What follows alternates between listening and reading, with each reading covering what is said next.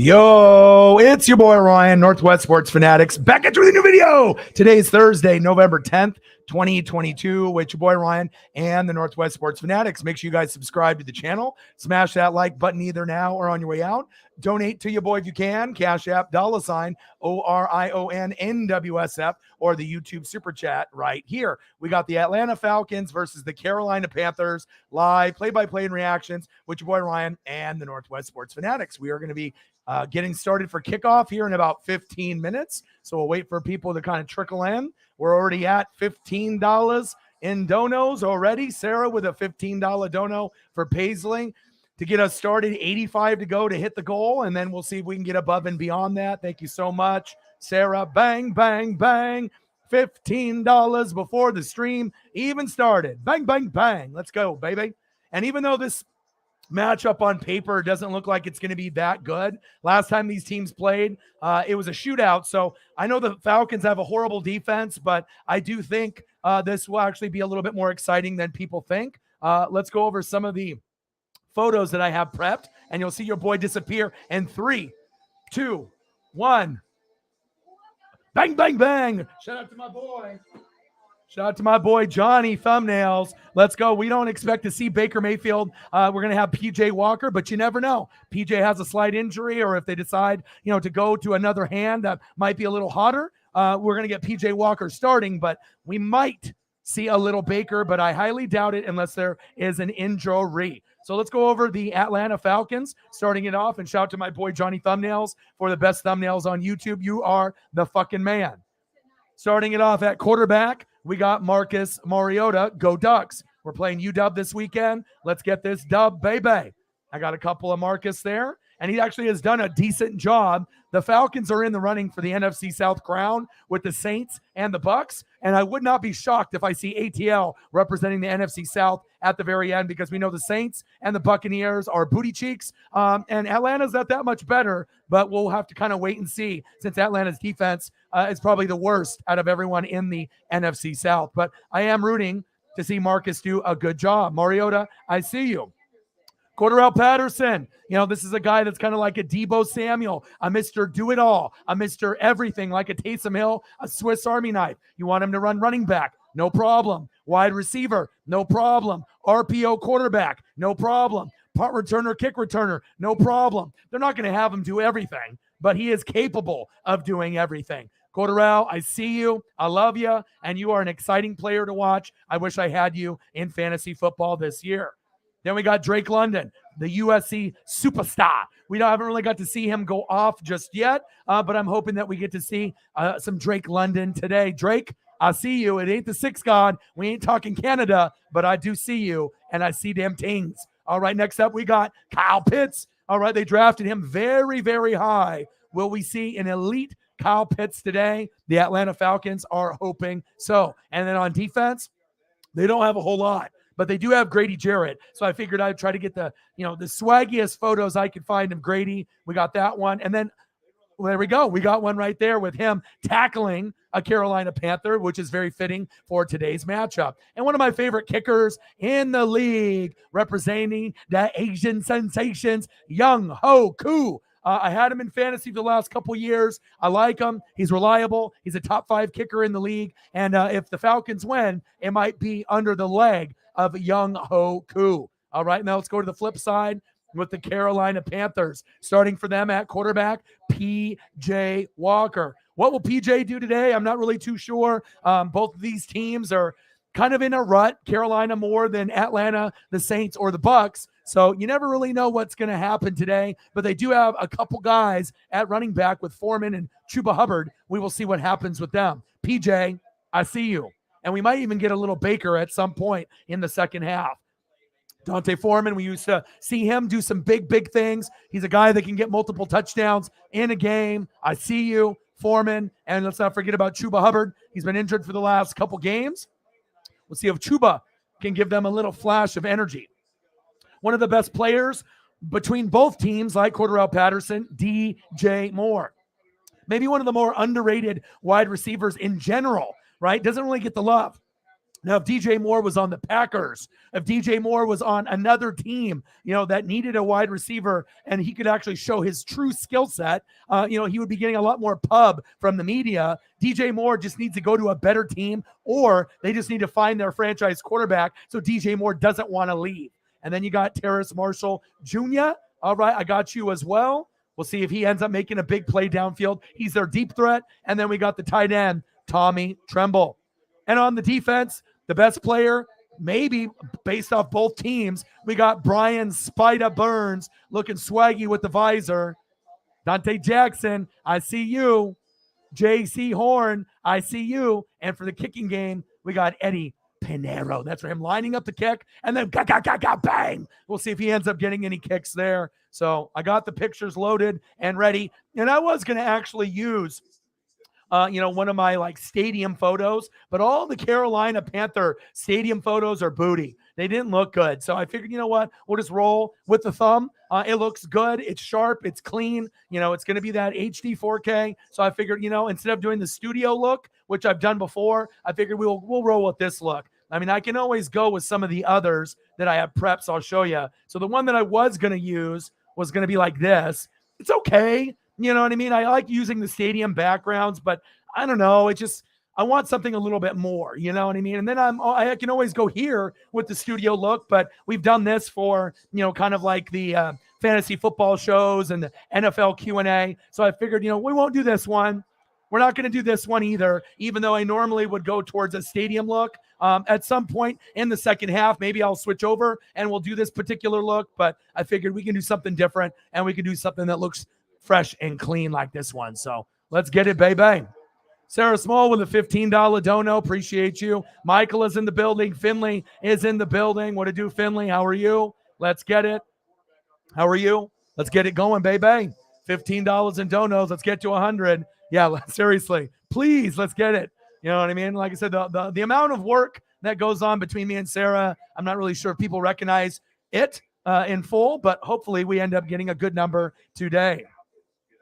Manzoor, you know what? I'm not really too sure who's going to come out with this game. You have to feel that Atlanta is the favorite. Atlanta might win the South. I'm not really sure if Carolina can win this game. I mean, I know that they have some of the talent out there to do it, but unless PJ Walker, DJ Moore, and the defense makes plays, I'm not really sure if Carolina can win this game. Carolina is at home, but Atlanta is the better team. So Atlanta's favored by 2.5, but I could definitely see it going either way. Brute Saint. Now, is that you want the Panthers to win because you don't want the Falcons to win the NFC South and because you hate the Falcons, or do you actually think the Panthers are going to win besides any type of bias? You know what I mean? Because the Falcons are the better team, but the Falcons are the number one rival to the Saints, and they're in the running to be able to take that NFC South crown from the Bucs and the Saints. So we'll wait and see. But Panthers have some weapons. They are at home. They could have won the game last time if DJ Moore didn't take his helmet off, but they shouldn't have even called that a penalty, whatsoever. So, yeah, you were robbed from that win. Absolutely. Yeah, and I did see that, Chin is out. If you had Jeremy Chin, that could definitely made it a little bit more interesting today for sure. Yes, and Derek Brown as well. Absolutely. I'll even throw up a Derek Brown photo for you. I was going to wait to see if he actually made plays besides me putting one up, but let me see if I can actually find a decent one of him that's worthy. Sometimes you can have certain photos, but they won't fit or they just don't look good. So let me see. I think I looked already earlier and I couldn't really find one to my liking. And all the ones that I'm seeing are just no. Oh, I got one. Here we go. All right, let's get Derek Brown in here as well. I mean, I only put up one defensive player, one for the Falcons. I would have put AJ Terrell, but he's injured. So I would have had 3 or 4 of him. But all right, let's get the Derek Brown up here for Finley as well. Maybe that'll give him a little extra luck. So Brian Spida Burns. You got Dante Jackson. We got J.C. Horn. And we'll even throw up a Derek Brown in there for you as well. I got you. Let's go. I'm ready.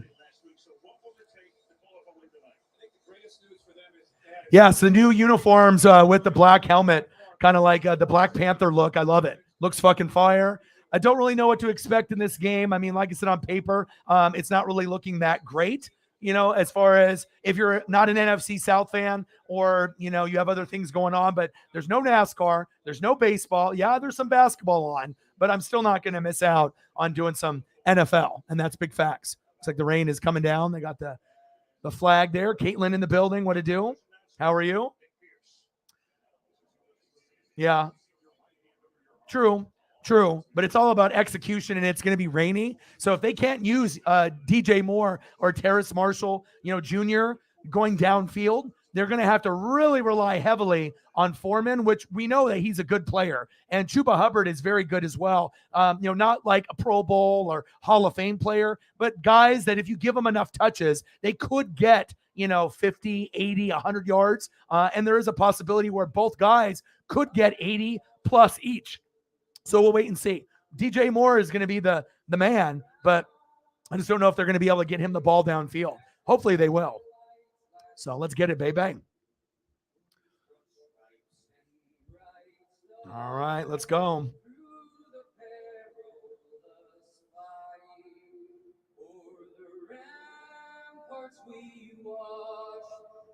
Let's go, baby. And I'm on Twitter right now, too. So if you want to do me a solid and like and retweet this stream on Twitter, that'll give us about 20 to 250 extra views on the video. I would greatly appreciate it if you do have a Twitter account. I am kind of wondering what I want to do, though, with the whole Elon Musk and the Twitter buyout. Obviously, being verified back then before he bought it meant more. And then you have to show your ID and go through the whole process. And I was kind of in the process of trying to, turn in an application to see if I could actually get verified. But now they're just pretty much verifying anybody on the blue. If you have not Android, but Apple on the app, Android's coming, but you pay $8 a month. But then you're going to have a lot of these like troll accounts that aren't even the real person. So there is no verifying. Like Elon only cares about the money, rather than actually verifying if it's someone that's real or not. He doesn't care. So, I don't really know what to do. It would be nice to be able to have a verified check mark. But at this point, when they're just allowing anybody with $8 a month to get one, it kind of loses its prestige of the check mark. Will I still get one at some point? Maybe. I'm not really sure if the check mark is worth $8. Now, if you're just a regular everyday person, it's not worth the $8. But for someone like me, being a streamer, being with, YouTube and, people, putting the streamers with like YouTube and Twitch up there, for me, this is my full-time job. It is my business. So it may be worth it for me to get it, but I haven't decided if I actually want to go through with it, or not. Because I mean, it's pretty much anyone can get one. But if you end up trying to do a parody account or you're trying to troll someone, I have a couple other people like Highlight Heaven.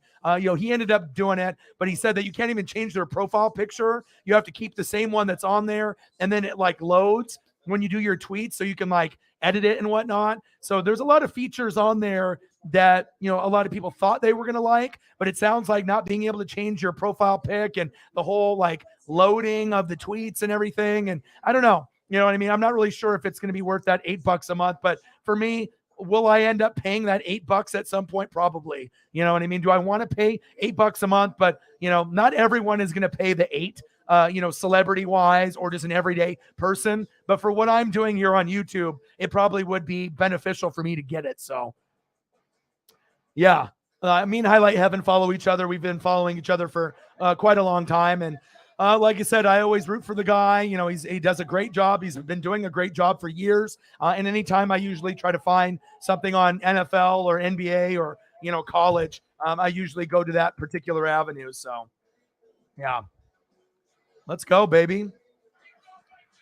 But he paid for it, and he was only going to keep it for like a month. But then he found out he couldn't, change the profile picture. So I don't know if Highlight Heaven is going to keep his after a month. He's just going to keep it and see how it goes. But anyone that has a presence on YouTube or Twitch, it's probably going to be recommended that you do get one. There's going to be some people that get it that are just everyday people. But like I said, for someone like me, I might have to end up getting it. So, I don't want to pay $8 a month for the check mark, but for what I'm doing, it probably makes sense. So,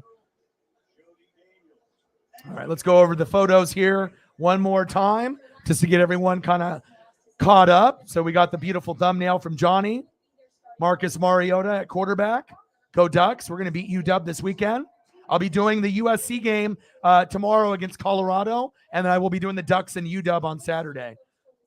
Cordarrelle Patterson, I see you. Drake London, I see you. Kyle Pitts, I see you. Grady Jarrett, I got a couple of you as well. And then Young Ho Koo with the kicking duties. And then on the Panthers, we got PJ Walker,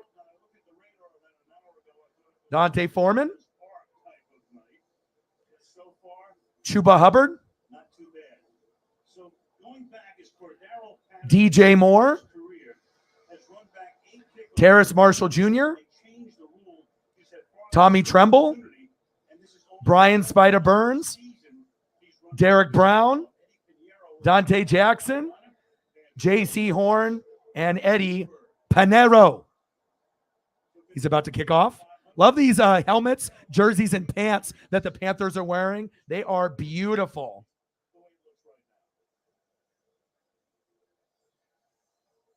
He's getting lined up. Sarah with $1. Now we're at $16. Let's go. Sarah with $16 donated so far. Appreciate you. Thank you so much. Patterson.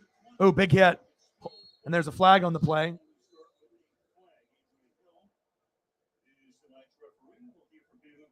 We'll see what happens here. Patterson with the return. Holding. Thank you, Sarah. I appreciate you. Bang, bang, bang. Bang, bang. Bang, bang, bang. Let's go. All right, Marcus Mariota getting ready. Yeah, I just wish there was more options for good photos as far as the field. Come on.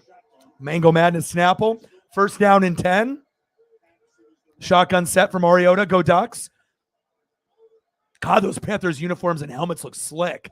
Really cool looking. Handoff. Patterson fighting for a few yards. Gain of 3 yards for Patterson. I see you. And I love this player. You know, he can do it all. Running back, wide receiver. You know, if you want to do punt return, kick return. I mean, you could pretty much put him at any position, even tight end for a play if needed, and he would be able to do it. I mean, he's not going to be able to match up with some of the blocking duties, but just as far as a guy like a Deebo Samuel or a Taysom Hill, where you can maneuver him and put him anywhere on the field, that's what he does. And he's very elusive. He's a stud. I had him in fantasy last year. Shotgun set. Little play action fake. Mariota passes low to Kyle Pitts. Incomplete. Intended tight end, Kyle Pitts. Come on, Mariota. Get a little bit of a spin on that football. I know it's raining out there. Come on, bud. Flag on the play. Absolutely. Yes.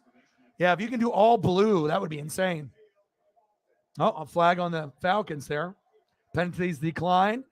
Matt's in the building. What do you do?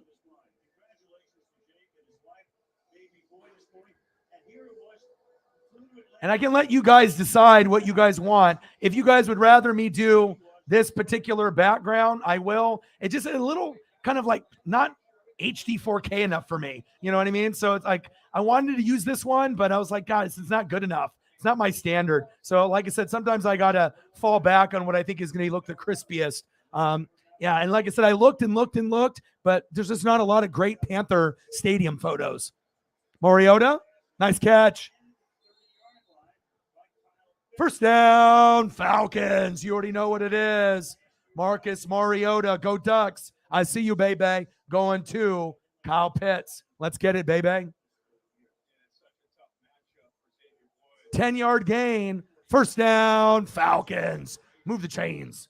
And this is going to be a guy that will be considered top 5 moving forward at the position. But right now, he's kind of like borderline top 5 when you got guys like Goddard that are outperforming since the beginning of the year.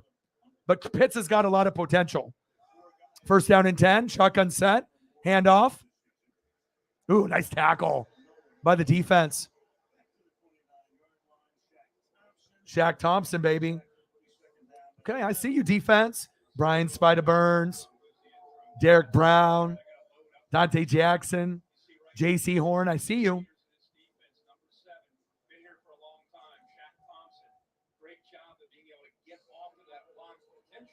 Oh, no kidding.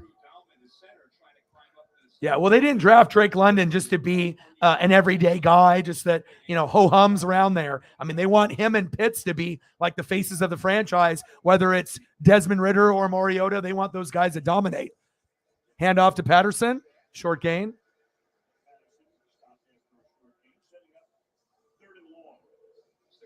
Come on, baby. Third down. Third down and 9, only gain of 1. Come on, Cordero. Let's go, baby. Pictures look fresh and clean. Let's go.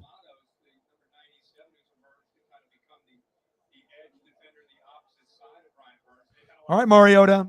Big play here. Third down and 9. Third down and 9 for Thursday Night Football on Amazon Prime. Shotgun set. Mariota. Good defense. That wasn't going to get anything. Little screen pass. Sniffed it at. Okay. I see you, defense. Shaq Thompson all over it. Okay, defense. I see you. I see you, baby. Swarming defense. Ga. Everybody right there. All right, Panthers. Falcons are about to punt. Fourth down and 14.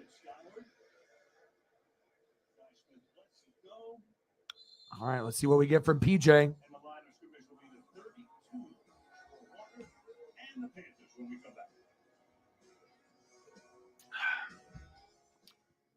All right.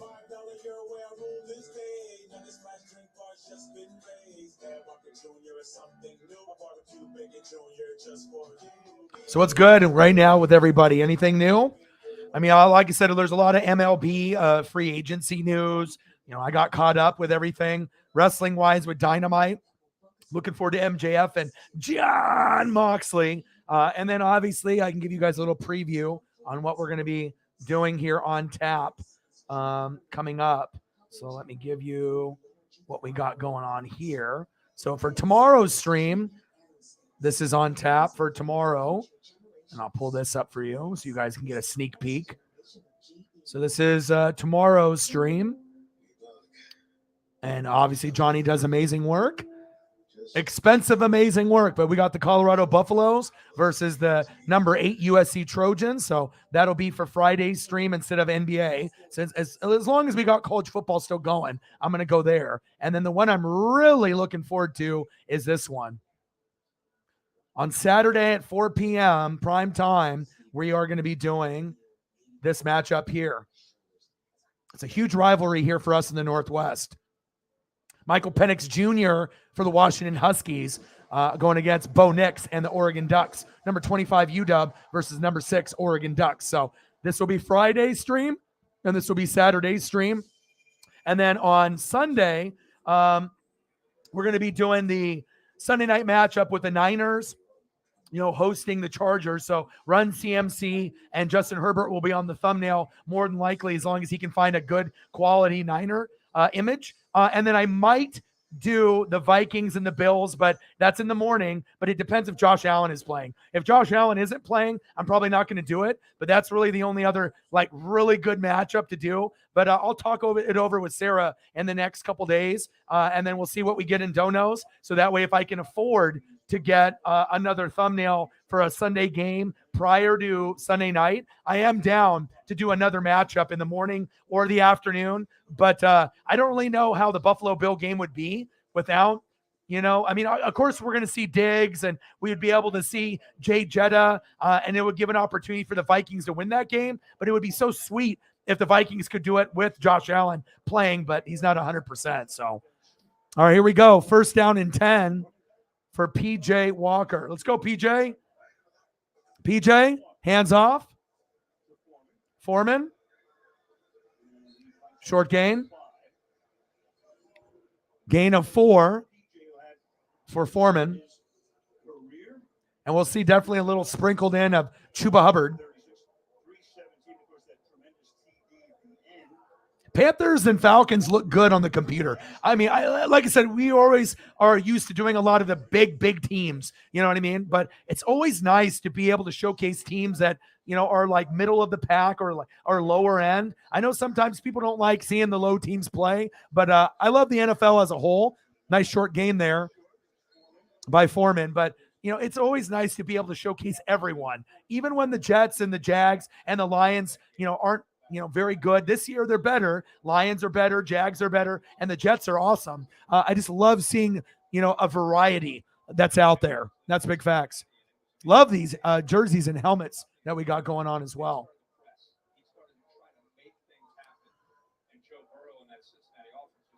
Third down and 1. Yeah, hopefully we'll get some more people trickling in. Shotgun set. Handoff. First down, Panthers. Move the chains. Good job, Foreman.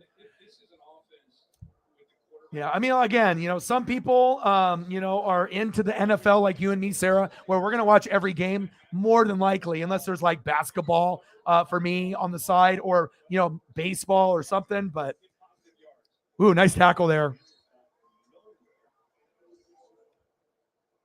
Good tackle there by the Falcons. I see you. But hopefully we'll get some more people trickling in. NFL streams, it's tough. There's more saturation on NFL streams than anything else. There's not as much on college football or Major League Baseball or NASCAR. And, it just seems like, because like I said, you're going to get the high-end guys, you're going to get the mid-level guys, and then you're just going to get guys that are just, guys or girls that are just starting off. And, it's tough to gain ground. PJ, nice pass. First down, Panthers. Move the chains. Nice pass from PJ Walker to DJ Moore. 20-yard gain. First down, Panthers. Move the chains.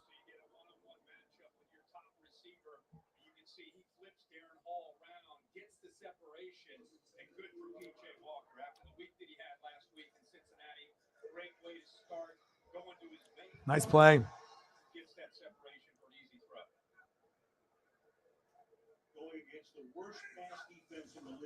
PJ Walker, hands off.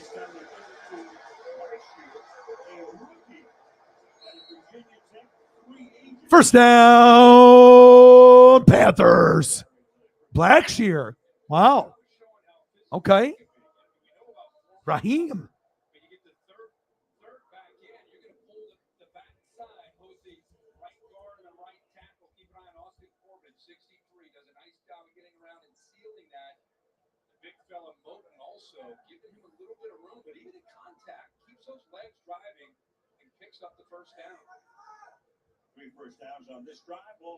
All right, Raheem Blackshear, I see you.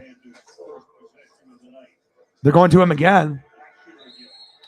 Like Chuba Hubbard's still injured then, I assume? All right, Blackshear, I see you.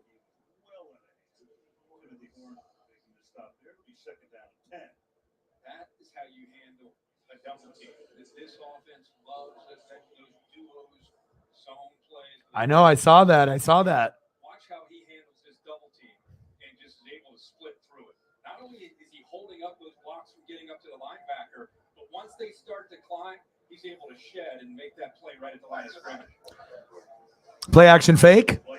Walker going deep. He's got a man. Oh! What happened to my hands? If that was A.J. Terrell, that was a pick. Oh. Oh, my God, that could have been huge.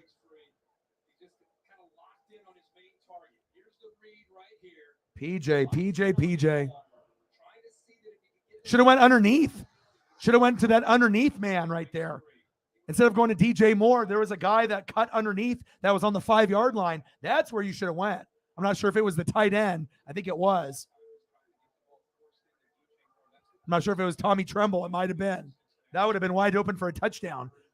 Shotgun set, 3rd down and 10. Walker with the blitz. Wasn't even looking. And speaking of Tommy Tremble, there he is. Panthers fans not too happy there. Oh, yeah. Well, we both had amazing seasons. Arenado, Goldie, and Julio should win Rookie of the Year and, pick up a lot of accolades. That's facts. I just thought, Cal Raleigh should have got, one for, being catcher, but, it is what it is. All right, Eddie Pinheiro. All right. Line it up, my man. Let's see if he's got it. Line it up.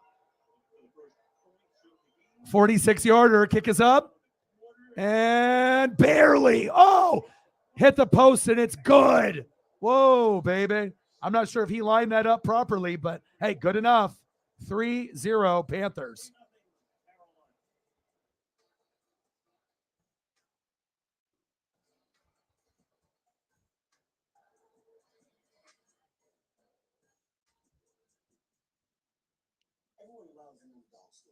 Why? Because it fills you with hope. Makes you believe that. All right? Hold on now.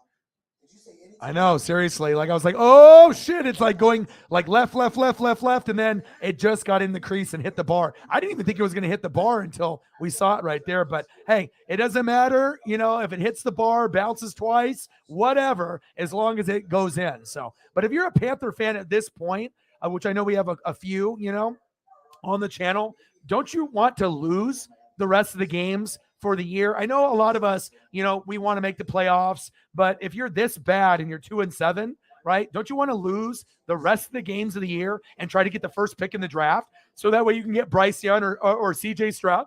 I mean, that would be my mindset.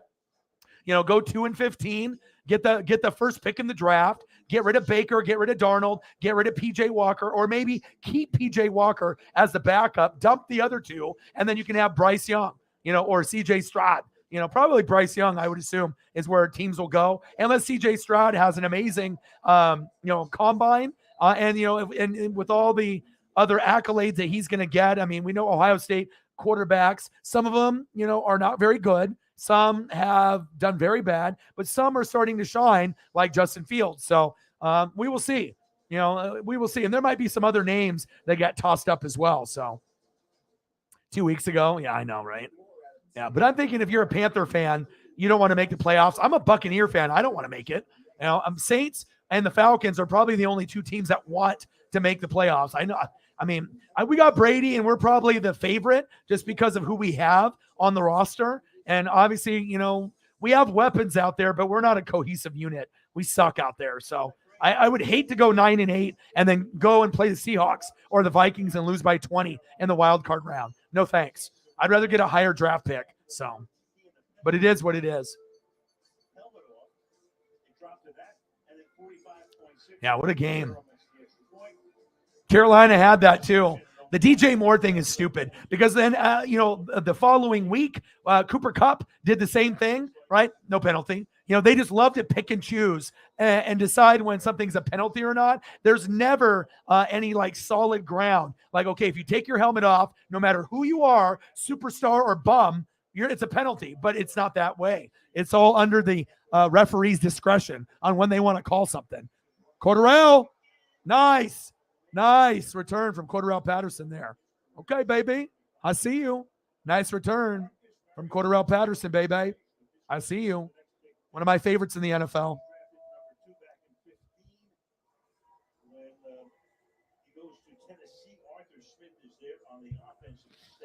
Yeah, that duck that I got for Paisley is already pretty much destroyed. All the stuffing is ripped out of it. She ripped off one of the legs on it. But, I mean, she'll still chew on it, and whatnot. But 87 TDs, 51 picks. Mariota is a good quarterback. It's just that he gets injured. But this year he hasn't got injured, and he's actually done pretty well. It's nice for us to see that as Ducks fans. You know what I mean? Of course, he's never going to be as good as his Heisman, that he won in college. You know what I mean? He's going to be limited. But no one ever questions his leadership or his skill set. It's just injuries. Kind of like a Derrick Rose in the NBA or an Anthony Hardaway, a Tracy McGrady. You get guys that are really good. Brandon Roy, the Blazers, but they just never could stay healthy. Nice tackle. Derek Brown with the tackle. There we go. I see you, Derek. Yeah, but I don't know if he's good enough to lead the team. You know what I mean? If you end up getting the first pick in the draft, it wouldn't hurt. You got a lot of holes that you need to fill, but that's not someone that's going to lead the team, I think. That's a project QB, a guy that would be like second string, and then if PJ's third. But if you have a chance to get Bryce Young or CJ Stroud, that's going to be better than Matt Corral. Nice catch. First down, Falcons. Bird with the reception. All right, Mariota, I see you.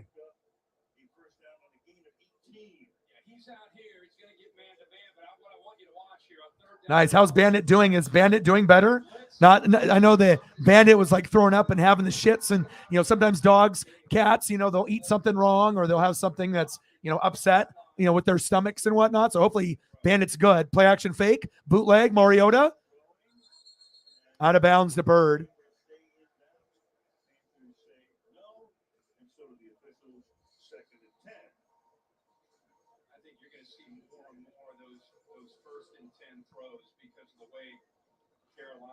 They're just putting everybody up there. It's an offense from Atlanta. When you look at 1st and 10 play calling, 69% of the time they run the football. That's second in the NFL. So that's the tendency, and they know they're going to have to break that tonight. Only Chicago runs forward. Of course, they've got a running quarterback. Yeah. Good. That's good to hear. All right, second down and 10. Shotgun set. Mariota, play action fake. Nice pass. Here we go. First down. Falcons. Move the chains.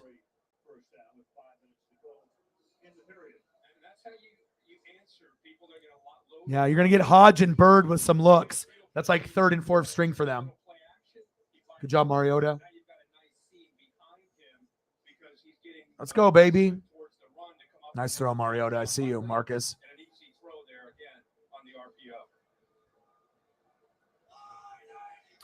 First down and 10. Shotgun set. Mariota, hands off. Good defense by the Panthers. You're not really getting a whole lot of yards there. Nice tackle by Derek Brown.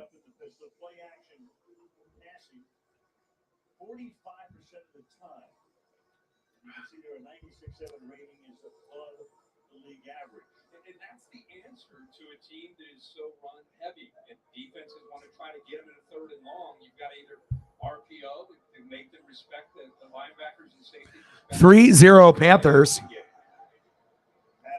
4:05 left in the first quarter. Shotgun set for Mariota. Man in motion. Shotgun set. Halfback toss. Cordarrelle Patterson. Good closing speed and closing defense by the Panthers. There really isn't a whole lot there. You're going to have J.C. Horn. You're going to have Dante Jackson. You're going to have Derek Brown, Shaq Thompson, and Brian Spida-Burns. People were offering 2 first-rounders for Brian Spida-Burns, and the Panthers said no, and good thing they did. I wouldn't trade away your cornerstone on your defense. It's not like Luke Kuechly's still there. You got to make sure you keep your stars. Message from a Golden Eagle. What'd it do? 3rd down and 9. 3-0 Panthers. Shotgun set. Snap is low. Pump fake. Mariota scrambling. Nice catch. But that's going to end up being a penalty. Holding. It's going to be holding on the offensive line.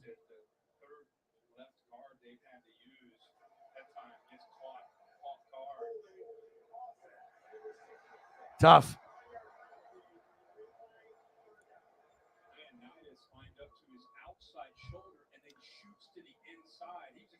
Yeah, some teams would. You know what I mean? Based on other compensation that you've seen, maybe like a 1st and a 4th would be a little bit more like, that's a little bit more appropriate. You know what I mean? A 1st and a 4th for that type of talent. But, if they wanted, they could. I guess it depends if it's lower. Like if you're going to get 2 picks in the 1st round, but they're pick like 25, that's not worth it. Mariota going deep. Picked. Oh.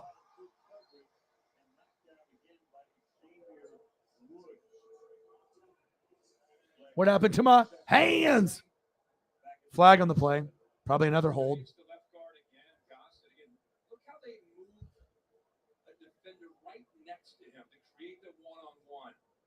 Thank you. Appreciate you. Another 10. Let's go. Thank you, Sarah. Hennessy down to their third guy. They have an interesting challenge in the inside tonight. Sarah's representing the cause. Sarah with 3 donations and no donations anywhere else. Is it 3 or 4? My goodness. Thank you. I appreciate you.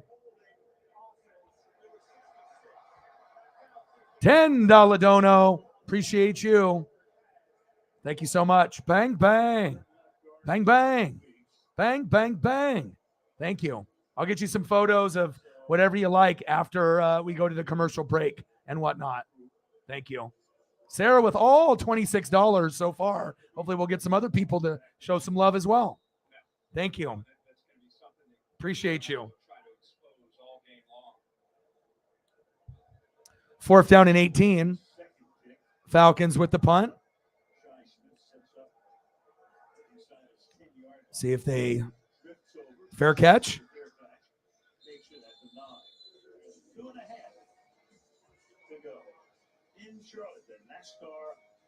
Thank you so much. Appreciate you.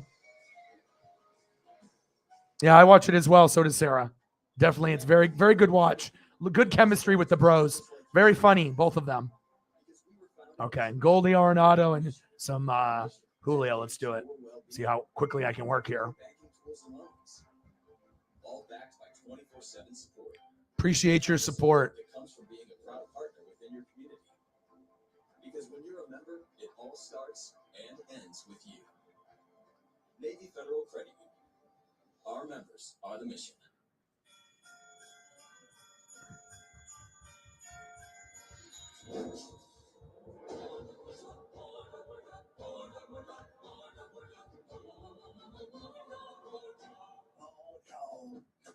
Did you know Google makes a phone? Sure, it's beautiful, but it does things other phones can't do, which is how it takes stunning photos in the dark.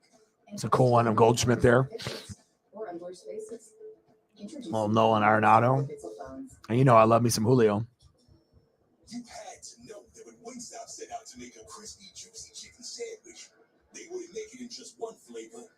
They'd make it in all 12. Like lemon pepper, mango habanero, hickory smoked barbecue, and OG hot. So why have one new favorite chicken sandwich when you can have 12? Try the new chicken sandwich for only $5.49 at Wingstop, where flavor gets its wings. Appreciate you.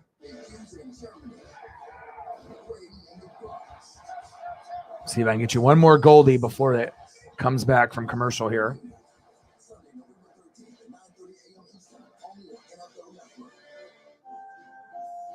Maybe I can even get another one of Nolan. Let's see how fast I can go. Your boy works hard.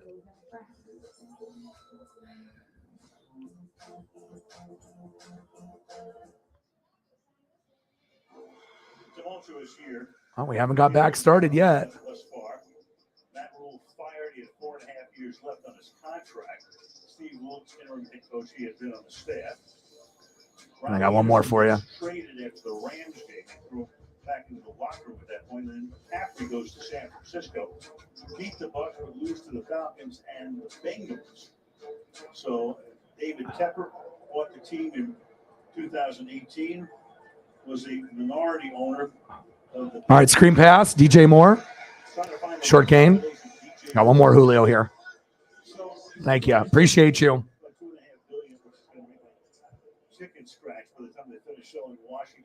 All right, DJ Moore, loss of 1. But they've had 4 head coaches and 7 quarterbacks in 4 years. So the recipe for success is not this. No, and I think the biggest thing in this league is if you don't have it right under center, it's going to make it an uphill battle. And that's really where they've been since Cam Newton was healthy and they had it rolling. Since then, they've been. All right, PJ, hands off. Go, go.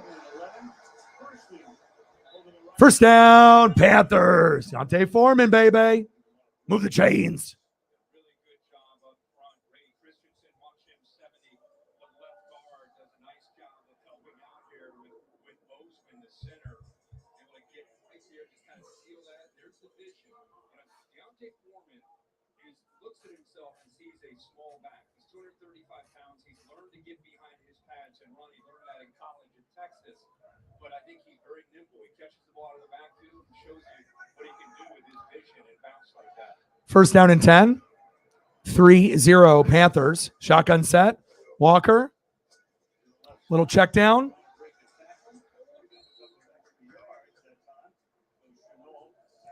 LaVisca Chenault Jr. with the reception.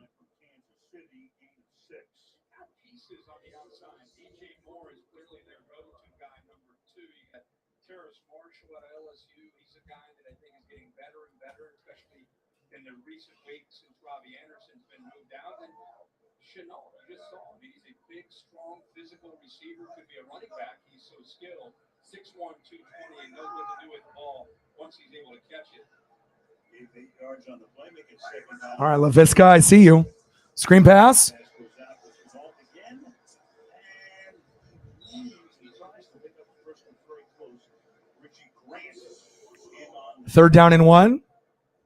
naked eye anyway, a little bit short, 3rd and inches. It's a big part of what they do with this offense. It's not a they'll take their shots. Walker likes to push the ball downfield, but a lot of his throws are out there on the edge of the perimeter, especially against this Atlanta defense. I'm glad you're feeling a little bit better. Teams with some of the injuries that they have at corner make them have to. All right, third down in inches, and they're just going to let the clock run out. End of the first quarter. 3-0 Panthers. Back from Charlotte after these messages.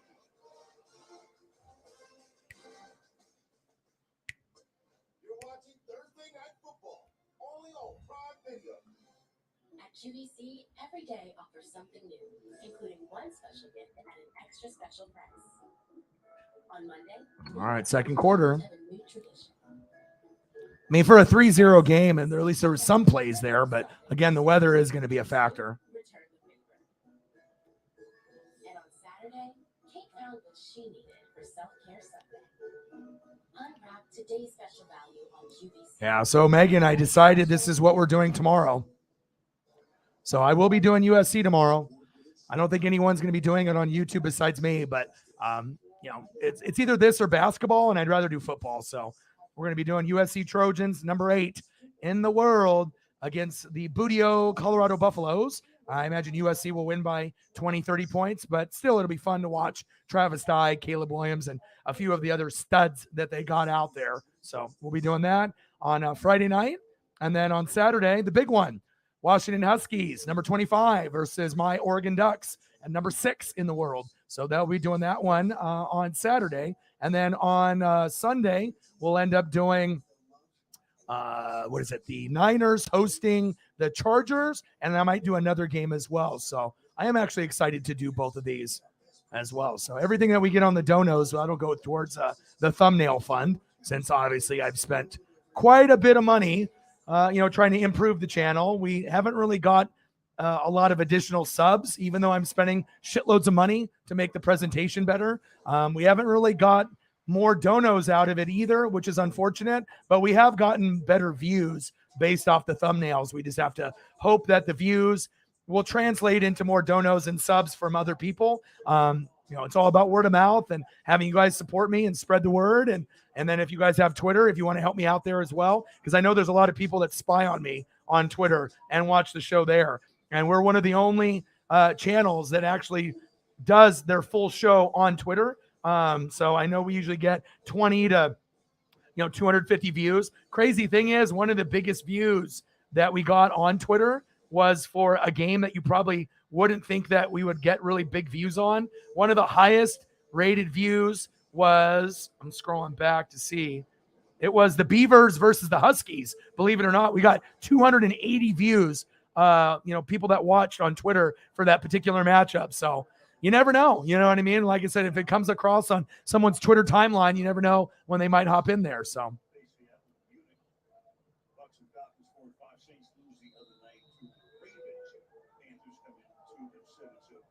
right, second quarter.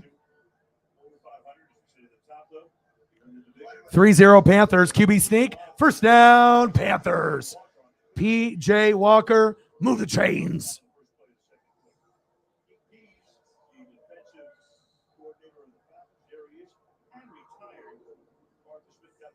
talked to them coming back at the age of 73, 15 years with a couple of teams as a. I mean, Colorado's bad. They only have one win. Yeah, but I don't know. You never know. Could be a big 50-point win, but that's a lot. 50 points. I mean, USC might not even score 50. So unless you think it's going to be like, if USC fans think it's going to be 50-0, but I'm not sure if that's a realistic score. You know what I mean? Colorado probably won't put up very much. They'll put up less than probably 17 or less, but I guess it just depends on, how the flow of the game goes.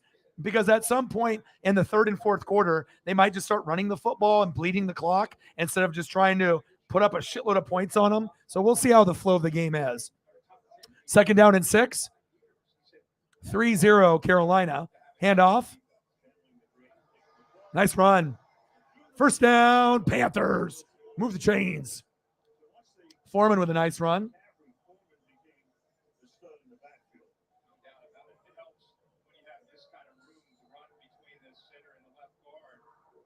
Yeah, I told you, remember at the beginning of the year, it wasn't me being trying to attack you or your team, but I mean, you've watched the team. I've watched them play as well. They're a very good team on offense, but again, there is holes on USC and Oregon, which makes it like a little nerve-wracking, like where we know both of our teams are going to score a shitload of points. But what happens if we play someone that has a good defense? Not necessarily just like Utah, but obviously, you lost to Utah. We're going to be playing them in a couple weeks. We might lose to them as well. So, if you get a team that's got a good running game and a good defense and a good coach, you can slow down some of the upper echelon teams like Oregon and USC, but we'll see how it goes.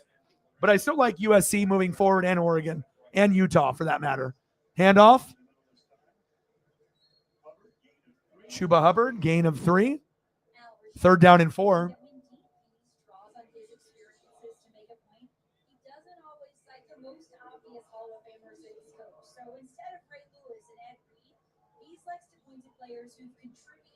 Yeah, but I already noticed that at the beginning of the year. You know what I mean? Especially when you're playing teams that are like mid-level or bottom in the conference, and then they're putting up like 20 points on you or 30. You're like, ooh, like what's going on here? So, it happens, but yeah, they definitely need to get more recruiting on that side of the ball, both USC and Oregon. Shotgun set, screen pass, nice catch, DJ Moore. 1st down, Panthers. Walker to DJ Moore. 1st down, Panthers. Move the chains.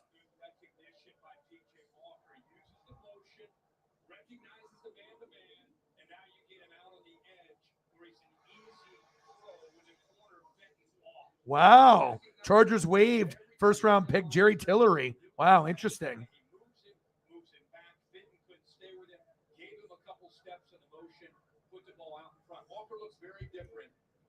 That's crazy.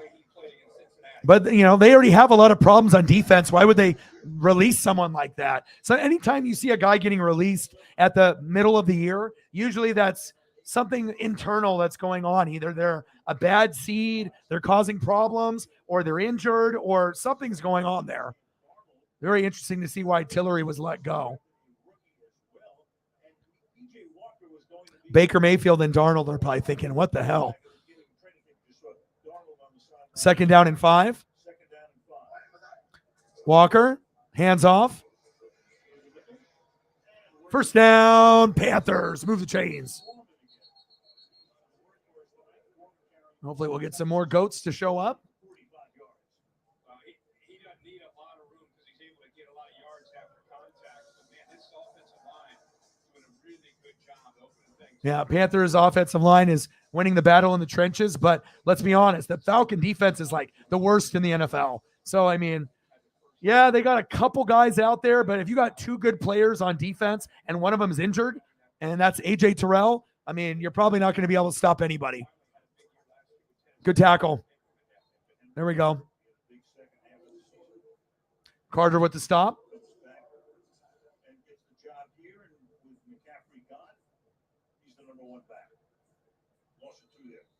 26, all by Sarah. Let's get to a hundo.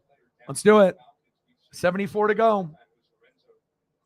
And I appreciate you. It's not your responsibility as lead mod to do what you do. But we had this talk earlier today, so you already know how we both stand with everything, with the hard work and grinding every day since July 4th. I'm always going to give 150% effort on everything I do. It's not like I have to pull up pictures of the players. I don't have to do that. I do it to make the stream better. So appreciate you, Sarah. And then hopefully we'll get some more goats to come through and we'll be able to get to our number. Birdman with a $5. Thank you, Birdman. There we go. Someone other than Sarah showing some love. Thank you, Birdman. Didn't even know Birdman was even in the room. Or maybe he just stopped by. Thank you, Birdman.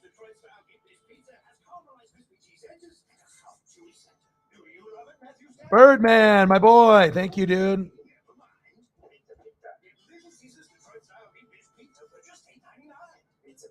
How can you be sure you're getting the right deal? I have to talk to my bestie. This one's like your last boyfriend. It's got issues.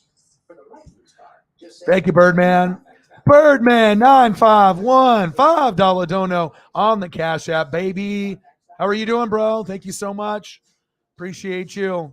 31, 26 from Sarah, 5 from Birdman. You guys are awesome. Thank you so much.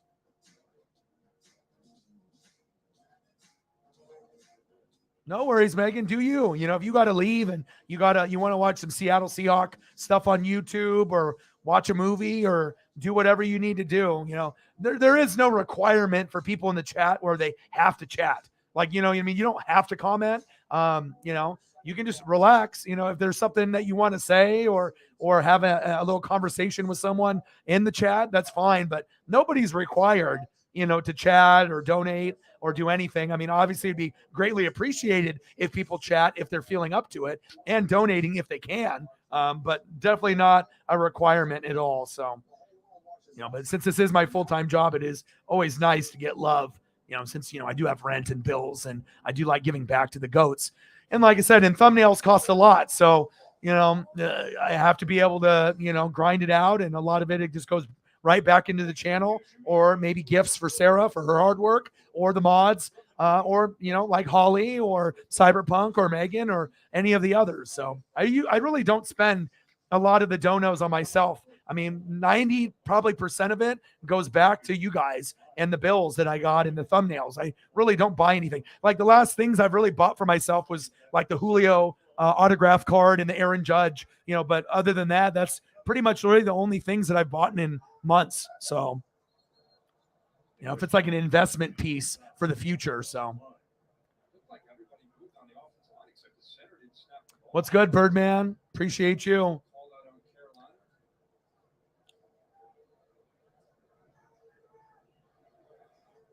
Here, I'll pull up a photo for you, Birdman.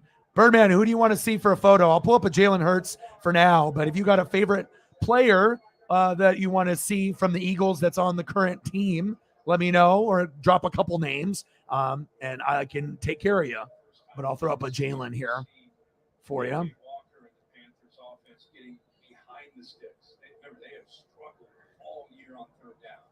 Worst in the league in third down conversion. But tonight, 3 of 4 because they've been. And I told you last year, remember? I told you last year, before anybody else said it, before anyone on NFL.com, before anyone on ESPN, before anyone was trying to be on the bandwagon with the Eagles, I told you, based off, you have to crawl before you walk. You got to make sure Devontae Smith isn't the number 1 receiver. You got A.J. Brown, less pressure on the Heisman winner because he's a smaller guy. You already got Goddard, build the offensive line, get some defensive guys from Georgia, and now look what the team is.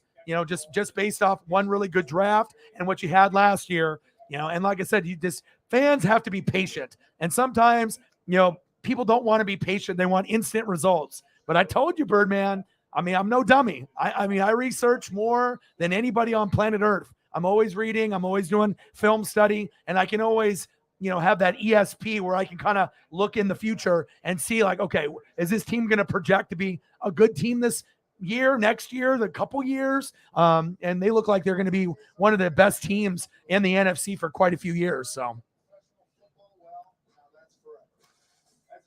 you didn't believe me though. just like a lot of the younger Eagle fans. I think a lot of the older Eagle fans believe me, but a lot of the younger ones, you can't base it off a team that wasn't even supposed to make the playoffs last year. That a team that wasn't complete yet. Of course, if you don't have a complete team and you're crawling into the playoffs, playing a team like the Buccaneers, they're just coming off, win the Super Bowl a little bit earlier.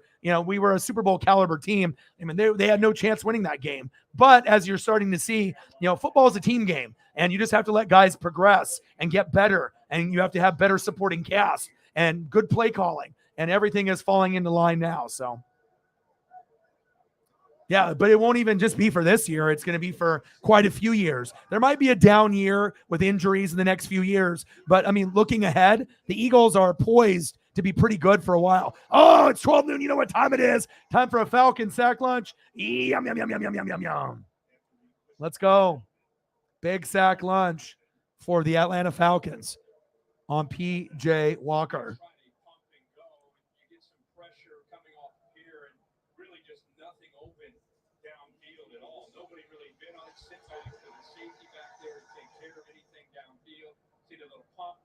But everything taken, Walker just gives up on the play. Rare blitz there from Dean Pease. He's known for that, but not with this group this year. One of the least, I think, 30th in the. So you said you put in the comment Slim Reaper. That's Kevin Durant. Okay, that might be a nickname for an NFL player, but the original is Kevin Durant. I know you don't want me putting Kevin Durant on the screen. Who do you want me to put up on the screen besides Jalen? Give me another name of another Eagle player. Yeah, I got you.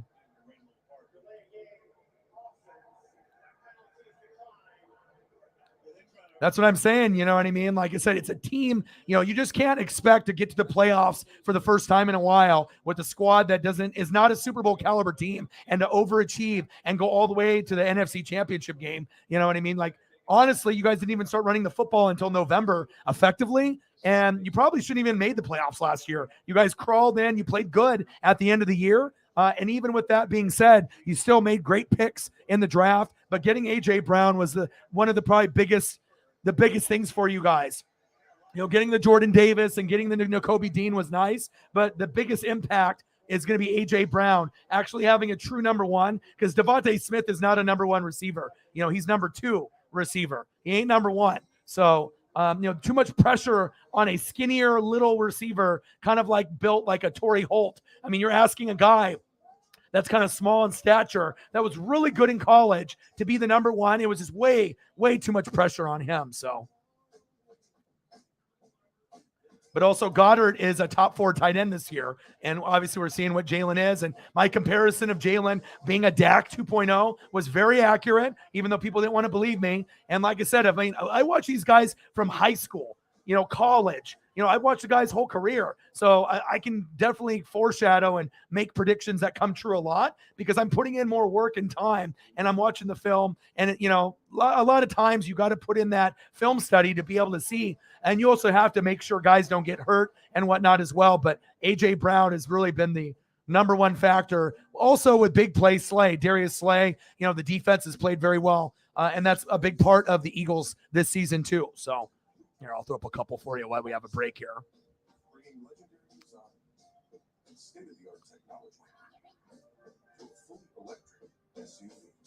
The all-new, all-electric EQB. And if you don't go to the Super Bowl, it should be NFC Championship game at the very least. But the best team in the NFC is you guys. But, if you get a team that's hot, like the Seahawks, the Vikings, that could be a team that could upset the Eagles in the playoffs. I mean, that's a realistic possibility. It's not going to be the Rams or the Bucks or the Packers. We're not good anymore. But it could be a team, maybe not Dallas or the Giants. I think you guys can maybe control them, even though they're in the division. But it would be a team like the Niners I would be worried about. The Vikings, Seattle. I wouldn't want to play those 3 teams if I'm the Eagles. You know what I'm saying? Anybody can beat anyone on any given Sunday, Monday, or Thursday. Quarterbacks who were first-round picks around the league, there were 30. But what's interesting is taking a look at who's where right now. All 12 drafted since 2019 are still with their original team, but you go back before 2019. Like I said, I started watching the Eagles when I was a little kid, and so I always like to pay attention to the Eagles, right? obviously the Chiefs, I'm going to follow them in the Niners. So I always watched those teams as a little kid. So it's always nice to be able to see things kind of blossom right in front of your very eyes. 3-0 Panthers. Falcons backed up in their own end zone. First down and 10.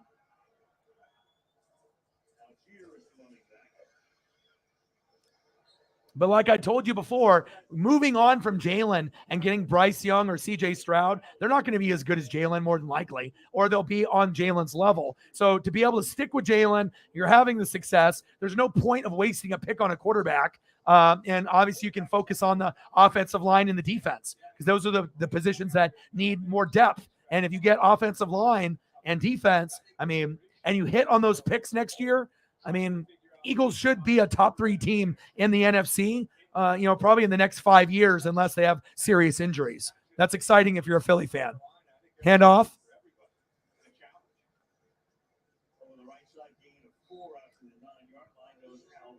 Algier with the short gain. No, absolutely not. No. Offensive line stinks. Brady's still going through the divorce. The defense is not putting effort. No. We could still make the playoffs as the NFC South winner at like 9-8. But why? I want to go to the playoffs and lose to the Seattle Seahawks or the Vikings or the Niners and lose by 20 in the wild card? No thanks. I'd rather get a draft pick next year. We're garbage. Just like the Packers are garbage and the Rams are garbage. Yeah, we could, I would rather have the Falcons or Saints make the playoffs than us, honestly. We're not good, dude. We have names, but if you actually watch the Buccaneers this year, they're absolutely dog shit. So best team doesn't always work out, and that's very true as well. It's going to be hot and healthy in December. So even if the Eagles are 15-2, they could play a team like Seattle or the Niners or Minnesota that's on a 4-game win streak in December, and they could lose by 3. And it doesn't even have to be NFC Championship game. That's very true. I disagree. Panthers were very, very good, and they only lost 1 game. But this Eagles team feels a little different than the Panther team, even though the Panther team did make the Super Bowl. And, and the Eagles also, I guess if you're talking about maybe going pretty far and being a quality team, yeah. But this Eagles team, I think, can actually win the Super Bowl. Not that the Panthers couldn't, but you went against, DeMarcus Ware and Von Miller. You know what I mean? That was kind of the tough point. But if the Bills and Chiefs make it, they're going to be heavy underdogs. But the difference is I don't know if anyone really thought Carolina could win the Super Bowl. They thought, okay, they're pretty good, but they're going against Denver with Peyton. So I don't think anyone really thought Carolina was going to win that Super Bowl besides Carolina fans. But as far as the Eagles are good enough to beat the Chiefs or the Bills. Now, will they be heavy underdogs? Yes, but they'll be a little bit more competitive, I think, than Carolina was in that Super Bowl. Carolina had a great team, but there was some flaws on that team as well. But if you are saying, based off being a good team and getting to the Super Bowl, yeah. But I think as far as like the Panthers and the Eagles this year, the Eagles have more depth on this team than the Panther team, I believe. Even though the Panthers did go, 15-1. And, Cam Newton was like MVP that year. So. Because when you're a member, it all starts and ends with you. Navy Federal Credit Union. Our members are the. Oh, this isn't going to be a one-hit wonder. And you guys have been drafting well. I mean, the only bugaboos you guys have had in the draft were J.J. Arcega-Whiteside, that one, and you already know the other one as well. So, I mean, things could have been different where you had, Justin Jefferson or DK Metcalf, but you got A.J. Brown now, so it doesn't matter. You know what I mean? You guys, if you guys didn't, get rid of all your players when Chip Kelly was there with Deshaun Jackson, Jeremy Maclin, and LaShawn McCoy, it never would have led to the Super Bowl. So sometimes, things happen for a reason. So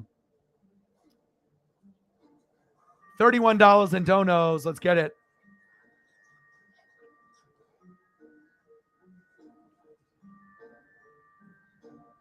I'll throw up another photo for you while we're waiting. A look at the men and women of the 145th Airlift Wing. I'm a defensive guy, so I'm always going to look at special teams and defense and coaching, analytics. I mean, that's just where I go. Military and veteran support partners to honor our nation's military community. For more, visit NFL.com/salute. Arthur Smith is the Falcons nominee. Yeah, but even though I'm not an Eagle fan per se, I really do love watching the Eagles play every year, good or bad. They're just a fun team to watch. And obviously when they have a quality team, and I'm not sure if I'm really sold on Sirianni long term, but if you keep winning like this, he's going to be able to keep his job for a while until you hit a wall, and then they do what they did with Frank Reich and obviously with Dougie P. I'm going to give you a Darius Slay here too. A little big play Slay. First down and 10. Walker. Little check down. Nice tackle. Ricci with the catch.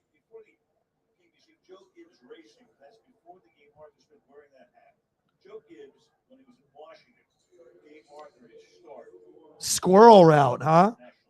Matt Payton's talking about the squirrel route.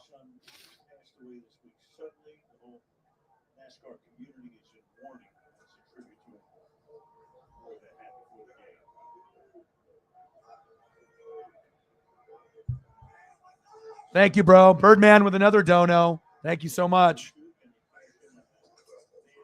Screen pass. Leveska Chanel. Go, go, go. Go, go, go. Go. Touchdown. Boom. Carolina. Leveska Chanel, baby. Oh, my. Okay. Leveska, I see you. Pass from P.J. Walker. Wow. Nice play call there. Good blocking, too. Nice play. The way that the flow of the game is going, it doesn't look like Atlanta is going to be competitive in this game based on what we've seen, unless they make some major adjustments in the second half and on being on the road.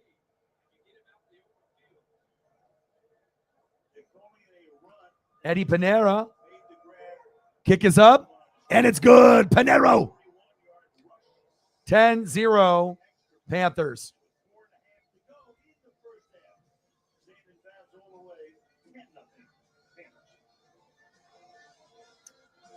P.J. Walker going to his boy. Leveska Chanel Jr.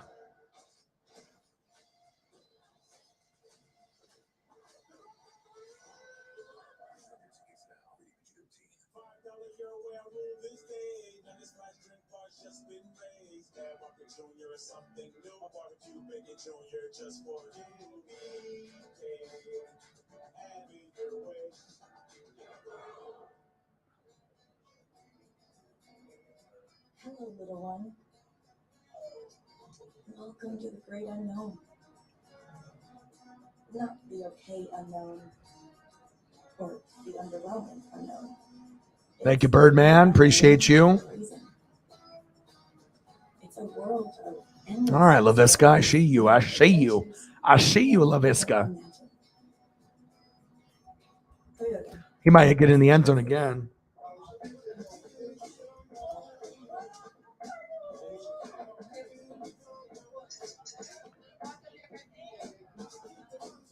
All right, let's get Birdman's dono on here. Thank you, Birdman. Appreciate you.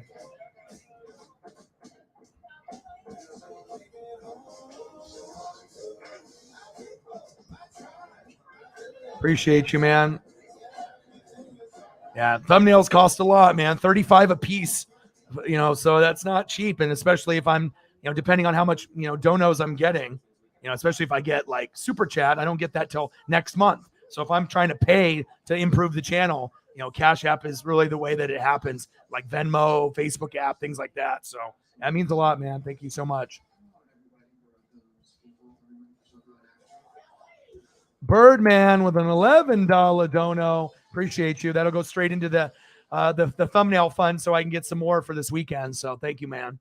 You got to grind it out. And not only, it does cost a lot, but I am helping Johnny as well so he can get some snow tires and whatnot. So, and like I said, I can't do what he does, at least not yet. So you want to make sure that you're supporting people that are talented, and I'm willing to do that. Bang, bang, bang, bang, stacks on stacks, racks on racks.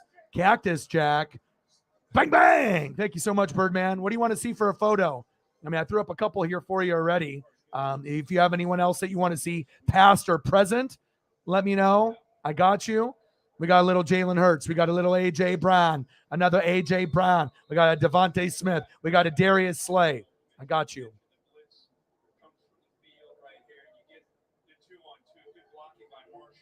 Thank you so much, man. Appreciate you tremendously.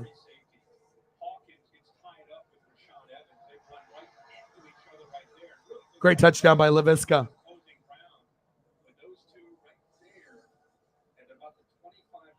42. There we go. Good support from Birdman and Sarah so far. Thank you. 10-0 Panthers. 4:30 left. Mariota running for his life.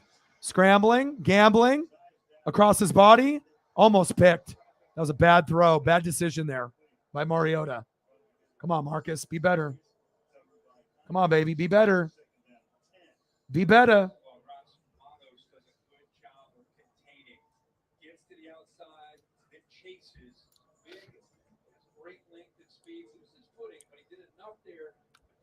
Yeah. But, you know, when you can get a thumbnail that, you know, it's all about the font, the layering, what it looks like, putting the players on there, you know, it's worth it. It's going to be helping me out for tomorrow. Buffaloes and Trojans. This will be Friday's stream tomorrow evening. And then on Saturday, we got Huskies and Dusk. Baby.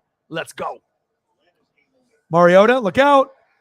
Avoids a sack lunch. Avoids another sack lunch. That's a hold. Floater. Picked. Is that J.C. Horn? Intercepted by J.C. Horn, but it's a hold on the offensive line. This play will come back.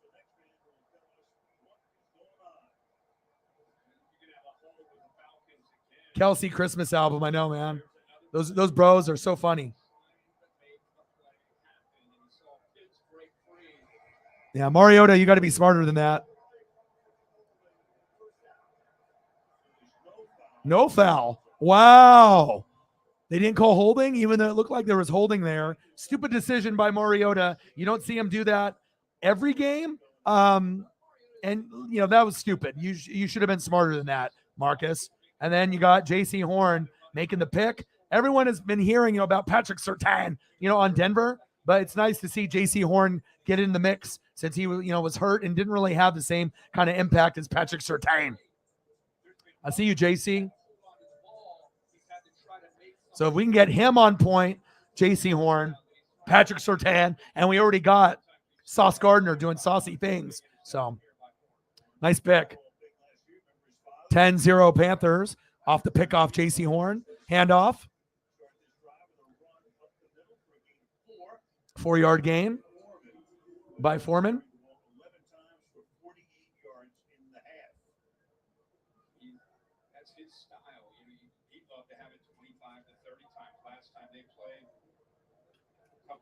He carried it 26 times, had 118 yards, and 3 touchdowns. So he likes going up against this Atlanta defense, and he's only going to get better the more touches he gets.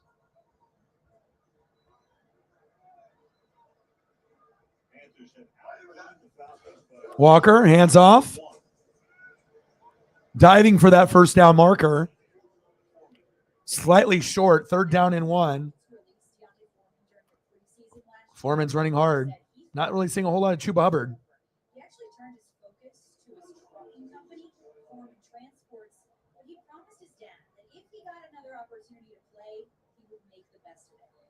What a game he had there in week 8. 26 rushes. Fuck. 3 tutties. That's incredible. 3rd down and 1. Hand the ball off. There you go. First down, Panthers. Move the chains. Chuba Hubbard. First down, Carolina. Chuba wants more carries. He's like, dude, I'm coming off the injury, and they're just going heavy, heavy, heavy Foreman. Chuba can do it too.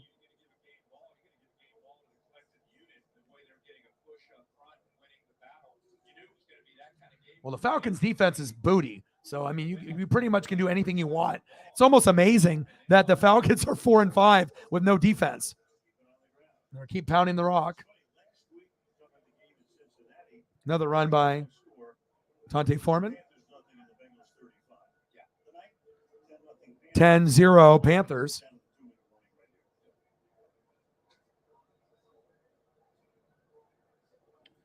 morning right here. That is a good question. I'm not sure. There might be an opening for him somewhere, or he'll be someone's backup. I mean, I wouldn't mind taking him in Tampa as a backup, but I wouldn't want him to be my starter. And I wouldn't want Kyle Trask to be my starter either. So I don't know. Give it a try with this exclusive offer. Bet on the spread, money line, over, under, the next play, next score, or even your favorite player to score. Just download Chuba. the DraftKings Sportsbook app, enter the promo code, claim your exclusive offer, and get it on the action tonight.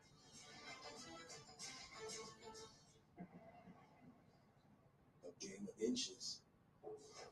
No, it's a game of millimeters. AWS machine learning and AI cover every angle, streaming 300 million data points in real time because the data tells us all even 1 millimeter can make all the difference.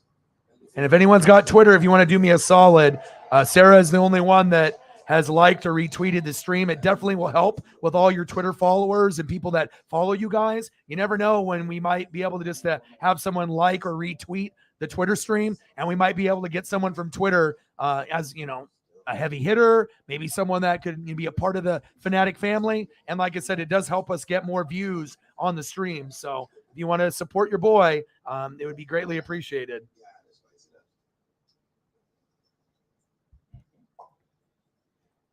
Get all your faves like a Takes 2 seconds to like and retweet a stream. McDonald's $1, $2, $3 menu. The U.S.-Mexico rivalry is the best international soccer.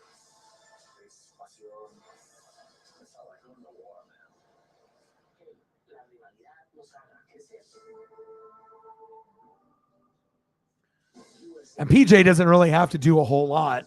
There definitely limits kind of DJ Moore's fantasy, though, like stats, because it's like, okay, you know, he's a wide receiver one, maybe the most underrated wide receiver for the longest time. To me, it was Cooper Kupp, Robert Woods, and DJ Moore. But then Cooper Kupp got Matthew Stafford, and now he's one of the best, obviously, in the world. Obviously, we saw what he did last year. And Robert Woods kind of fell off when he went to Tennessee because he's not getting the ball. But DJ Moore still is in that category as being one of the most underutilized and underrated wide receivers in the NFL. I mean, if he goes to like a good football team, he could end up being like possibly a wide receiver, maybe top 12 in the league, depending on who the quarterback is. It's just a matter of finding that team, if it's Carolina or if it's going to be a different team moving forward. Hand off to Foreman, short gain on 2nd down and 6. 3rd down and 6. 3rd down 6, 3rd down and 7. Big drive for the Atlanta defense to try to hold Carolina to a field goal attempt. Taken by Atlanta. Timeout Atlanta. The clock here because they will not get the ball to start the second half. So Carolina looking for that 2-for-1 and Atlanta trying to stop that in its tracks. Is there any new baseball news or anything? I talked to my guy, Jeff, that comes in here, who's a Mariner fan. You know, he's been working at Safeway, my local Safeway, for like 25 years. So we always chatted up about Mariners and baseball when I do my self-checkout because he manages that side. And yeah, I mean, there you know, there's some names like Swanson and stuff, but fuck, I'd rather have Trey Turner than anybody. I mean, Trey Turner is a fucking awesome. He's so underrated, you know, even though people know who Trey Turner is, motherfucker's a superstar, could change like a team dramatically if you get Trey Turner. 3rd down and 7, tripped up on that play. Chuba Hubbard didn't really get his footing there. 4th down and 9. Looks like they're about to punt. 241 yards per game. That's the highest since 1987.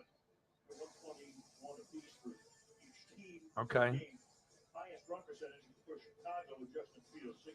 Oh, nice. Well, I don't think anyone thought that Clayton was going to go anywhere besides back to LA because he would rather play in LA or retire. You know what I'm saying? He doesn't want to go fucking play for any other organization. He wants to play, you know, as a Dodger, up in the, the upbringing and just, working through the single A, double A, triple A. And then he just wants to retire a Dodger. He ain't going to play for any other team besides LA. He would rather just walk away from the game. 10-0 Panthers. Pinero. Oh, they're going to go for the field goal here? Really? He's lining it up. How long is it? 49? Oh, my. 49-yarder. Pinero. Kick is up. And it's good. 13-0 Panthers. Come on, Falcons. Patterson, they got to move Cordarrelle Patterson more in this lineup. You just can't have him run up the gut. You know what I mean? Like, you just can't have, like, oh, we got Patterson. Let's just run him, halfback dive, halfback toss, screen pass. You got to be a little bit more creative. But again, the offensive line isn't very good, and they don't really have anything besides Marcus Mariota, right? Cordarrelle Patterson. Drake London, is he even playing? And then Kyle Pitts. Need a better offensive line, better defense, better play caller, too. We are back, and it's raining as hard as it has at any point today. These are the remnants. Yeah, if Trey goes to Philly, that could give you guys a World Series berth again, or maybe even a World Series win. Like, there's this video that's on my Twitter timeline, narrated by John Hamm, based off watching the stats and the narration of how good Trey Turner really is.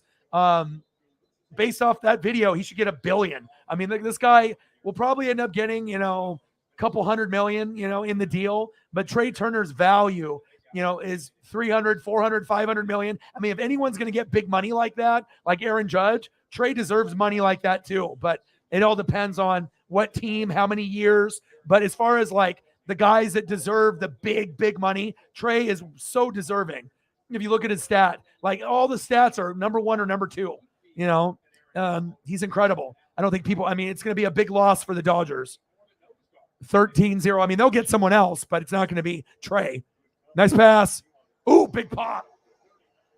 Big pop targeting Xavier Woods on Drake London.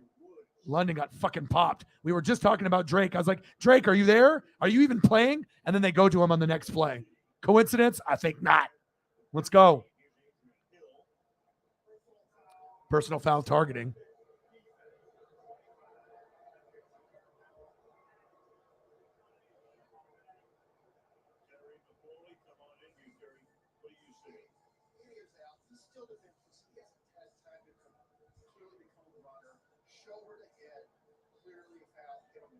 Look at the rain coming in. Pow! Damn, he hit him hard too. Shit. I am excited to see Jeremy Chin back. I love him on the Panther defense. Mariota, Algier, I believe. Who is that? Oh, that was Williams. Wow. They were like, I don't know who the hell can run for us. If it was me, I'd probably throw Algier at running back and then split out Cordarrelle Patterson wide, because obviously you need to be able to move him around. You just can't have him sitting back there shotgun next to Mariota the whole game. Low snap. Mariota. Nice catch. First down, Falcons. Slippery out there. Come on, Mariota. 2-minute offense. At least try to get 3. But it's hard to be able to move the ball when the O-line stinks and the defense stinks. Play calling stinks too. Shotgun set. Mariota. Another low snap. Go. There we go. First down. Falcons. Move the chains. Williams with another gain there. Nice play.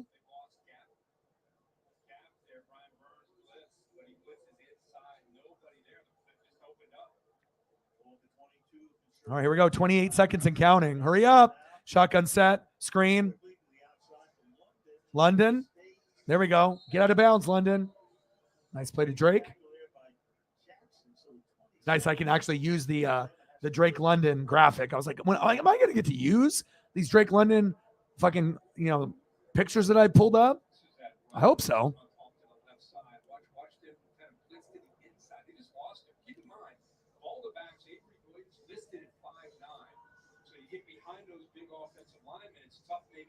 For them to see him, but they go back and look at that.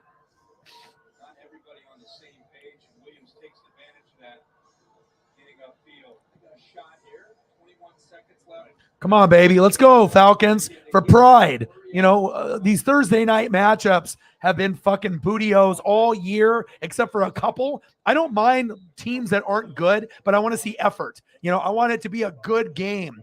And they've just fucking have not hit it out of the park with the schedule on Thursday night. It's been absolutely horrendous all year. Shotgun set. Mariota. Little dump down. Passes low. Patterson. Second down and 5. No timeouts left. What are we doing? What are we doing? Spike it. Spike. Hurry. What the fuck? Clock management horrible. Jesus. 3rd and 3. Well, hopefully they can. Well, Koo should be able to get 3 points. So the Asian sensation, my bro, Young Ho Koo. Come on, baby. Koo's normally top 5, but 15 for 19 isn't very good. Should be like 17 for 19. Unless they're kicking 50-yard field goals, then I understand. 3rd down and 3. Come on, Koo. Could have actually had a chance to go in the end zone and then kick the field goal on 4th down. Kick is up, and it's good. Clock management, man. Good teams know how to use it. Bad teams, they don't know what the fuck they're doing. All right, we're halftime.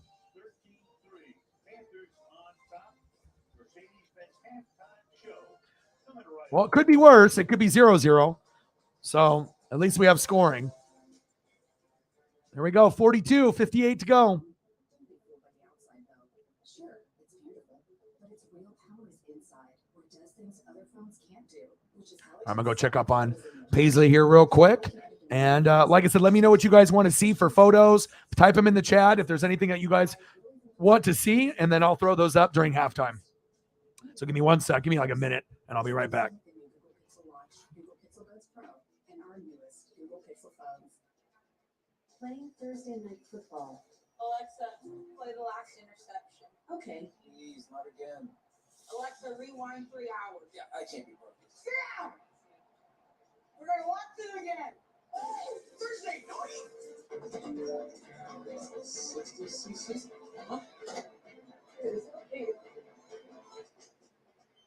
Is that everybody? Robots come back under pressure. Seamlessly connect your entire team with Zoom Team Chat and phone.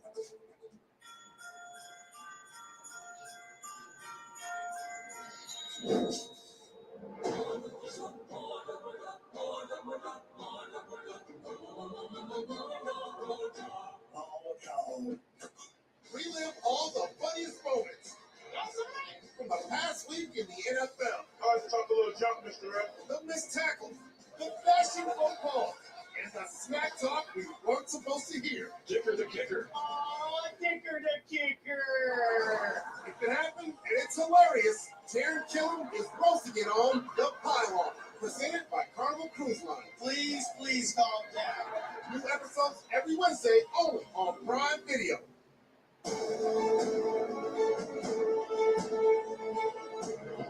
It responds to your voice, your touch, even your hand movements. The all-new, all-electric EQS SUV from Mercedes-Benz. All right, Paisley's good.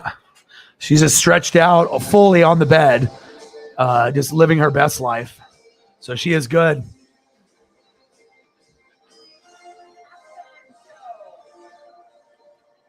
I would say let's go over some of the stats, but there's not really a fucking whole lot of stats to really go over in the game. PJ Walker, 5 for 7, 38 yards. So we'll go over some of these here. So PJ Walker, 5 for 7, 38 yards. Laviska Shenault had the major play of the game so far. So at least we got something out of Laviska Shenault. That was a cool play. 2 carries for 42 yards and a tutty. Foreman has been the bell cow. 14 carries, 55 yards. So he's definitely pacing for 28 carries and 110. We'll see if he gets there. DJ Moore, if you have him in fantasy, you're a little pissed. You're like, fuck, man. But it's not Sam Darnold, right? It's not Baker Mayfield. But fuck, dude, 3 receptions, 28 yards. That's rough, right? So there's not really a whole lot there. And then obviously we know J.C. Horn had that pick. So you got that. But other than that, I mean, and then obviously Pinheiro, right? He's got the 2 field goals, Long of 49. He's got 7 points out of the 13. So I see you. And then on the flip side, what are the stats for the Falcons? Nothing. This right here, Young Hoku, 3 points. And Mariota, not a good look today. Marcus Mariota, 8 for 14, 63 yards. No touchdowns, obviously. 1 pick. And the running game is non-existent. Even with Cordarrelle Patterson, they got him, 3 carries, 6 yards. Williams has got 2 carries for 18. Algier, 5 carries for 7 yards. I mean, offensive line stinks.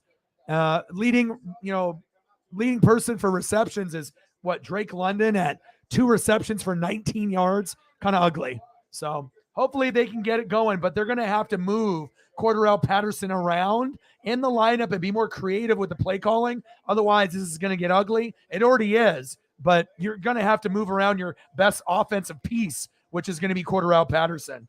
Or maybe have Mariota do RPOs instead of lining up shotgun set and being too predictable out there. The offensive line stinks. He doesn't have any time to go through his progressions, and he doesn't really have a lot of options to go to. Yeah, I know you got Drake London. I know you got Kyle Pitts, but you have to have time to get them the football, and that's one thing that they don't have, time.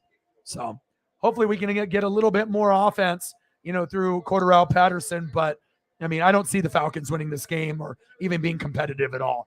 And it's like they got their 3rd-string quarterback in there, and they're still beating you. So it makes you kind of wonder how the hell the Falcons are 4-5. But that's why I think the Falcons aren't going to win the division in the South, because bottom line, even when the Saints and Bucks are booty, our defenses are better than the Falcons. So that'll be the one thing, the saving grace for either the Bucks or Saints winning the NFC South over the Falcons and the Panthers, is that, we have more well-rounded offense and defense than the other 2 teams, even though the Falcons record says otherwise, that they're right there with the Bucks and Saints. But as the schedule goes on, we'll see what the Panthers do. Maybe they get a couple more wins. Maybe Falcons get a couple more losses. But it should be the Saints or the Buccaneers with probably 9 wins, maybe 9 and 8. I don't know if we'll get to 10. That's probably pretty unlikely. I don't think that 10 wins is possible, but maybe 9, maybe 9 and 8. 9 or 10 is, I guess, what you would be looking at, for a divisional winner. At least you would assume so. I hope it's not like 8 and 9. Can you imagine the Buccaneers or the Saints getting in with an 8 and 9 record? It'll be like that one year where Seattle played the Saints, and we had the beast mode run. When they were, what was their record that year? They were 7 and 9 that year, and then they ended up winning the playoff game. So $42 in donos. Let's get to a hundo. 58 to go.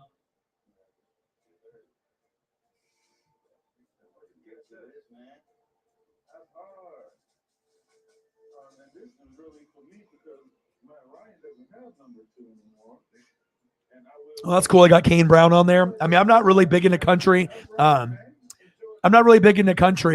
Jameson is. But I'm not stupid. I know who Kane Brown is. I know he's a heartthrob. He's a good singer, and he's a country superstar. And obviously we know 2 Chainz. Everyone knows him.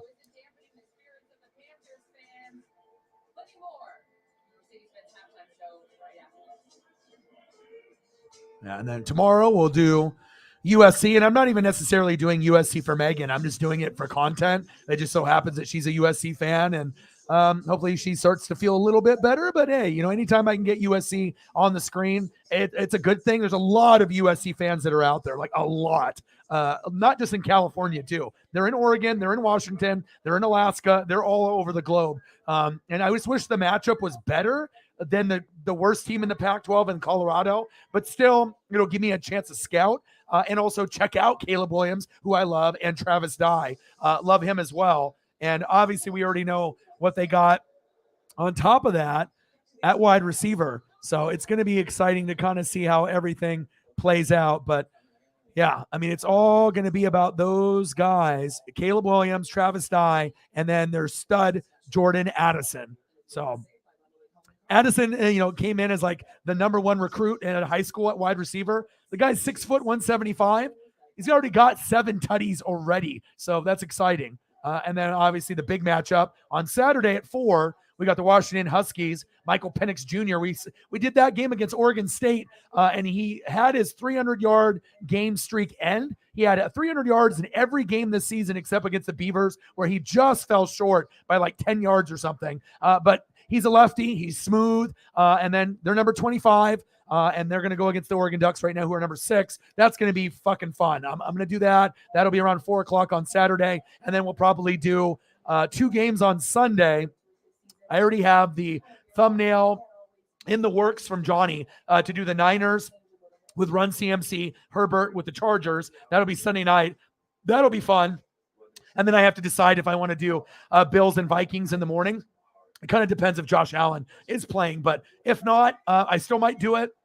But then that means I have to raise money for another, thumbnail to be able to do that. So, as long as we keep, grinding it out today and tomorrow, then it should be able to allow me to, be able to have the channel look better. You know what I mean? And so you just want to be able to get more subs and donos and more people. But even with fire thumbnails, if the tube isn't pushing you or recommending you, then you got to rely on the fans that are in the room and other people and Twitter. So that's why it's so essential to have people like and retweet the stream on Twitter and get the word out there, because I'm not getting any extra help, getting my name out there. So, but I mean, there's nothing really else that I can improve on the channel. The last thing that was needed to be upgraded is thumbnails. Obviously paying like $20 per would be much better than 35. But again, I can't do what he does. It looks good. And like I said, I am supporting someone else. So, it's always nice when you can help someone out. So.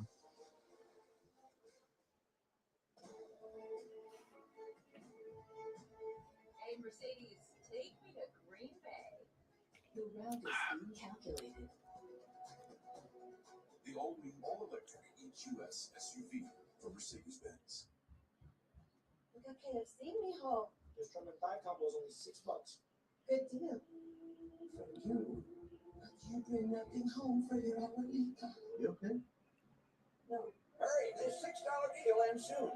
What's Thunderstruck on Pop? What's Thunderstruck? Sometimes it's just the sound. I'll give you a couple photos.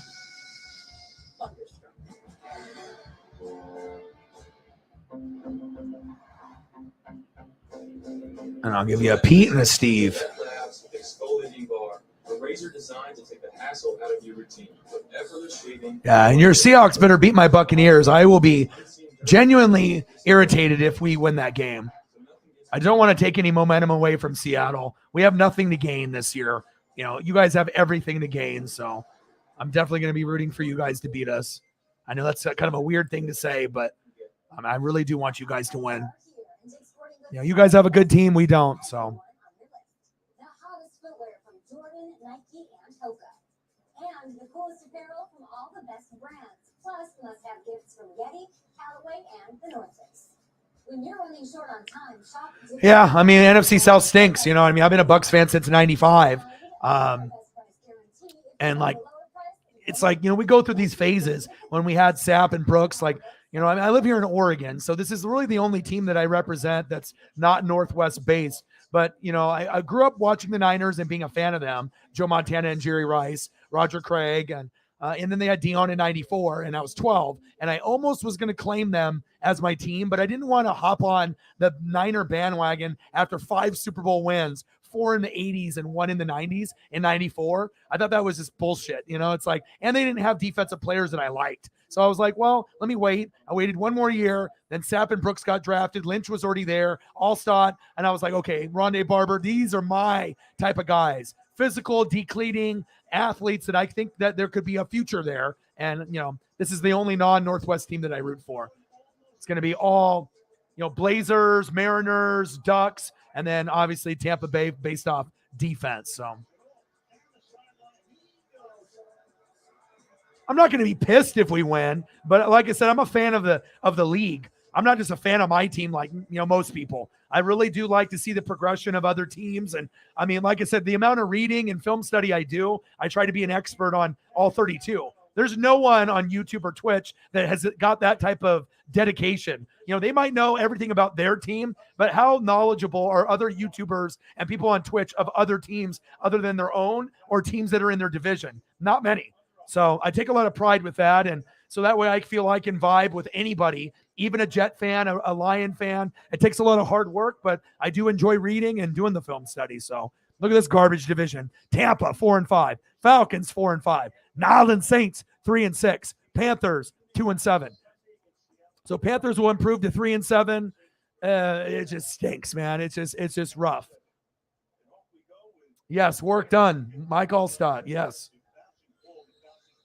Do you have to pay for Thursday Night Football on Prime? Yeah, you have to pay for Amazon Prime membership. Unless you go to a link that has the game available. I mean, there's usually a few links that are out there. They'll be probably about 30 seconds behind of the action, but then that's free. But normally, yeah, you have to have Prime to watch it. But NFL Network does have a replay after. Yep.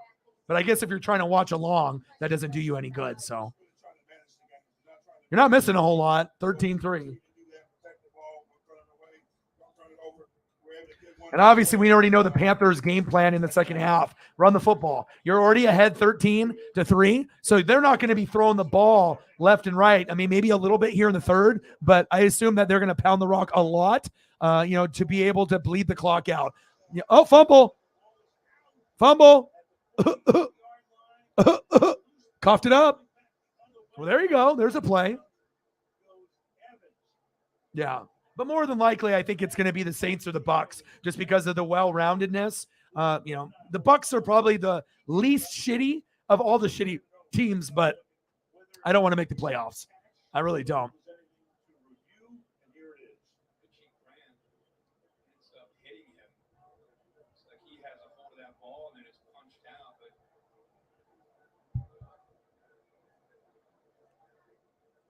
Let's see if they call that a catch and a fumble.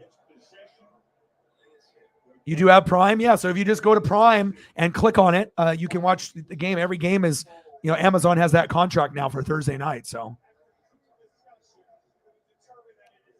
incomplete pass. Oh, and a personal foul.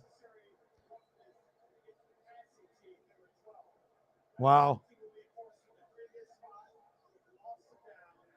Smith with the unnecessary roughness. Shy Smith. Wow. They got bailed out. Yeah. What are you doing, Shy? Yeah, that was stupid. Shy Smith, you dumbass.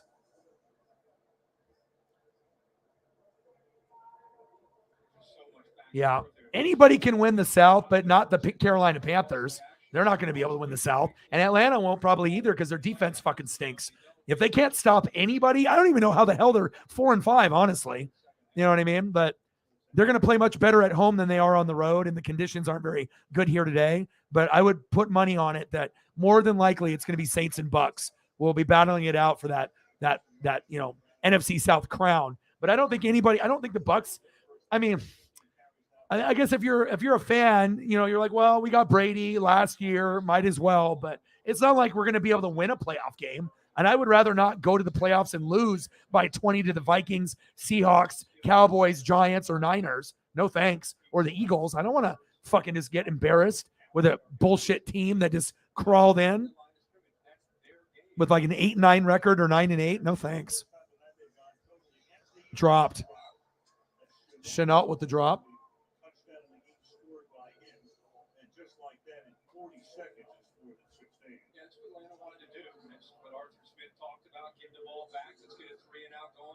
Wouldn't be surprised to see Mariota back into that tempo approach where he's the aggressor. Atlanta trying to attack Carolina as opposed to being a little bit slower where it wasn't working out at all for Mariota in this offense. Ecker to punt. All right, Panthers with the punt. 20 yards per punt return, which is about 10 more than the league average. And they have a chance to return it. He will not because it goes out of bounds near the 30-yard line. One of a kind, the Falcons rushing beginning tonight's games. You had the rookie Algier with 423. You had Patterson with This is rough. Come on, Falcons. 384. Mariota with 304. And Caleb Huntley with a Do something, baby.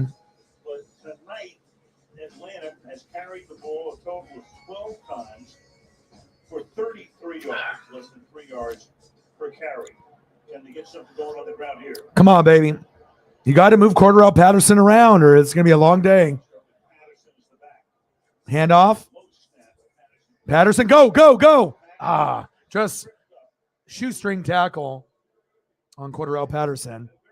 It's like the only good player they got out there. I know Pitts and London are okay, but in this game, they haven't really been doing a whole lot. This gives you the best option of getting back into this game.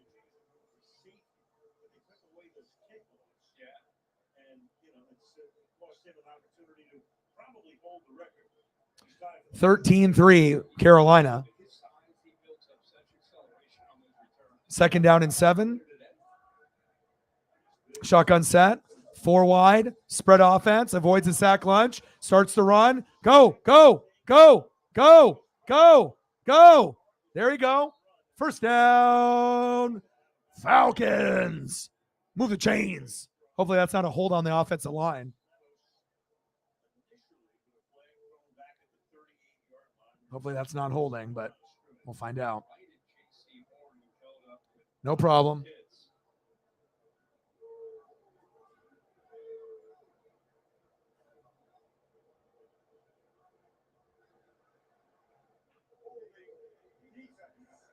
Oh, holding on the defense. Okay.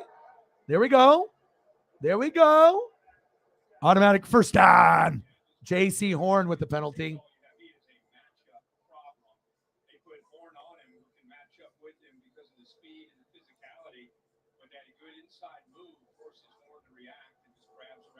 God, that rain is coming down. Shit.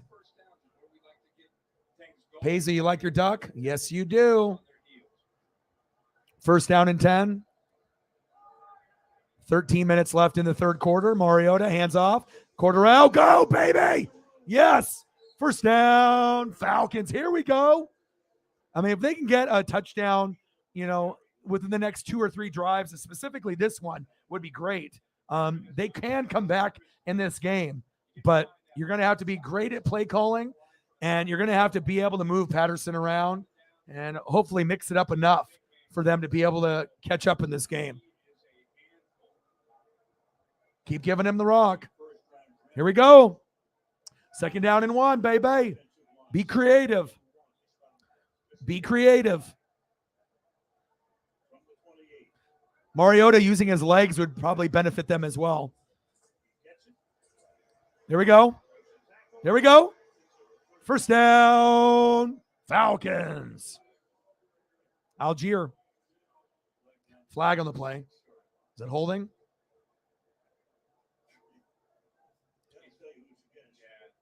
Is it Falcons?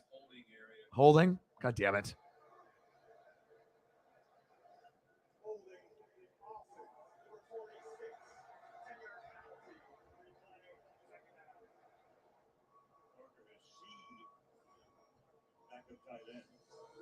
He's trying to set the edge.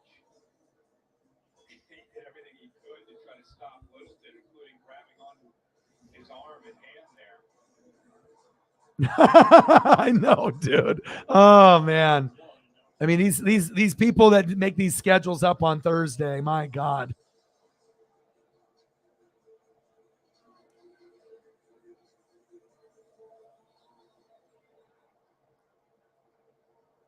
I mean, there's going to be holding on every play, especially in the rain. Hopefully they can fight these elements. What the fuck are they discussing? Put the ball down. Hurry the fuck up. 13-3, Panthers.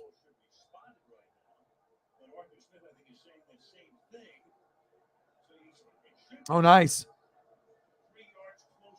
Okay, no problem. I'll still be here. Shotgun set. Mariota. Nice pass. Ooh, it's clobbered. Flag again. Fuck. Drake London with the grab.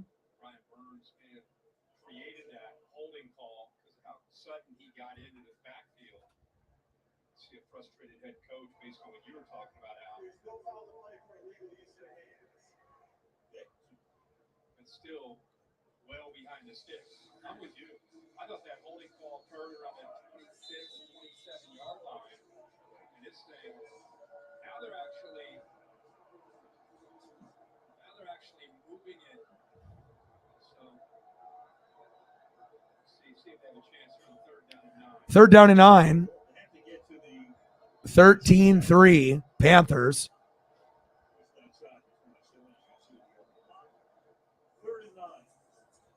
Mariota scrambling to the outside, avoiding a sack lunch, and then goes out of bounds. Better not to throw a pick and just go out of bounds. So drive stalls.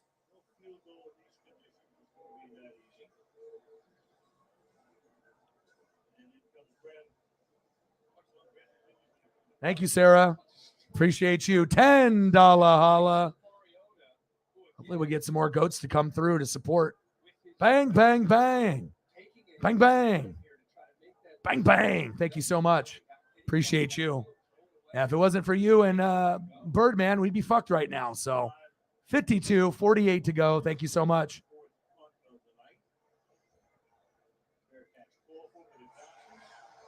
Good special teams there by Atlanta. What do you want to see for a photo or photos? Let me know what you want to see, and I got you.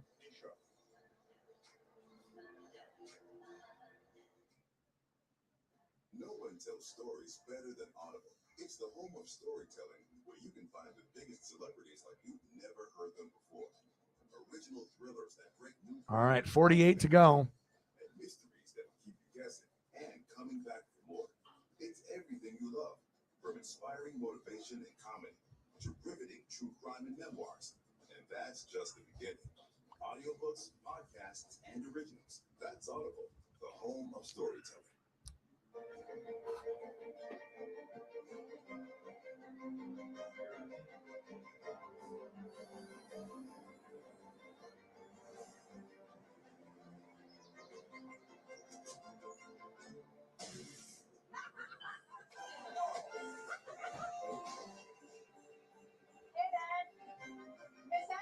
Reflect in the past, celebrate the future. This season with Audi.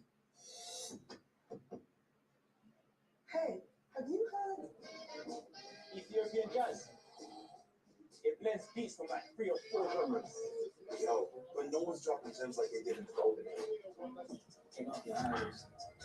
Are we really still talking about the 90s? In my opinion, house is number one. Oh, yeah. Uniforms are dope.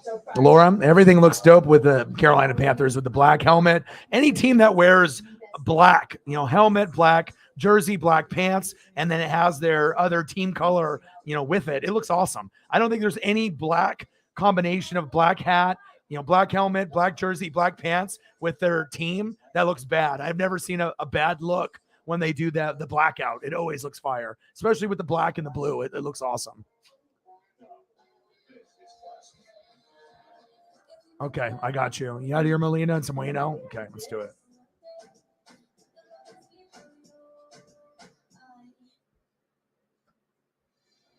Now it's time for Game Flow, presented by Progressive. Carolina up front, this offensive line. Boy, in the first half, they were opening things up. Nice job of just keeping Atlanta off balance, running hard, and then getting the ball out on the perimeter to Chenault. Great blocking again by Moore and Marshall. And there's the speed, 220 pounds. He gets down, gets a little help from Atlanta, 2 defenders running into each other, and takes it in. Only touchdown of the night. Get you some Wayno in the commercial break. All right, 13-3. Carolina, false start. Along the left side. They'll move it back to the 1 yard. 12 start offense, number 79. After this is the goal. Well, our producer, Fred Cadelli, said, we should get into this guy, right? So you talk about a kibosh. During the commercial break, kibosh, we just gave it to him. First offensive player picked in the draft, 6th overall. North Carolina State. Handoff. Just out of the end zone. Flag on the play. It's a flag party. Jesus.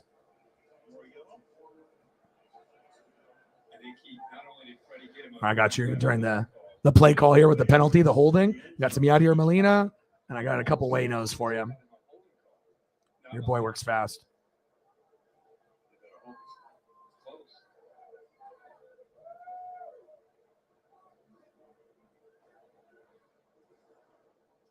Potential penetration here by Graham. Just jumping. Appreciate you. Boy, it's really close. Who's he calling on here? Just start with it. It's 39. Right? Meanwhile, you got 82 there. Tommy Tremble as well. He's engaged. The conversation here is explaining it to Arthur Smith and see what he wants to do after the call. Holding on the offense. Penalties declined. I got a really cool one more for you here. Ooh, baby. Yeah, we're going to miss him. Appreciate you. Thank you for your support with the donos. It definitely helps going towards additional thumbnails and just supporting the family, and so that way that we can live. So thank you. I appreciate you. Second down and 10, 13-3, Carolina. On the one, handoff. If the Falcons don't give up a big play, they can get a field goal based off field position. You know, if they make sure they stop them here on a 3 and out, we'll find out.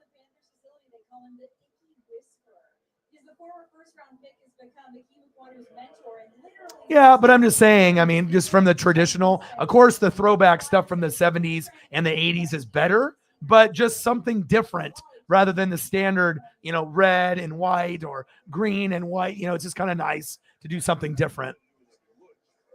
Or adding the helmet with that, you know, because a lot of times they'll do the jersey, but they don't do the helmet. So now they're doing like the full thing. So, but I know what you mean, Eagles.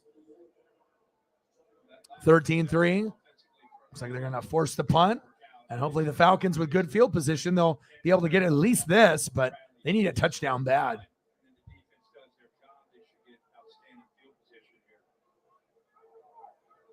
Johnny Hecker, this will be his third punt. First one was 52 and then 32-yarder as well. The longtime Ram in his 11th season now. Oh, almost blocked. He goes in the end zone. Fielded at the 45-yard line. And again, the man averaging 20 yards per punt. Ball comes out towards out of bounds. Ricci's down in the end zone.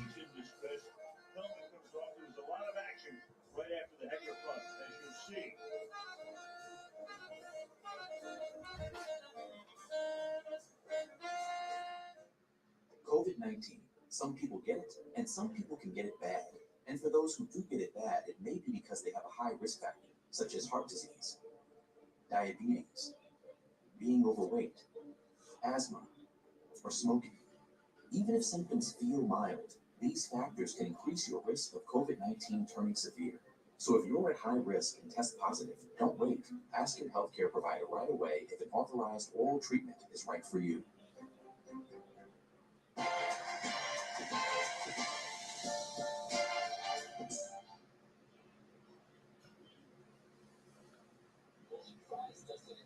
What can I do for you, man? You know what? Really craving nacho fries. You guys got any of those? Ads are working. I don't know what you're talking about. What ads? Oh, I hold a picture of over here in the bedroom. I put that there. See that, man? Did you know Google makes a phone? Don't be fooled by the outside, though. Sure, it's beautiful, but its real power is inside, where it does things other phones can't do, which is how it takes stunning photos in the dark. And why it can edit annoying items out of pictures, or shoot extreme close-ups and unblurred faces. Why, it'll even put some of that genius in your ears, or on your wrist. Beautifully, of course. Introducing the new Google Pixel Watch, Google Pixel Buds Pro, and our newest Google Pixel phones. 13-3. Panthers up. I hope the Falcons can get something going.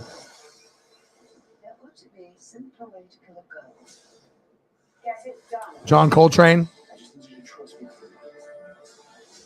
They didn't know I can do. They just picked a fight.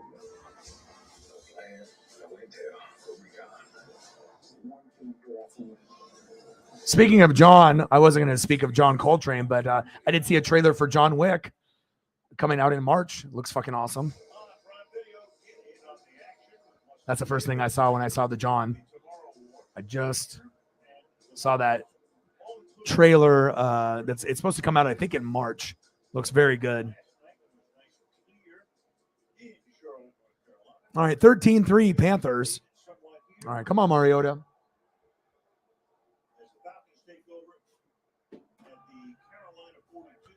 First down and 10.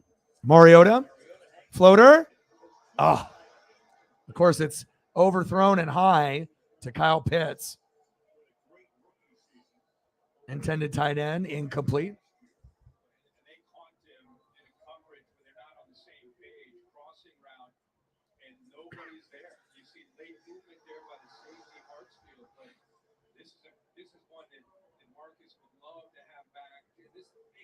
His catch radius is probably his greatest strength. It's 6'6", but just misses an open target there. Love the aggressive ball on 1st and 10 plus territory. Only one catch for Pitts tonight. Has been targeted 4 times. Mariota throwing, and that's behind Pitts. Flag on the play. Dante Jackson right there as well. And the penalty's going to go against the Panthers. Into the route, Dante Jackson. Pass interference. Defense, number 26.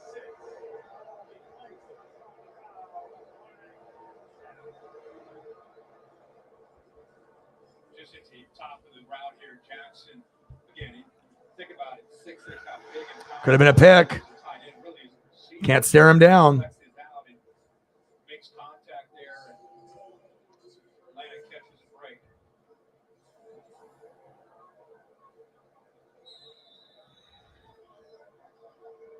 From the 31 now. 13-3 Carolina. First down and 10. 8:52 left in the third quarter. Shotgun set. Mariota. Hands off. Algier with a 6-yard gain. Talking about Pitts before. Most receiving yards by a rookie tight end. That's pretty good company. Mike Pitt, Yeah, Ditka and Pitts. Only 50 behind. really impressive. These in those years they were playing 12 games and not the 17 that they Yeah, Ditka put up 1,076 in 12 games. My God. They want to utilize it more and more. Keep in mind down here, Mark. Second down and 4. Keep the ball. Make it Come on, Marcus Mariota. Let's go. Come on, baby. Man in motion. Mariota. Good hesitation there. Push him. There we go. First down, Falcons. Move the chains. That was a heck of a job of Pitt cutting back and getting behind Cruz down in the center. Did not give up on the play himself. Good job of just navigating. See penetrations, when able to get underneath that. There's 6 and 7. Dowman with a good block. Fighting for every inch tonight. Algier, he's trying to get loose. Looks like they're trying to go with him as the hot hand from the first half. I'm not sure if there really was one, but assuming they think he might be one. Oh, there we go. First down, Falcons. Move the chains. Huntley, nice game there. Nice burst of energy there. Sealing this edge right here to give the back Huntley a chance to be able Alejandro Kirk, yeah. I mean, there's going to be so many rumors coming out. All right, knocking on the door. Let's go. Mariota hands off. Got to get something more than this. You're too close here. You have to punch it in. Come on, baby.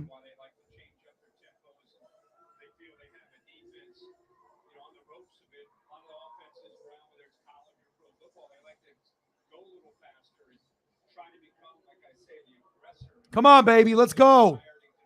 Let's go. Cordarrelle Patterson. Let's fucking get it, baby. Let's go.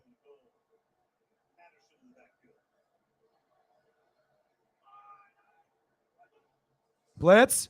Play action.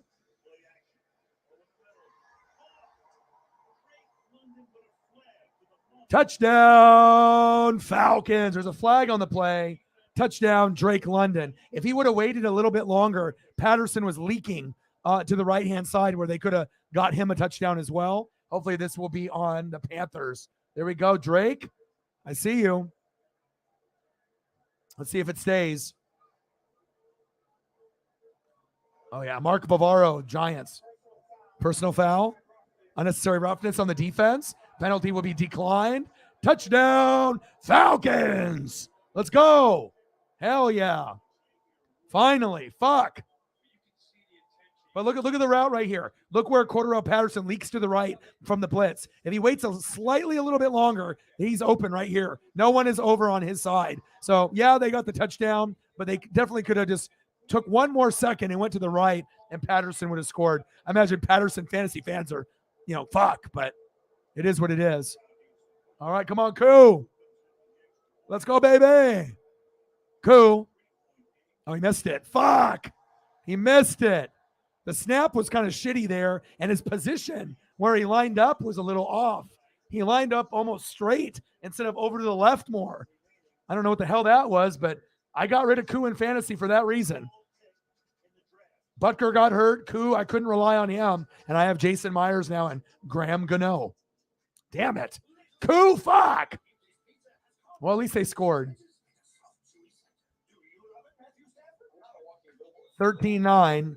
At least it's closer. I mean, it could be worse. We could be at 0-0. Why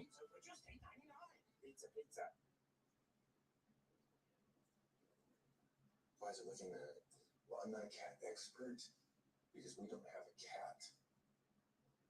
I'm telling you that I shut the slider last night. Are you sure about that? I closed it. Why don't we check the replay? That is very aggressive. I don't think. This one really happened replay is brought to you by Progressive. Now here's some of those photos I had for you, Sarah. We can check those out. A little Yadier Molina, a little Wayno. That's because it is. Appreciate you. Yeah, baseball free agency will be fun. It won't be as exciting for people that aren't into baseball as much like the NFL free agency, but there's a lot of fucking big names that retired or that are going to go to different teams, and it will be exciting for people that are hardcore like me and Sarah. Let me try to get you another Yadier Molina. If you get Contreras, things will be fine.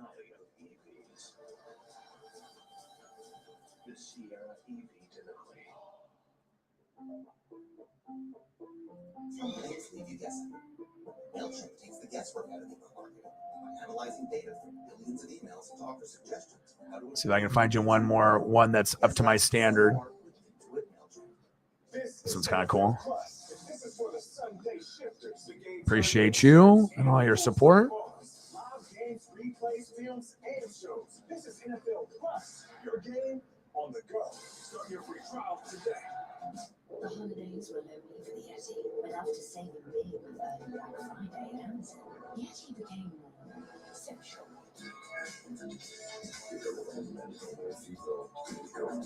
Shop legendary deals at Amazon. See, that's why I don't think people realize like how much grind happens in a stream compared to most people that just sit there and talk the whole time. There's a huge difference between what we do here and other channels on Twitch and YouTube. That's facts. Nice play right there. Hope you enjoyed those, Sarah. Yes, Falcons missed the PAT. The snap was high, but his position for the kick was off. He was like almost straight on instead of like more to the left. So 13-9 Carolina.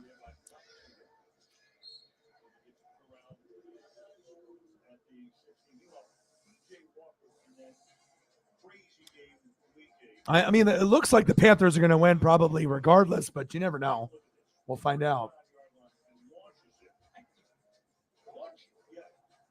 TN Jose in the building. What to do? What's good, TN?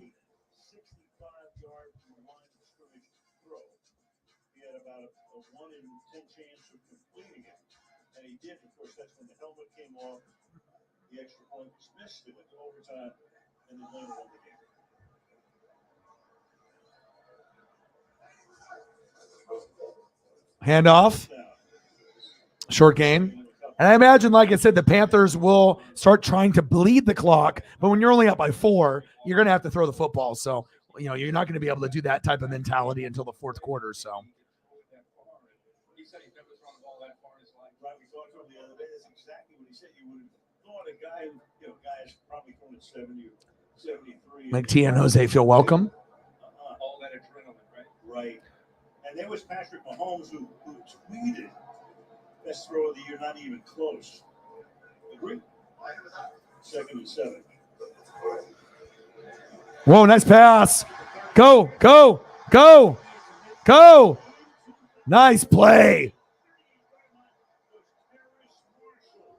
First down, Panthers. I didn't know if I was going to use this graphic at all. Terrace, not Terrence, Terrace. Marshall Jr.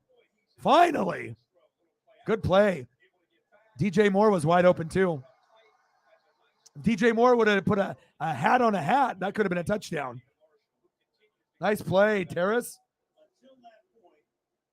First down, Panthers. Tien Jose, $2.99. He loves O-Dog. Bang, bang, bang, baby. Mac attack. Appreciate you. First down and 10. Oh, here we go. Appreciate you, bro. And like I said, every dollar counts, regardless if people think, well, if I donate $1 to O, it won't matter. It does. I mean, every fucking dollar matters, especially when this is my full-time job. So thank you so much, man. I appreciate you.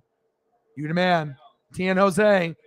Every time Tien comes in, he's always supporting. Even if it's $1, $2, $3, $5, it all adds up, man. Thank you so much. I appreciate you tremendously. Thank you.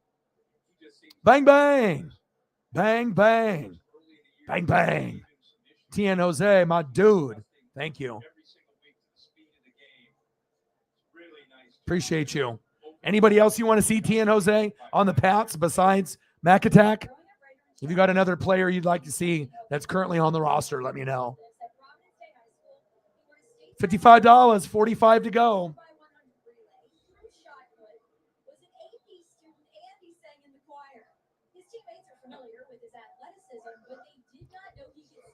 Handoff. Oof. Flag on the play. First down, Panthers, but I think that's a hold. I assume that's coming back.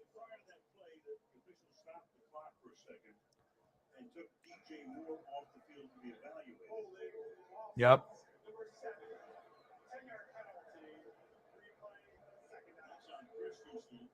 Christensen's with the hold. Thank you, Tien. Look at Tien Jose will support.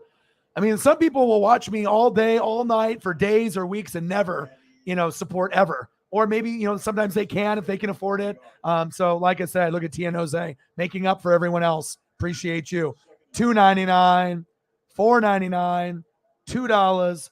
I mean, it's just like someone going to get Starbucks or get a coffee.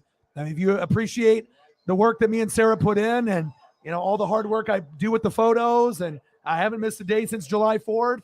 Like I said, this shit fucking matters. It's not like I'm making 500 every show. So thank you, man. Appreciate you. Tien Jose with 3. Thank you. $3, $5, $2. And that means a lot. Thank you so much. Appreciate it. Like genuinely, it means a lot, dude. Thank you so much. Let me know what you want to see for photos, and I got you. 13-9 Panthers. Little RPO, spin move, hit him with the spin cycle, wash them clothes twice, whirlpool, P.J. Waka. Thank you. First down, Carolina. Move the chains.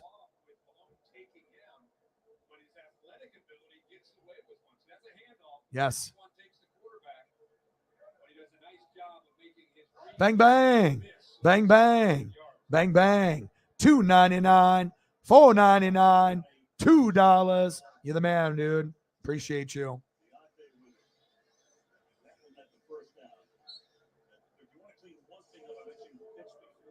$2.99, $4.99, $1.99.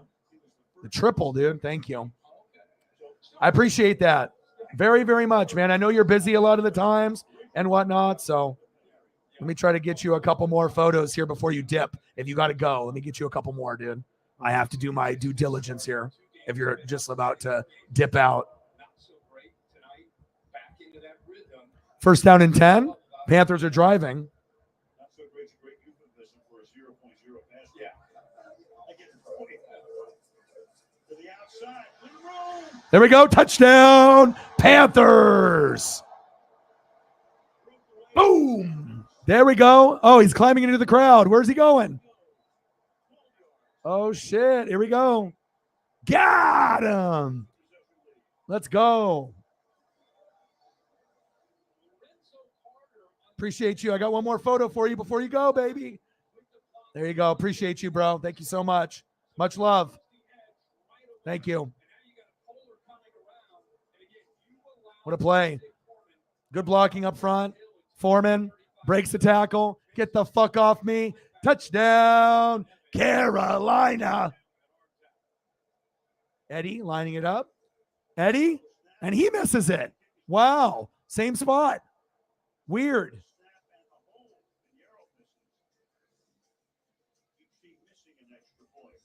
19-9 Panthers.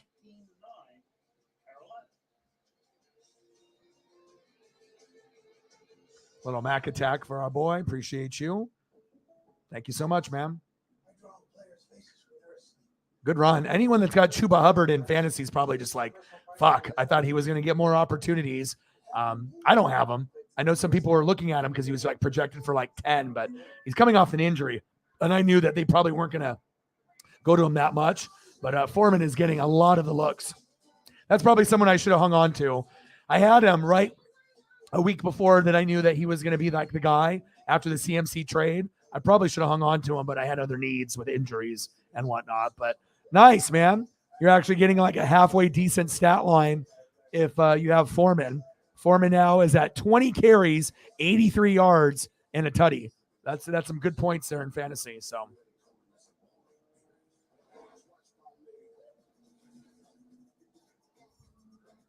nice job, Foreman.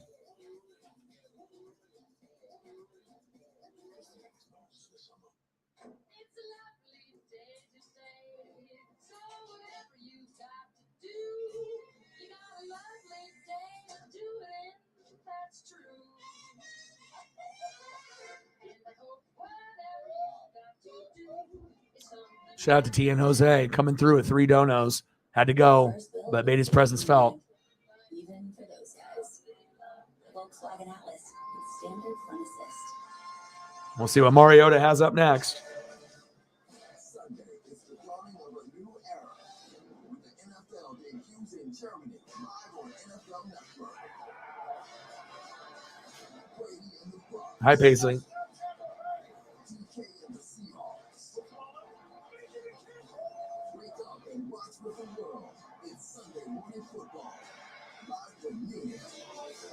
Sunday at 9:30 a.m. Eastern, only on NFL Network. All right, off we go to Green Bay. A lot to talk about next week. You got the Titans, who had a 5-game winning snap by KC the other night. The Packers. Hi. How was it? Gino steak? It was good? Good. 19-9. Carolina.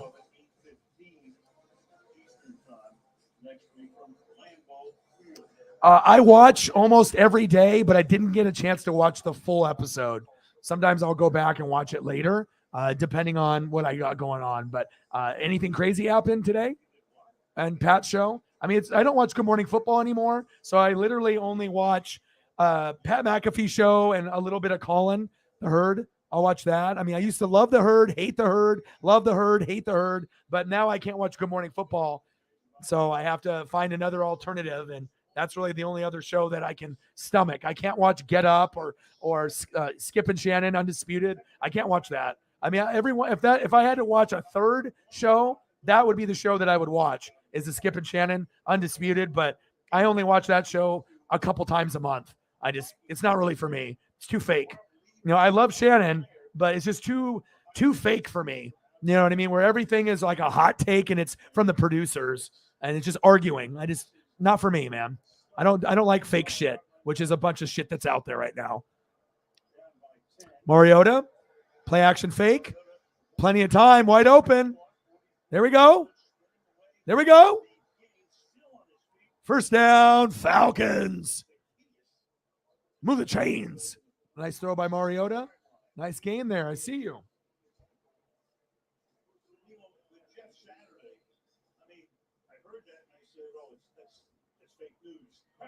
Rip City. And the Blazers just won with no Dame Dollar. Baby, let's go. We are going against the CJ McCollum 106.95. Let's go, baby. Hell yeah. This team is for real. 9-3. Let's go. Anthony Simons with 23. Jeremy Grant with 27. Woo! This team is for real, baby. We might make the Western Conference. You know, we might go and do some big things this year. There's a chance. I don't know if we're good enough to make the Western Conference Finals, but we're playing defense and rebounding this year, which is weird. Blazer fans haven't seen that. Rip City. My boy Jay Graves just hit me up. He's excited. He loves the Blazers. Second down and 9.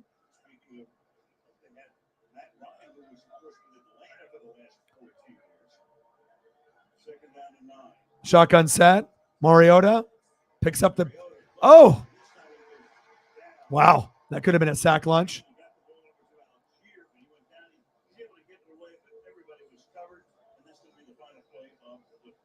Seriously. End of the third quarter, 19-9 Panthers.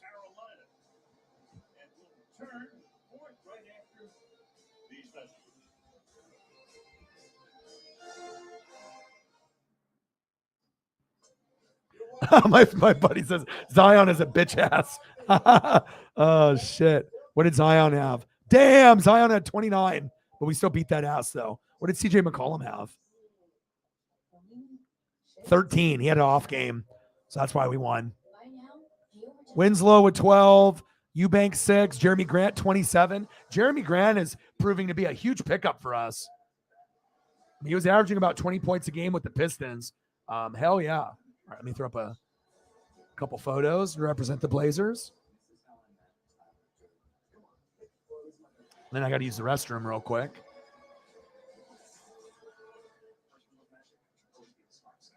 Let's go, Jeremy. Fuck yeah. Shout out to Rip City, baby.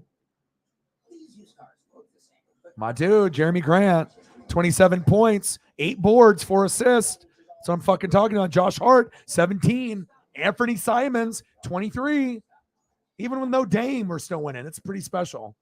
My name is Patriotic Kenny, and Alexa, help me with 2 million followers on TikTok. Tic-tac. Tic-tacs and candies. One day I had an idea to sneak into Kenny's apartment and connect some smart bulbs for Alexa. Alexa, turn off the lights. Yes. Alexa, turn on the lights. Shout out, Blazers. Nice. Alexa. Yeah, I mean, normally we're not very good. You know what I mean? And then if you look at our team on paper, yeah, you got Dame, no more CJ McCollum. Is Anthony Simons going to be good? And the answer is yes. The reason we got rid of CJ is because we had a guy in Anthony Simons that we believed in, and everything that they said is coming true. And then you had Josh Hart last year. Winslow's been pretty good. And then Jeremy Grant has been, you know, amazing. And then Little with 15 off the bench. I mean, our team isn't that bad. Not bad at all. Now I got to take a quick peek at the let me take a quick peek at the standings in the NBA, which I do here and there, but let's take a look. Are the Blazers in first or second? Second. We're 1 game behind the Jazz. We're in second place in the West at 9-3. Jazz are 10-3. Fuck yeah. And then the Milwaukee Bucks are 10-1 in the East. Okay. Okay.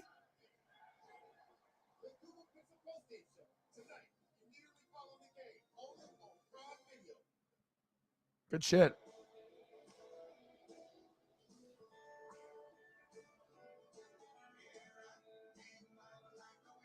$19-9, start of the fourth quarter.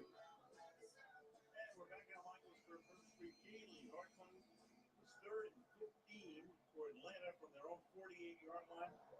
Starting the fourth, 19-9, Carolina. Shotgun set, 3rd down and 15. Floater going deep. Turn around, out of bounds. You're going to have to punt.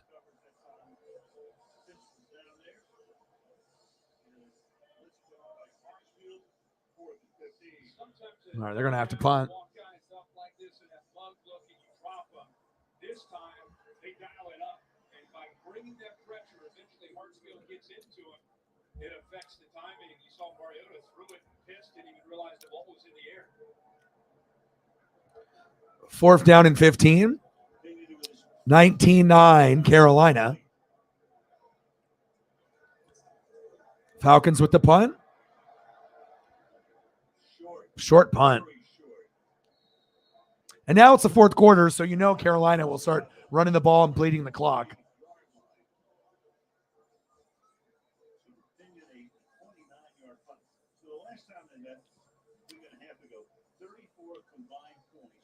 You just got to be careful where you buy them, because there's a lot of stuff that's like fakes and packs that are opened and resealed on eBay. So if you are going to collect Pokemon cards, go do it at your local card shop. That would be the place to buy them. Or unless you're buying like a graded card, like if you're looking for an investment piece, you can get graded ones that can be worth good money. But if you're just looking to collect, buy them at the card shop. Oh, here we go. Big run. 1st down, Panthers. But I think that's coming back. It's a hold.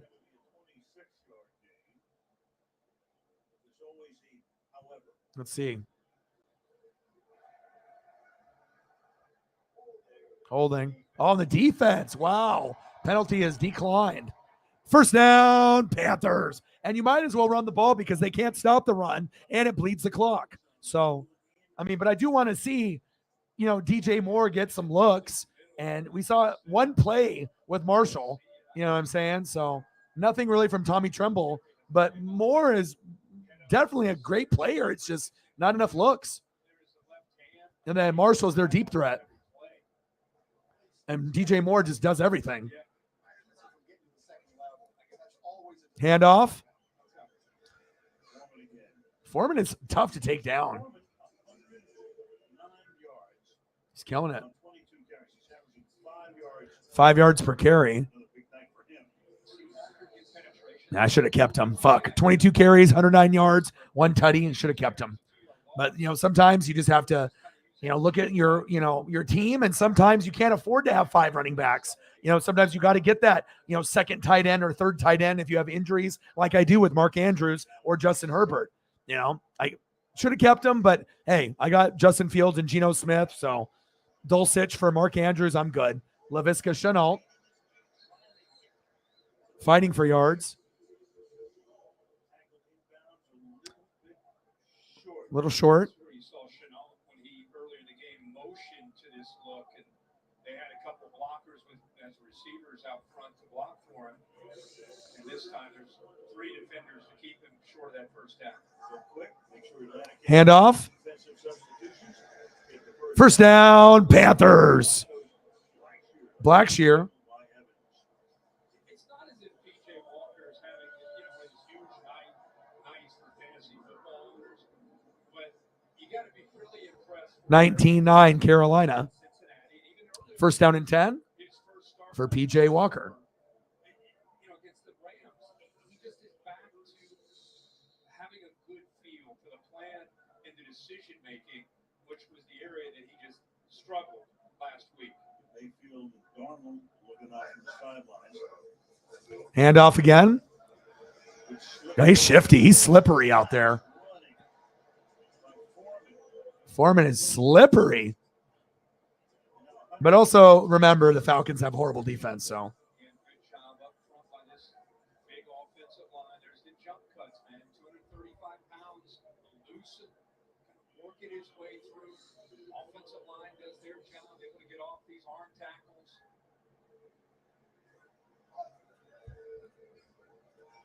Second down and 1. Handoff. Short gain. 3rd down and 1. So no gain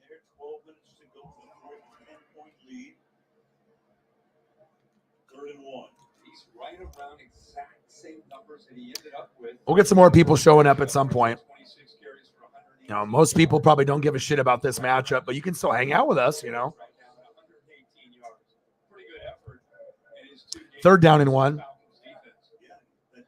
defense, which was 8th in the league against the run, and he shredded tonight. Chuba Hubbard is in there. Chuba Hubbard. 1st down, Panthers. Move the chains. 1st down, Carolina.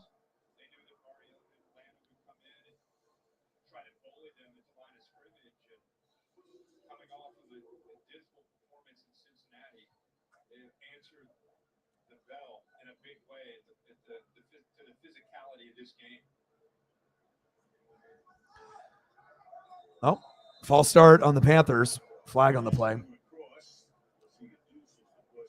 Yeah, I mean, sometimes people are watching on Twitter. Sometimes people are watching in here, and you know, some people just like to either listen to me call the game or just watch the game. You know, not everyone is going to be, you know, commenting in the chat. You know, obviously it'd be nice to be able to have people interacting more, and that's why we got to wait for more of the GOATs to show up. Can't expect everyone to have something to say. So 19-9. And I think a majority of America doesn't give a shit about this game. It's 2 fucking really bad teams. You know what I mean? Like, but there's just nothing really else on except for maybe NBA. So, I mean, if you're a football fan, you're going to watch.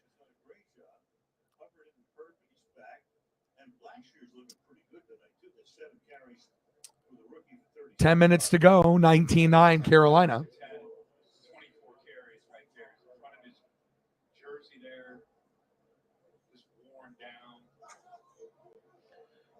Helmet's got all kinds of work that's been done on it from the Falcons. That's where you like your running back to look in the 4th quarter. Starting to get closer to the red zone. 2nd down and 11. Screen pass.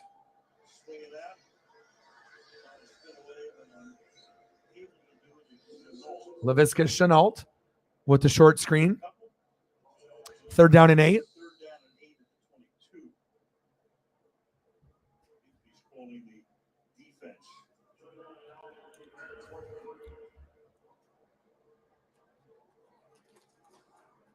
He had his defenders out there. Walker could have handed this if he wanted. He had the run, but he felt like getting the ball back out to Shenault. But his defense, plenty of numbers out there this time. Shotgun set. Walker. Oh. Almost a sack lunch.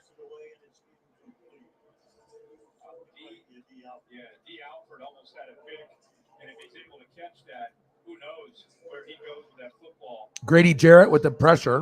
Big blunder decision making, and Walker just trying to make a play, not giving up on it. Look at 37, right through his hands. It's exactly what Atlanta needed to kind of catch him. Oh my God. How did 37 not intercept that? What happened to my hands?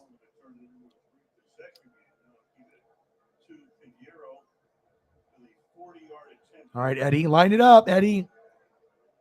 You missed the last one. Eddie, 40-yarder, and it's good.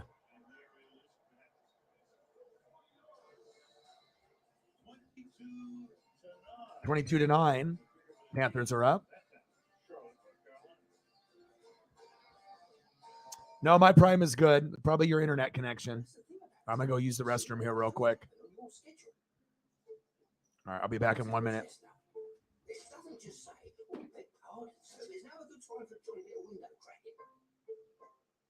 I mean, if they did, you wouldn't need a Geico claims team. There's available 24/7. Now, near as I can tell, chestnuts don't talk. Or maybe they're just really quiet.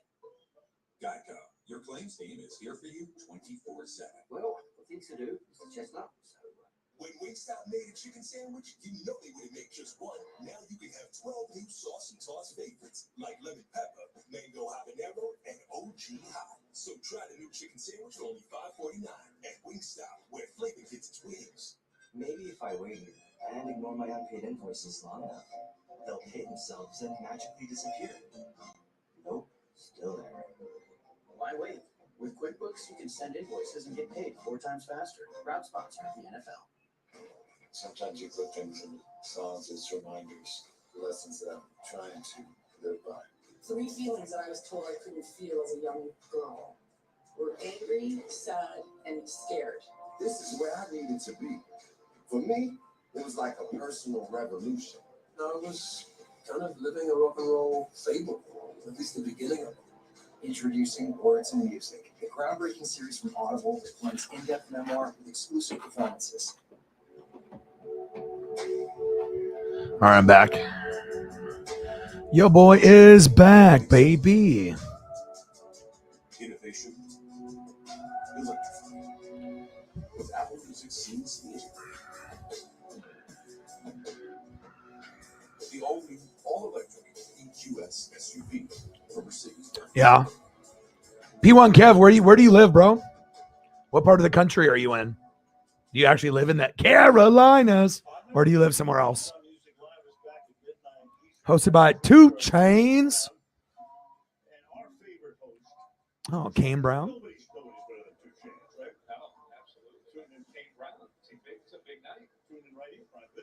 22-9, Carolina.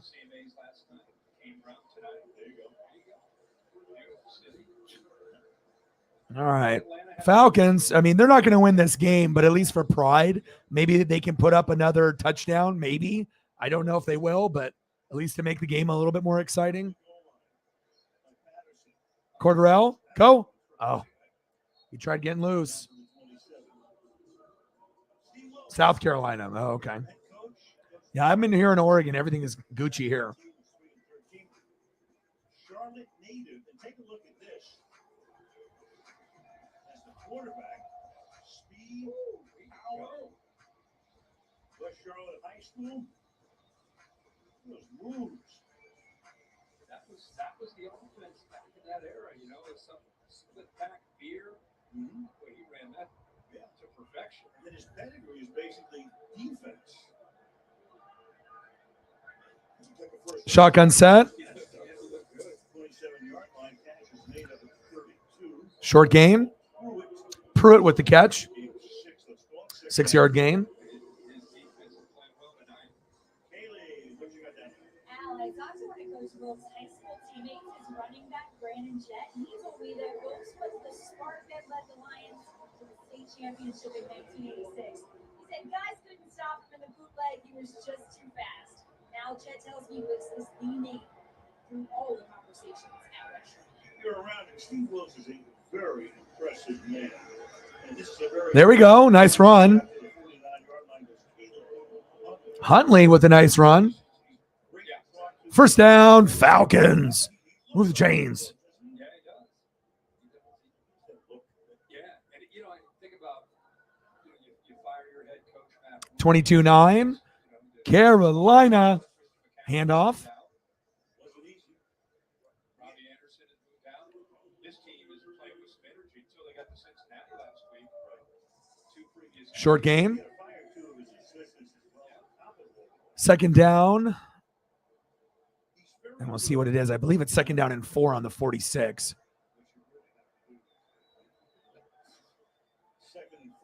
Second down and 4.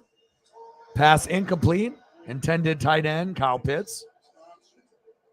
He read this perfectly, and Mariota staring down Kyle Pitts. Watch the vision and how he looks straight at his tight end.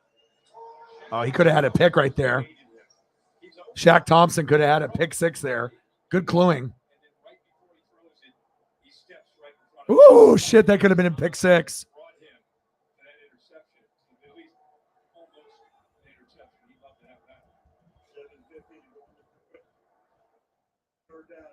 Third down and 4. Oh, picked.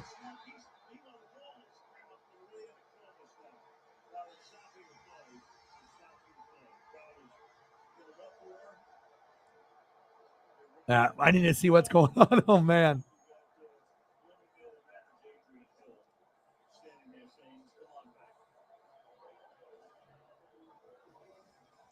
Shows you how effective Shaq Thompson really is, too. The guy's a stud. Bah! He even tried to throw it on the ground. What is Mariota doing? Mariota, what are you doing, bro? What is that? That's a Carson Wentz play. What is this? Why are you even attempting to throw after you already threw an interception earlier to J.C. Horn? What is this? I get that the weather is bad, but this is like the shittiest that I've seen decision making out of Mariota. Like, what? I get it that the line stinks, but there's no excuse for that. What the fuck was that, Marcus? We didn't teach you that shit in Oregon, in Eugene. I don't know if you did that shit in Hawaii in high school, but that was bullshit. What was that? Carolina takes a timeout.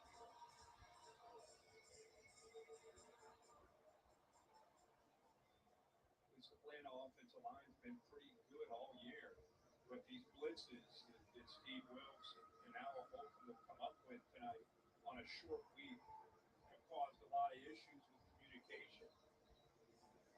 A lot of times they tip their hand and shown that they're not showing it and bailing. They're showing it and bringing it. And with that third left guard up front, Colby Gossett, you wonder how much that's really impacted some of the communication and the ability to pick up some of those blitzes.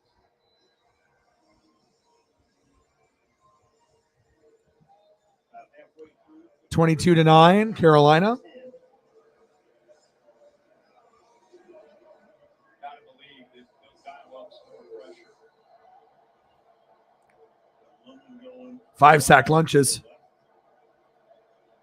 in the backfield. There's Pitts moving back. All right, Mariota, audible at the line, 4th down and 10. Obviously, they're going to be bringing the blitz. Blitz, nothing.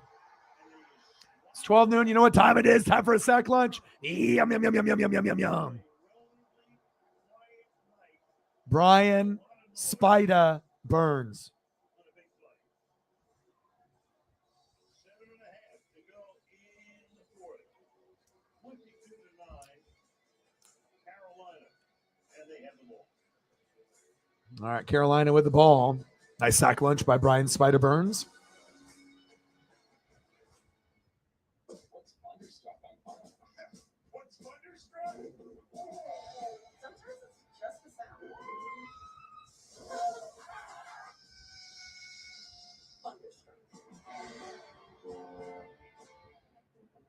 Did you know Google makes a phone? Don't be fooled by the outside, though. Sure, it's beautiful, but its real power is inside, where it does things other phones can't do, which is how it takes stunning photos in the dark. And Mike can edit annoying items out of pictures, or shoot extreme close-ups and unblur faces. Why, it'll even put some of that genius in your ears, or on your wrist. Beautifully, of course.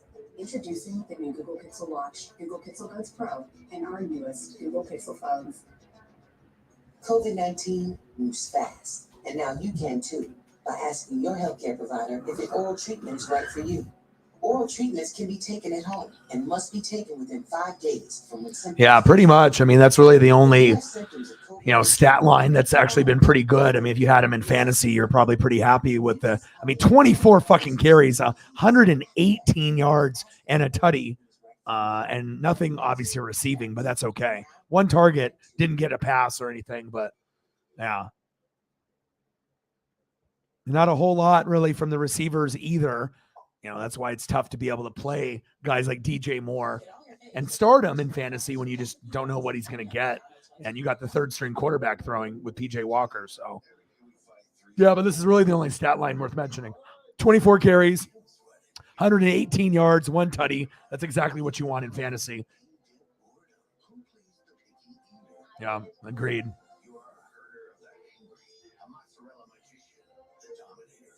Corey in the building. What to do?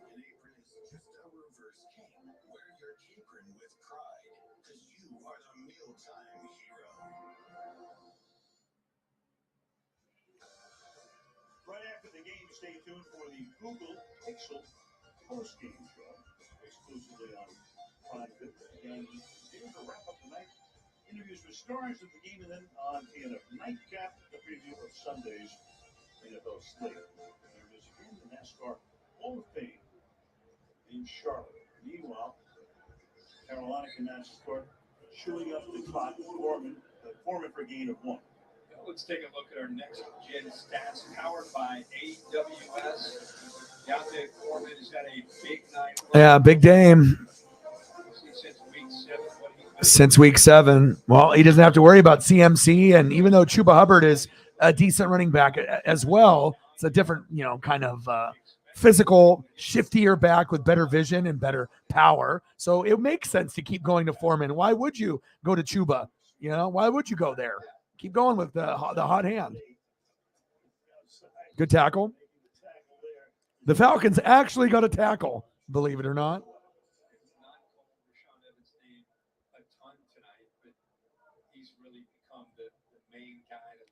These Thursday night games just need to be better matchups, but traditionally they're always bad compared to Sunday night football and Monday night. It's like, I know they do it for money, but gosh, they got to get better matchups, closer to Sunday night football, Monday night football. But overall, the NFL hasn't been very good this year. As far as like a league as a whole, a lot of teams are bad, and it's a lot of bad football. Scoring is way down. It's just not the same exciting football that we've seen in the last 2 to 3 years. I mean, especially when like the Buccaneers, the Rams, the Packers are all bad after being Super Bowl contenders, for the last few years. It's just the shift in power, hasn't been very kind, to, fans, YouTube channel people. It's just like, I get it when you get teams like the Giants and the Jets that are good, but how many people are going to go out of their way to watch those teams besides the fan bases? You know what I mean? Even if the Jets and Giants are good, I mean, people aren't going to be scrambling to their fucking television to go watch the fucking Giants. You know what I mean? I mean, it's cool to see like the Seahawks better and stuff, but like I said, there's a lot of teams that are just shitty, and scoring is way down. The NFL is not anywhere near than what it's been in the last couple of years, unfortunately.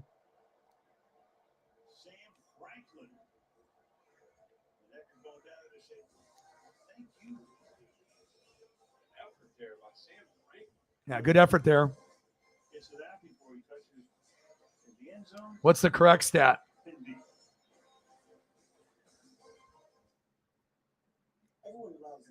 Well, at least we got one team to get into the 20s, but. Right? Hold on now. Did you say any team? So now I can bet the underdog odds. Team overdog, where you at? Let me hear you. Download the DraftKings Sportsbook app. Bet just $5 to win $200 if your team wins. Action's so good, why bet NFL anywhere else?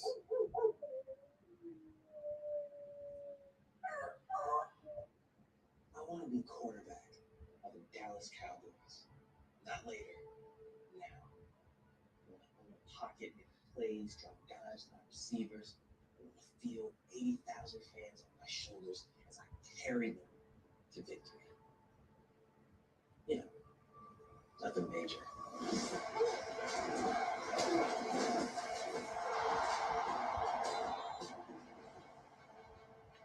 Rated E for everyone. This girl here, with the power of pacing, she's doing nails at school to pay for school. Oops. Our girl just turned her side hustle into a full-blown pop-up. Class dismissed. 62, 38 to go. And then we'll probably go for, another hour, and then we'll do food and see if anyone will come through after the football game is over. I get it if you don't like these two teams, but people can always come through. So hopefully we can get a few more people to come through, and then we can hit that goal. It's just kind of crazy though. Like, during the off season, and I mean, we had a period of about 6 months where we were hitting 200 every show every day for like 6 months straight. And it's dropped off quite a bit. And there's a couple different reasons why. Some of the heavy hitters have a different schedule change, and people are, busy doing things, I get. But man, I just hope these football games end up getting better, and hopefully we can end up getting some more people to come through since NASCAR and Major League Baseball is over. He learned the vast majority of the homeless population in this city were military veterans. 22-9 Carolina. That did not sit right with him. So he has partnered with United Service Organizations to Yeah, and sometimes that's how it is. You got a guy that's a wide receiver 1, but if they can't get the fucking ball, getting like 5 points in fantasy, it's not going to cut it. When you got guys on your bench that can give you, 10 or more. So that's cool. Derek Brown. It's always cool when you can get people that are, supporting the military or, giving their time to a cause or a need bigger than themselves. Love that. 13 of 23, only 103 yards. Second down and 10. Shotgun set. Mariota. Drake London with the catch. You read those numbers. This is just an offense that is built to stay ahead of schedule as far as not just the chains, but the score of the game. They want to possess the ball. They want to win field position, turnover margin, all the little things that add up to victories. And when they get behind, it's kind of a kryptonite or a virus to their system. And they need a first down. Mariota, third down and 3. Run it, baby. Go, go, go. There we go. Go. Good job. First down. Falcons. Move the chains. Yeah, Mariota needs to run more.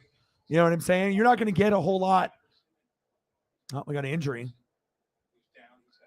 Jackson with an injury. Hopefully Jackson's okay. Just a big piece of what this offense is. We haven't seen a lot of that. 3 sacks, 19 yards. Carolina defense has to get a lot of credit tonight, too, especially after that disaster in Cincinnati. 35-0 at halftime. Yeah, no shit. 35-0 at halftime with no Jamar Chase with the Bengals. That was embarrassing. But that's what happens sometimes, Good teams are bad. Bad teams are good. I mean, we're literally living in the Stranger Things upside down. I mean, as far as the NFL is concerned, nothing that you saw last year is like this year. Like the consistency and everything that we thought from last year going into this year is like the complete opposite. I mean, especially when you're seeing the Jets and the Giants being relevant. They're never relevant, but they are now. Yeah, Jeremy Chin, he's nice too. Yeah, they got a decent core, Carolina. Almost a sack lunch.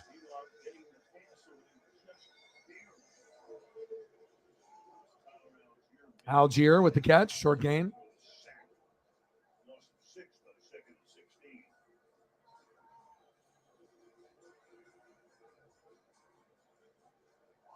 Until they find the right quarterback, they're still 45. Wow. I mean, we're going to be getting into that snowy season pretty soon. Mariota, floater. Oh! That was probably the best play of the game. But besides the LaVisca Chenault touchdown and whatnot, that was nice. Okay, Mariota. Look at the effort by Bird. Woo! Okay. I know we can't get really too excited about too many things, but that was a hell of a throw and a hell of a catch. First down, Falcons. More of that, please. There we go. There we go. First down, Falcons. All right, Bird. I see you.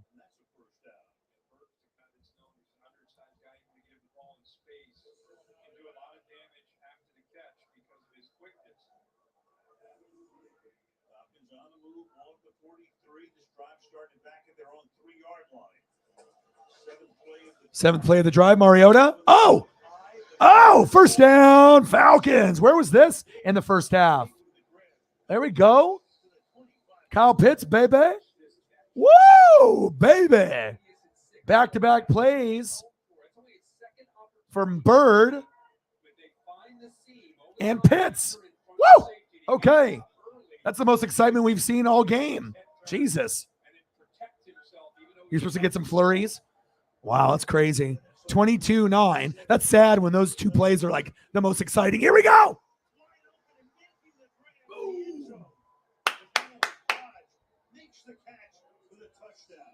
Boom, boom, boom. Okay. Wow. Where was this in the first half? Wow.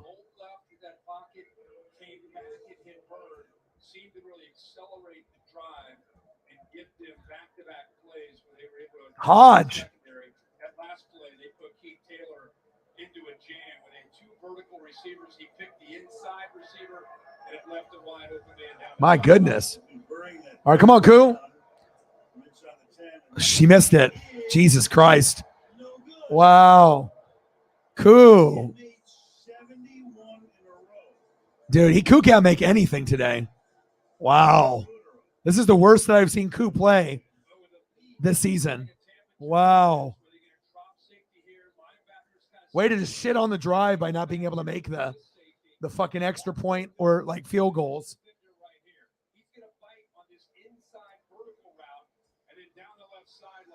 Kadero Hodge with the tutty.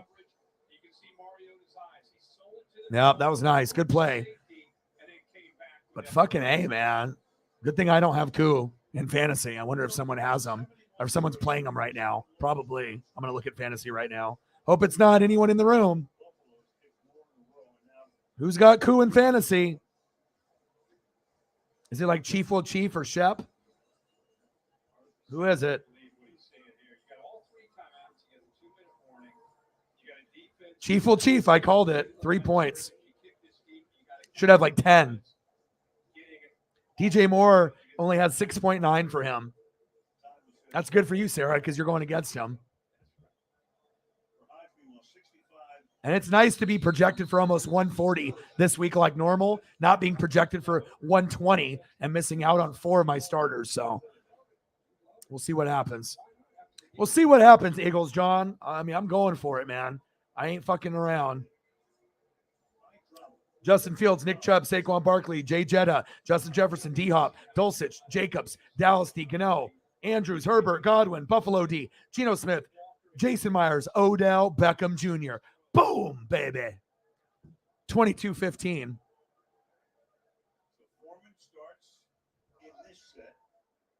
At least this game got a little bit more exciting. Just imagine if the Falcons had any kind of offense in the first half. Like, if you look at the final score, you're like, 22-15, that's not too bad. But, I mean, a lot of it just came within the last, 10 minutes. At least we had some splash plays. My God. Get some sack lunches, some big plays. Arthur blank. Giving you that blank stone stare. He's like, this sucks, he says. But also, too, Atlanta's won games where they probably shouldn't have, like Seattle earlier this year. So it shows you never know what team is going to show up, Yeah. Panthers should be up, by much. I mean, think about it. If Koo made all his kicks, what's the score? If he made all his field goals and made everything that he did tonight, I mean, I think they'd still be down, but be a hell of a lot closer. Be like maybe 22-20. It's like a field goal and 2 extra points missed. So 22-20.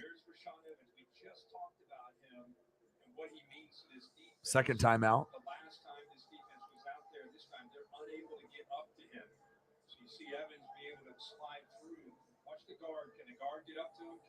All right, Spida, I see you today. Nobody climbs to the second level. Christensen's occupied there with Brady Jarrett.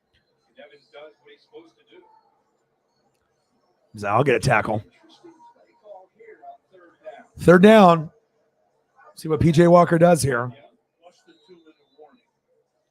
Because, I mean, if they go for a running play and it gets stopped and you punt, to bleed the clock out, then Atlanta could come back and tie this game and go to overtime, believe it or not.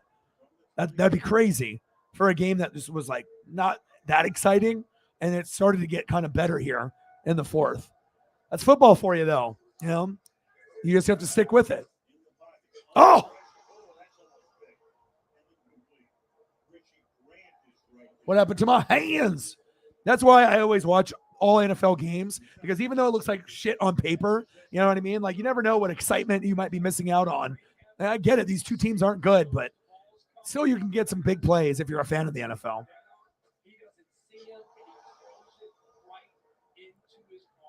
Yeah, this is probably the slowest it's been on a Thursday night. But like I said, just a lot of bad matchups, and I don't know what everyone else is doing, but I mean, we'll be doing USC tomorrow, and then we'll do Oregon and Washington on Saturday, and then we'll do probably 2 games on Sunday since we don't have, so we'll be doing this one tomorrow. This will be a blowout, but it's content. I get to watch USC. Then Saturday at 4-ish, we'll be doing Huskies and Ducks, which will be awesome. And then we got Niners and Chargers on Sunday night, which will be really fun. And then I might do another game in the morning, depending on if it's, Josh Allen's healthy or not. I don't think Josh Allen's going to play this week, though. Shotgun set. Good tackle there. Short gain. Trying to look at to see what other games are even worth. Seahawks, Bucks, but that's at 6:30 a.m. Not doing that. Vikings, Bills is the best matchup this weekend. 10 a.m. Lions, Bears could be intriguing with Justin Fields. Broncos, Titans, Jags, Chiefs. Jags, Chiefs. I could do that for the Chief fans. Dolphins, Browns, Texans, Giants, Saints, Steelers, Colts, Raiders, Cowboys, Packers. Go, Mariota. Sack lunch. It's 12 noon. You know what time it is? Time for a sack lunch. Yum, yum, yum, yum, yum, yum, yum, yum. Cowboys, Packers, but it doesn't have the same feel when both teams were good. Cardinals, Rams, same thing. And then Chargers, Niners, and then Commandos, Eagles on Monday night. So if I'm going to be doing a game in the morning, I'm going to do Bills, Vikings, or Jags, Chiefs. So, but if Josh Allen isn't playing, I'll probably do the Chief game just so the Chief fans can, have something to watch, And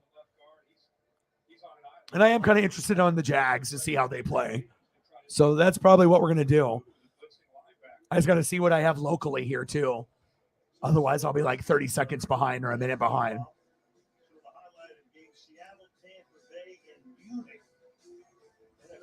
Sunday at 9:30 Eastern time. And then during the day, Jacksonville goes to Kansas City. That is CBS's 1 o'clock game. Yeah, hopefully that's local, because whatever is going to be local for me, I don't know if I can peek ahead this. Yeah, I can't look at it now because it's on the Amazon Prime, but I'll look to see what's local for me on the West Coast. But I imagine Vikings Bills will be on almost everybody's TV, but it won't be the same if Josh Allen's not playing. And the Vikings, if they win, it's not it's a win, a really good win, to be 8-1, and the Bills would drop to 6-3. But I mean, you want to win when Josh Allen's there, like the Jets did, not when Josh Allen's injured. But I get the Vikings will take whatever the fuck they can get, as long as they can beat everyone's ass in the division, like the Packers. That's what we want to see. Mariota, 3rd down and 18. Oh.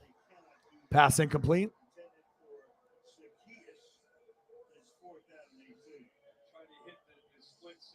Well, hopefully it's lose, because you don't want to win games. Otherwise, you're going to be giving up draft position. It's not like you're going to go to the playoffs and do anything.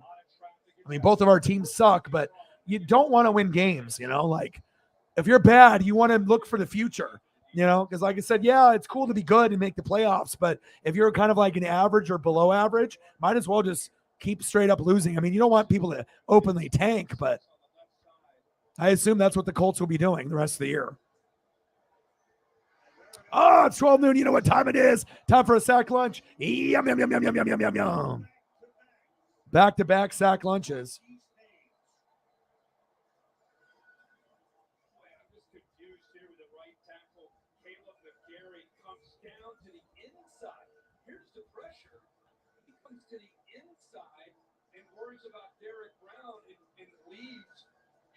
Who is so explosive and has such quickness off the edge, gives him a running start, and he had a great get-off on that 4th down play. No chance by McGarry at all. His first 2 sacks of the season. Wow.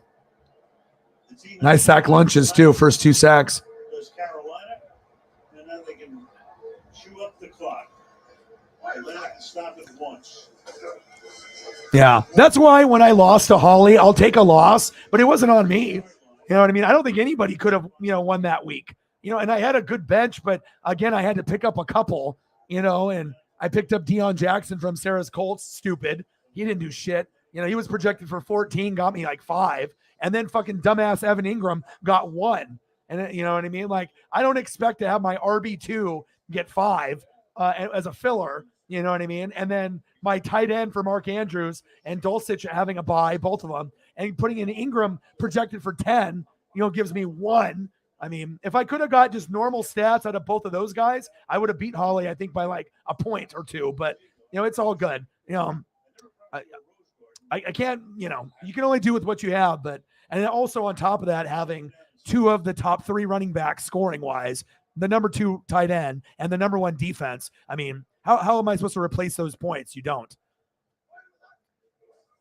Handoff. Yeah, but that was the first time that I wasn't projected for like 130, 140 points, really, with a full complement lineup. You never know, though, bro. I mean, like I said, if you have a couple guys hit, all it takes is one guy like a Mixon, to throw up a 50, or, one of your guys that throw up like a big number, or you get a couple guys at couple 30s, a couple high 25s. That could do it. Some guys shit the bed. Some guys get injured. You know what I mean? So, I mean, I think bottom line, week to week, if I have a full complement roster, I feel like I can beat anybody. But again, sometimes you play that person that has those players. Like, look at Shep. Shep has been scoring like a fucking 190. I haven't even scored 190 this year yet, I believe. So, I mean, when you got guys that are hitting, especially if you have like 2 or 3 that are hitting for 30 or 40, it doesn't matter if someone's got the players that I got, you might still lose. So, Ekwonu with a hold.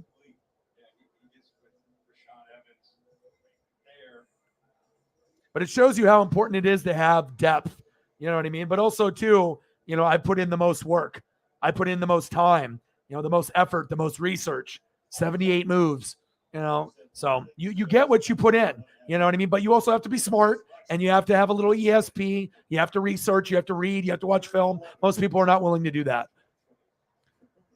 And sometimes it's a little bit of luck and matchups, 22-15, handoff on 3rd and 11. Foreman goes down.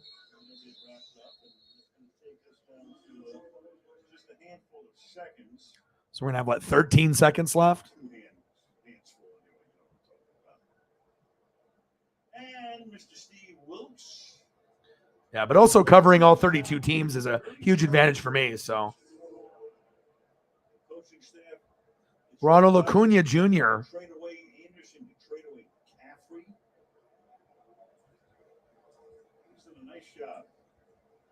Mariners, Orioles, Blue Jays. Holy shit, if the Mariners could get fucking Ronald Acuna Jr. if he was healthy, Jameson would lose his fucking lid, and that could be huge for the Mariners. I don't know if that'll happen. Like, imagine Trey Turner and Acuna on the Mariners. That would be fucking insane. Like, we could literally get to an ALCS with guys like that. We need hitting bad, too. I mean, we still need a couple more pitching spots, in my opinion, but hitting is the number one reason why we lost. Going 18 innings. Like, we just need motherfuckers that can hit. 4th down and 10. Yeah, that is interesting. Oh, yeah, Foreman would go good in Philly. You kidding me? You guys do need another running back, though. Someone better than Miles Sanders. 37-yard field goal. Eddie lining it up. Pinero, kick is up, and it's good.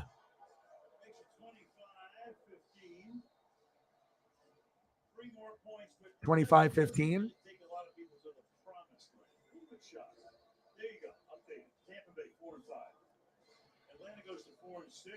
Yeah, we need pitching too, though.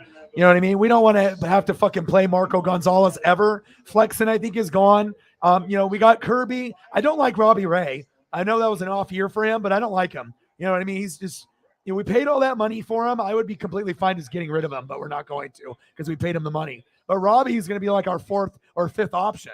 He's nowhere near the top. You got Castillo. You got, George Kirby. Logan Gilbert, and then maybe someone else that we can get. But I don't even want Robbie Ray to pitch. I would be completely content if he was like 5th option, only coming in for injury purposes with the other guys. You know what I mean? Baker with a headbutt.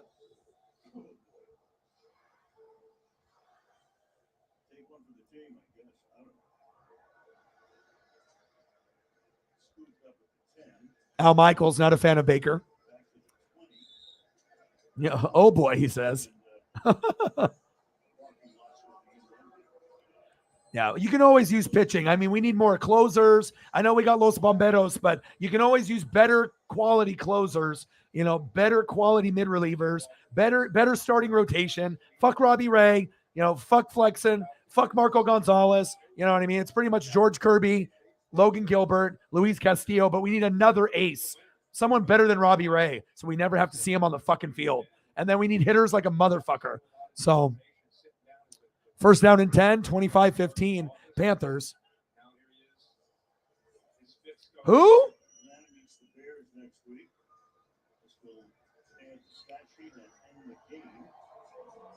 Final score, 25-15, Panthers.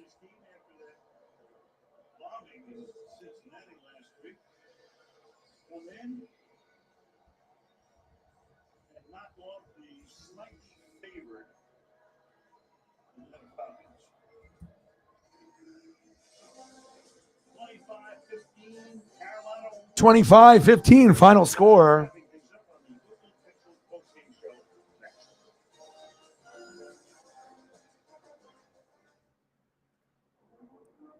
All right, we're already leaving the game like that. All right, so what are we at time-wise? 3 hours and 16 minutes. Hopefully we can get a few more goats to come in if they don't like that matchup and they just, weren't really too thrilled about it. So at least that we can do like food. I think I might need some fucking food photos after that fucking game and kind of where we're sitting. So maybe we can go that route. And then hopefully we'll get a few more people to come through and we'll go for another 45 minutes and then we'll see where we're at. If we're at a good number, we might end the stream. If not, maybe I'll go a little bit longer to keep grinding it out because I have shit to pay for. So I have to put in that work. So whatever we want to go down, whatever avenue, Sarah, if you want to get it started for whatever.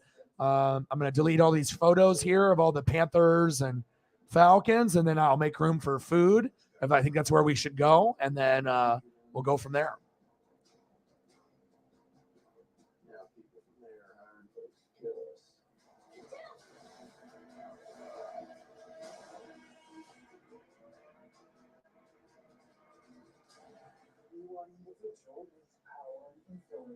I'd like you to eliminate 2 members of your community. Homeland Security. We have the Research Institute. Turning its attention our way. We got people like you around front. And then this will be for tomorrow. Power, money, luck walk along for the rest of us. Yeah, toughness, closing in. And then this will be on Saturday. Looking forward to UW. It's always a fun game. Big rivalry. If I wasn't doing the stream, I would be there in Eugene for sure. And then fucking AEW tickets go on sale tomorrow, and I don't got enough money to get them, which is fucking sad as fuck since I'm like the biggest fan in Oregon in the Northwest of AEW. But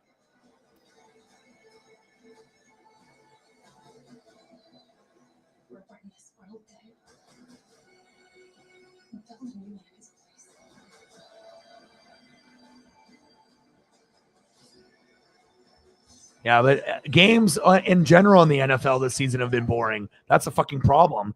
There hasn't been exciting games this season. This is like the worst as far as excitement is concerned that I can remember in like the last 10 or 15 years. It's like nobody's scoring points. The matchups are horrible. There's a lot of shitty teams, and all the good teams are normally bad teams that no one gives a shit about watching.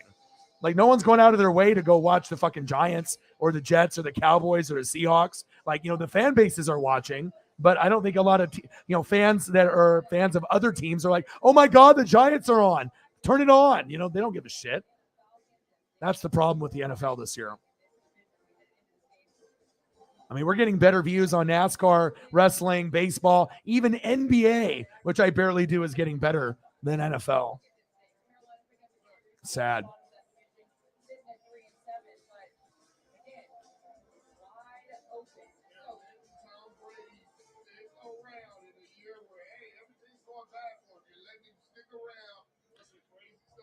All right, guess what, Richard Sherman? I don't give a fuck, and I'm not listening to you. Bye, bro. You mad, bro? Yeah, out of here. Why would anyone want to listen to these fucking post show? No, fucking, there's no way. You couldn't even pay me to watch that. Kidding me?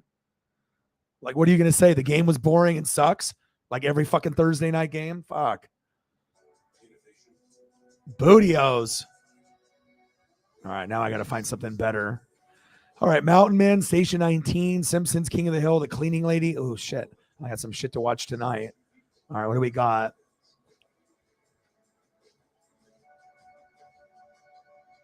Sixers and Hawks replay.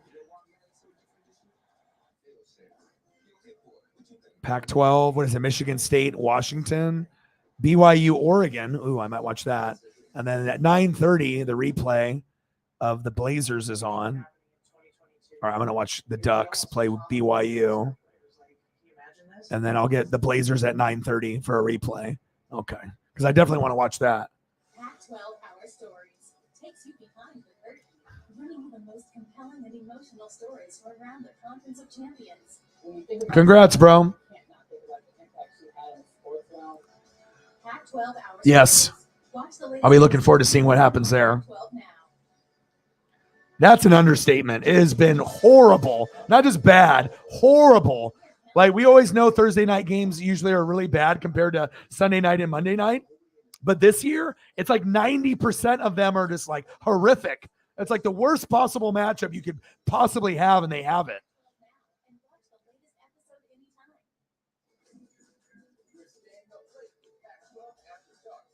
Yeah, you do need someone better than Sanders. Like if he was the RB2, or if you decide to get rid of him with all the backups that you have now, but you need a better talent.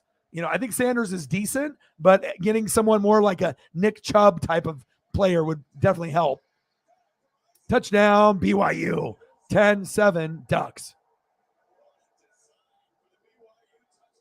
But with the supporting cast that you have, it could be good enough. You know what I mean? Because you got it with Jay Ajayi when you had the Four Horsemen. So it's not like Miles Sanders is a bum. You know what I mean? Like, he's not like a top 5 or top 10 running back, but he's probably, you know, sometimes he plays like a top 10 running back, but he's probably like 11 through 16. You know, 1 week he'll be 11, next week maybe 20th, then the next week 8th. You know, he hasn't been horrible, but I mean, I know there could be, you know, someone better. Let me look at fantasy to what he's ranked there. Let's look at his numbers real fast. But I think as an Eagle fan, and I watch pretty much every game they play, he's 16th ranked. He's averaging 14.6 a week, which is awesome, but 18, 11, 5, 29, 8, 14, 13, 15. So he's solid, you know what I mean? But he's only broke 100 once. So close 2 other times, 96 against Detroit, 93 against Houston. But I mean, everything is down this year. Rushing, receiving, everything is just, you know, it's been a challenge. 62, 38 to go. All right, let's get some nacho photos going here.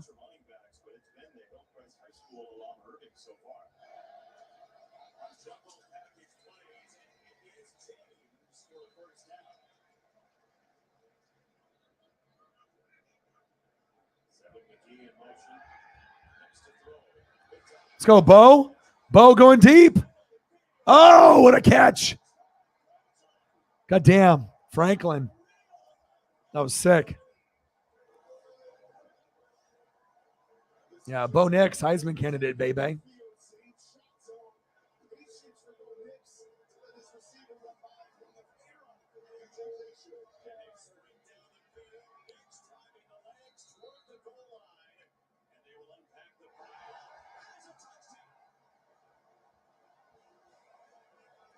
Yeah, like I said, you know, if you're interacting with a lot of people, you know, you just have to be cautious on, you don't really know people online. I mean, we know each other, through a lot of time and effort and time spent with each other, here. But like I said, if it's strictly just like YouTube or Twitch or something like that, yeah, you definitely have to tread softly.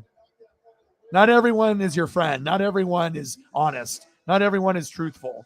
There's a lot of trolls and a lot of people that are, just not real. They're not genuine, or they pretend to be someone that they're not.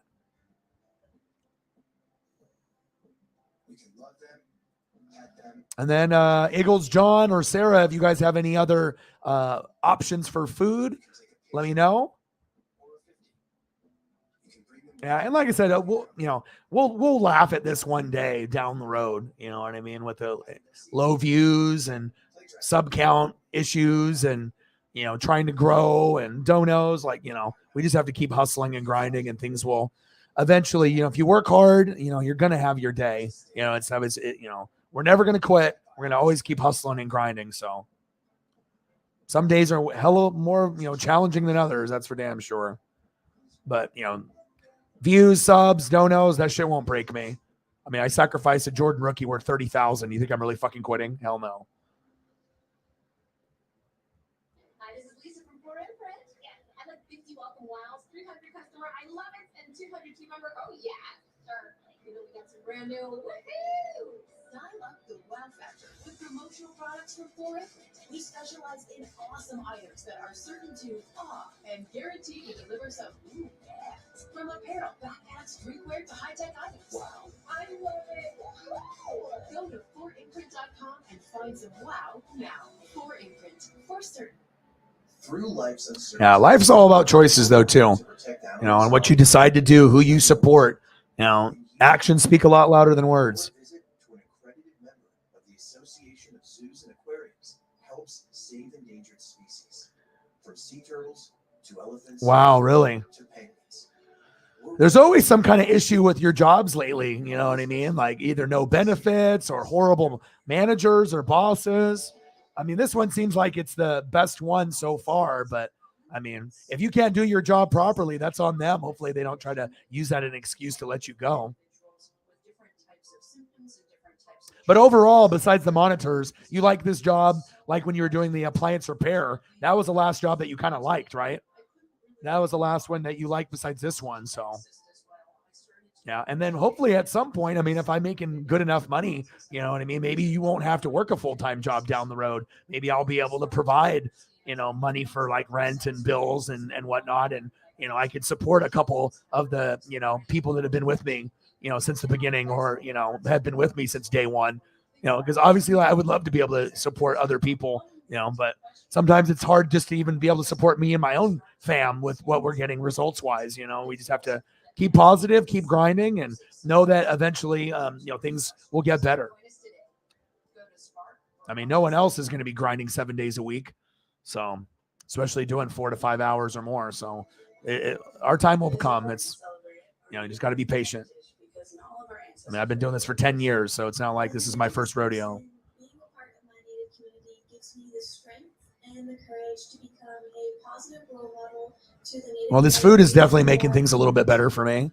Being able to share that part of my history, my heritage, it means a whole lot to me, because it's opening the conversation to, well, what should we be teaching kids in school? What should we be doing to make others feel included and not so isolated? I celebrate my Native American identity by participating in cultural events such as powwows, canoe practices, song and dance sessions, and potlucks. Being able to acknowledge and celebrate. How's it going, Megan? We're going to be doing food for the rest of the stream, so if that doesn't suit you and you have to go, I understand.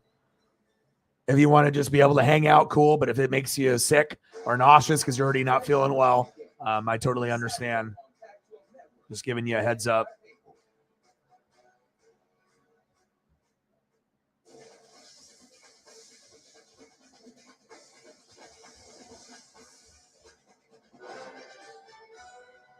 All right, we got Ducks and BYU from September 17th earlier this year. This was a fun game to watch. And even though I know USC is going to beat the brakes off of Colorado tomorrow, I am excited to do the game tomorrow. I'm just a fan, like I just love competition and I love talent. I don't give a shit where the talent comes from, even if it's my rival. If it's Beavers, UW, USC, Washington State, it doesn't matter. I just have just too much passion for wrestling and sports, especially football. And even if I didn't have a YouTube channel, I still would have watched that whole game. I know most people would have been like, fuck that. I'm not going to waste time watching Panthers. And, but that's how I feel that I'm as intelligent as I am, because I actually take the time to watch, stuff that people don't, and I'm taking the time to read the articles and, doing the things that other people, wouldn't really do.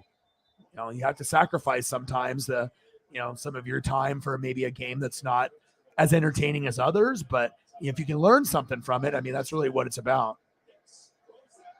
Being good in, NFL and fantasy football, or just NFL in general, based off just knowledge, it doesn't come out, it's overnight by magic.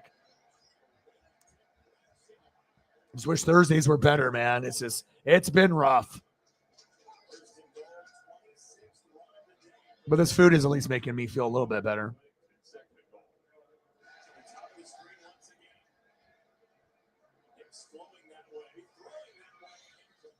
Yeah, I can do like vegan pizza, or if you have something vegan, you know what I mean? I can do that.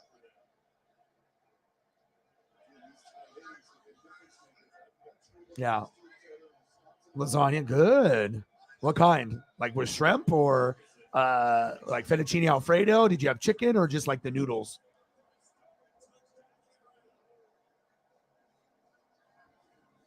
Oh, no problem, man. You support me whenever you can. You know what I mean? I whenever you don't even have to make that comment or apologize or anything like that. I already know what, not everyone is in the same situation. Also a lot of us go through things mentally, physically, rehab, mental health, finances up, down, and I totally get it, man. I'm not worried about you. You know what I mean? At all. You know what I mean? The main thing is like when we lose not having Cyber in here every night, and Holly every night, or Mr. Williams, those were the three big heavy hitters. So if you have those type of people that are in the stream, we could get 50 to 100 out of each one or more. So we're always hitting 200. But then if you're not having those people in the room every day, then you got to hope that other people step up. But if not, you just, move forward to the next day and hope it gets better. So no worries, man. I know you will always, throw down 5s, 10s, 20s, maybe an occasional 50, 100 when you can. So no worries, bro. I just want to make sure you're okay. I'm not at a point right now where I have to go get a part-time job because I'm not getting enough donos to, survive. So we're not at that point, and hopefully we never get to that point, because I would love to be able to do this full time for the rest of my life and not have to do a side job,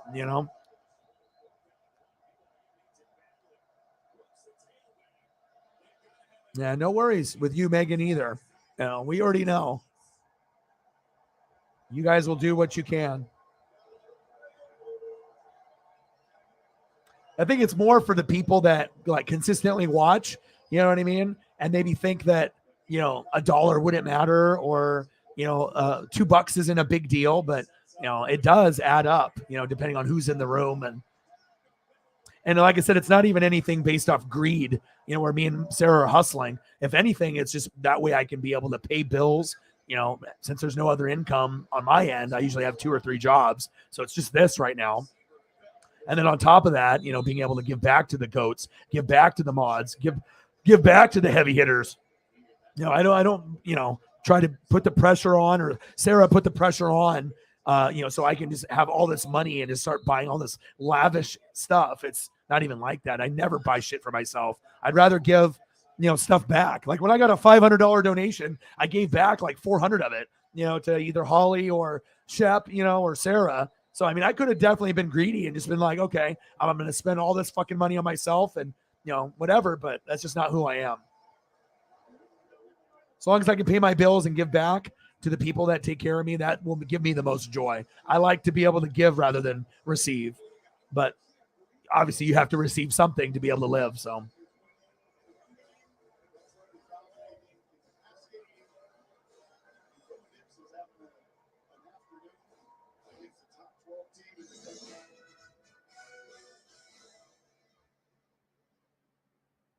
I could go back in time and have a conversation with my younger self. Yeah, I always take care of the people that take care of me. The heavy hitters always, you're going to get more from me than any other YouTube channel or Twitch channel ever. No one is going to give you what I will give you. You know what I mean? Like, there is a gratitude. Like, that is, one of the biggest things to me, is knowing that nothing is guaranteed. But I just think, like I said, it doesn't matter if you got 100 subscribers or 1,000 or 100,000 or 500,000. Sometimes these people get, big and they start forgetting what got them there. And the loyalty and the honesty and the respect and the gratitude go out the window. And it's all about views and subs and money. And they don't care about if the chat is toxic or, if the mods are overworked. It's just all about that money and those subs and those views. And that's what drives 99% of these streamers, instead of actually taking the time to get to know people that are supporting you. So, I mean, we're going to get big.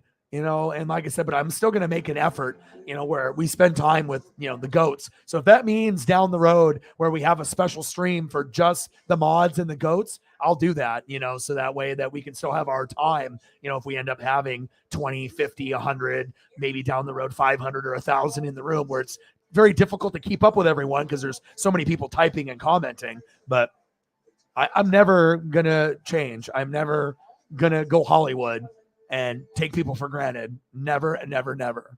Not going to happen. Plus, it's better to be able to get to know people, who they like, where they're from, where they live. You know what I mean? How many, just ask yourself that for a question. Out of all the other, shows that you watch, how many of those other hosts actually take the time to get to know the people that are in the room instead of just making the show all about themselves and their topic? Like, honestly, you can read off a comment on a dono, but that doesn't mean they give a shit about you, or actually care about you, A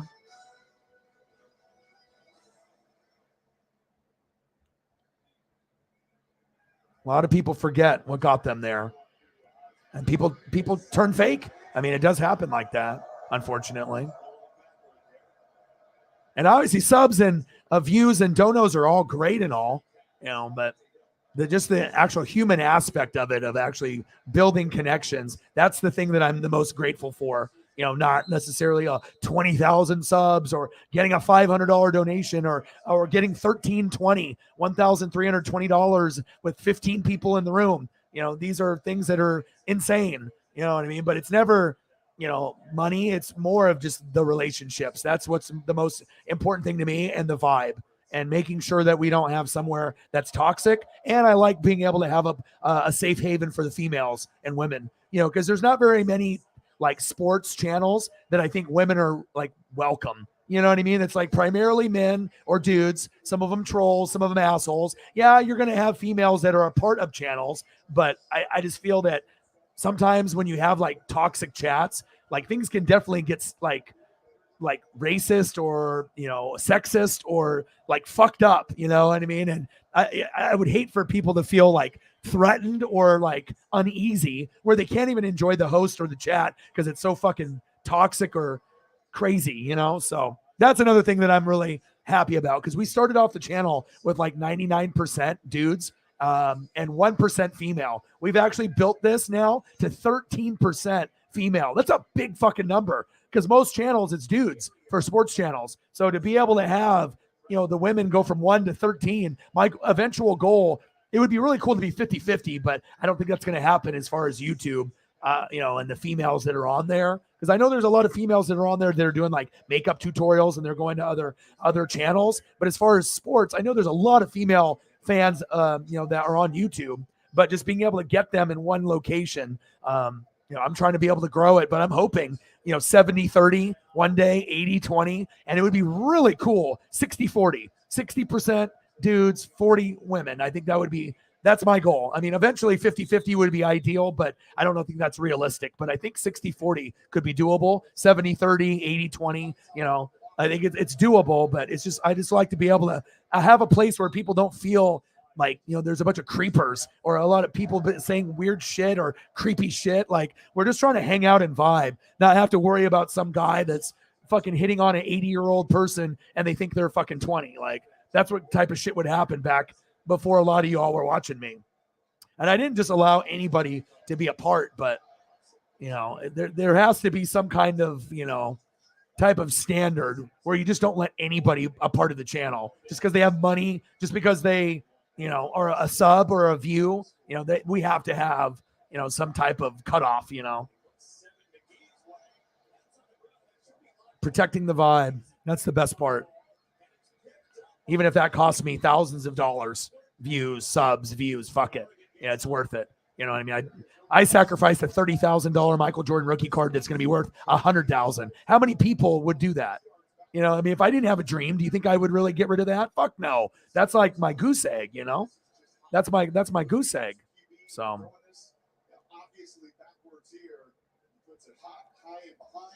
Goats in the building. Holly Hundo in the building. How are you?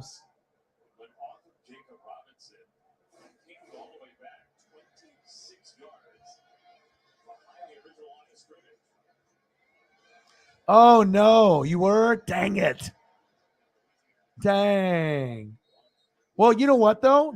Sometimes that can be a sign, though.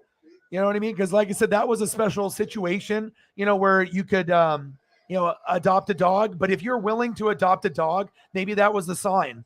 It wasn't necessarily that dog, but to get you emotionally attached enough where if you wanted to raise a puppy and be a mama, be a dog mama, that you're ready. So instead of doing it in the next 3 years, if you're ready to do it yesterday, that means that you're ready today. So maybe that was the whole point, that to get you to see the animal in need, in desperation, in a hostile environment, packed in a bag of water.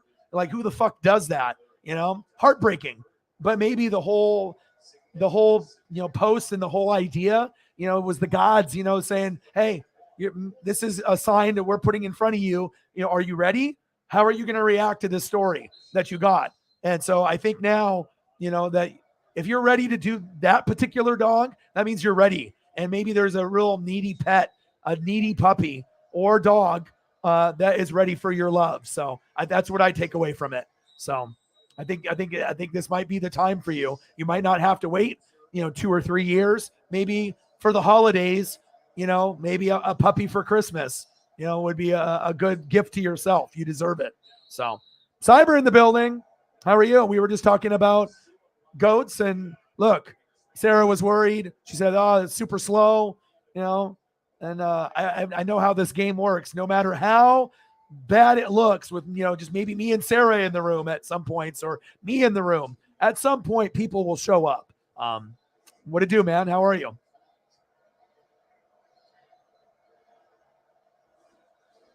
Yeah, sorry to hear that. But again, there will be another puppy that maybe a corgi, that has your name on it, because that's your favorite, right? Maybe a corgi pup or a corgi adult that's in need it's your time. So.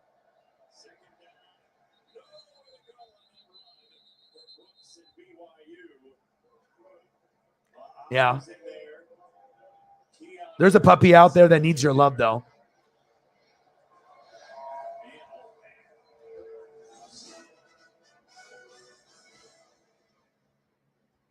Yeah, that's good. And like I said, I was at 1% female, and I always had a goal of getting it to like 10, but I just didn't know if that was possible. But in my heart, I felt like it was, because I feel like I can connect with guys, younger, older, but I feel like I can connect with the female fan base or just females in general. It's just being able to be like an empath and have the sympathy and empathy and to think like a female, because I feel that's how I am. I feel I'm more of a critical thinker, and I think I have a little bit more empathy and sympathy than the average dude, and maybe even more than some females. Like I'm just a really caring dude. Like, and I like to be able to see things from other people's point of view. And I know that's hard for some people, where you see it through your eyes, but people don't take the time to see it from someone else. And if it doesn't agree to what you think, then you just cut them off, or you're like, nope. You know what I mean? And so it's nice to be able to, to be at least open-minded. You don't have to agree, but just to listen and be open-minded. And then if you're able to do that, you can connect with so many more people, even if you don't agree with what they say at all. It doesn't even have to be politics, because that's a whole nother story that can get into many, many arguments, right? That's why we don't talk about it here. You know what I mean? But yeah, it's exciting to be able to grow, but I do want to grow the female fan base. And if the females enjoy the room and they tell other females that they're friends with to come here, then we can build exponentially that way also. And we can bring in female goats. We're always going to get the guys, but just building something special, that's always going to be fun. So.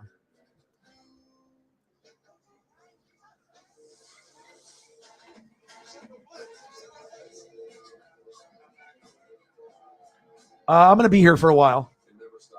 Oh, a compressor. Yeah, I'll be here. Go take care of your dad. Hang out with your dad. I'll be here. I'll be here. I'll grind it out. My girlfriend's daughter doesn't have to go to school tomorrow. Had today and tomorrow off for like a school in-service day. So normally my cutoff is 11, and that's 8:45 right now. So that would be my normal cutoff. So yeah, but I'll be here. I will not leave. Yeah, especially if we've been waiting. Me and Sarah were like, well, we know people are going to show up at some point. The game was boring. You know what I mean? But it is what it is. People can come through and say hi. But yeah, I definitely like spending time, especially regardless if the donos come or not. When it's people that are the heavy hitters, the people that I'm closest to, those like 12 or 13 people, like regardless if the donos come in or not, if they come, cool. If not, that's okay. Just being able to talk and like, how was your guys' day? What's going on? Anything new? And that's what I, enjoy being able, and that's why I put in that extra time. Sometimes when I'm ready to end the stream or I'm going to shortly, someone comes in and maybe I'll stay for another half hour to an hour because I truly enjoy those people, and I know you guys do too. So yeah. And sometimes you have to scale back. I mean, there's a lot of people that think they're my friend or whatever, and talk shit behind my back, or I don't know if it's just like the jealousy and the envy thing that I'm actually doing my dream, compared to them hating their job, and they see my posts and they're just like, fuck you type of thing, and try to be like a friend of me, like, try to act like you're cool with me, but in like reality, you're not. There's going to be a lot of that, but a lot of those people, they don't see all the blood and the sweat and the tears and what I had to sacrifice to get to this point. And I'm not even anywhere near my goal. Like I'm like 1% in of my 100% goal. Like no lie. Like I don't feel that I'm nowhere near, and I've already been busting my ass for, a fucking long time. So yeah.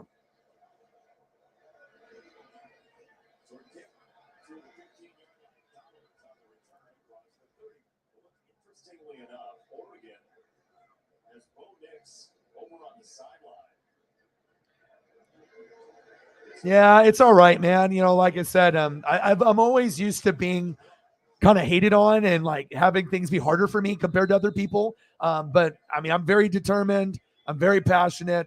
The Jordan rookie card, I mean, that alone is going to push me, because especially if it's something that could be worth $100,000 or more, I could have put a down payment on a car, a house, something huge, stocks or whatever I wanted, and, or other cards for more investments, you know what I mean? And to sacrifice something like that, most people would not do that. They would hang on to that piece, but, everything happens for a reason. And, and I wouldn't, take it back if I had that same opportunity, back then to either, sacrifice the card and be where I'm at now or not, and not be anywhere close to where I am. I would definitely, it's all about the relationships rather than the 20,000 subs. I mean, it's far from that.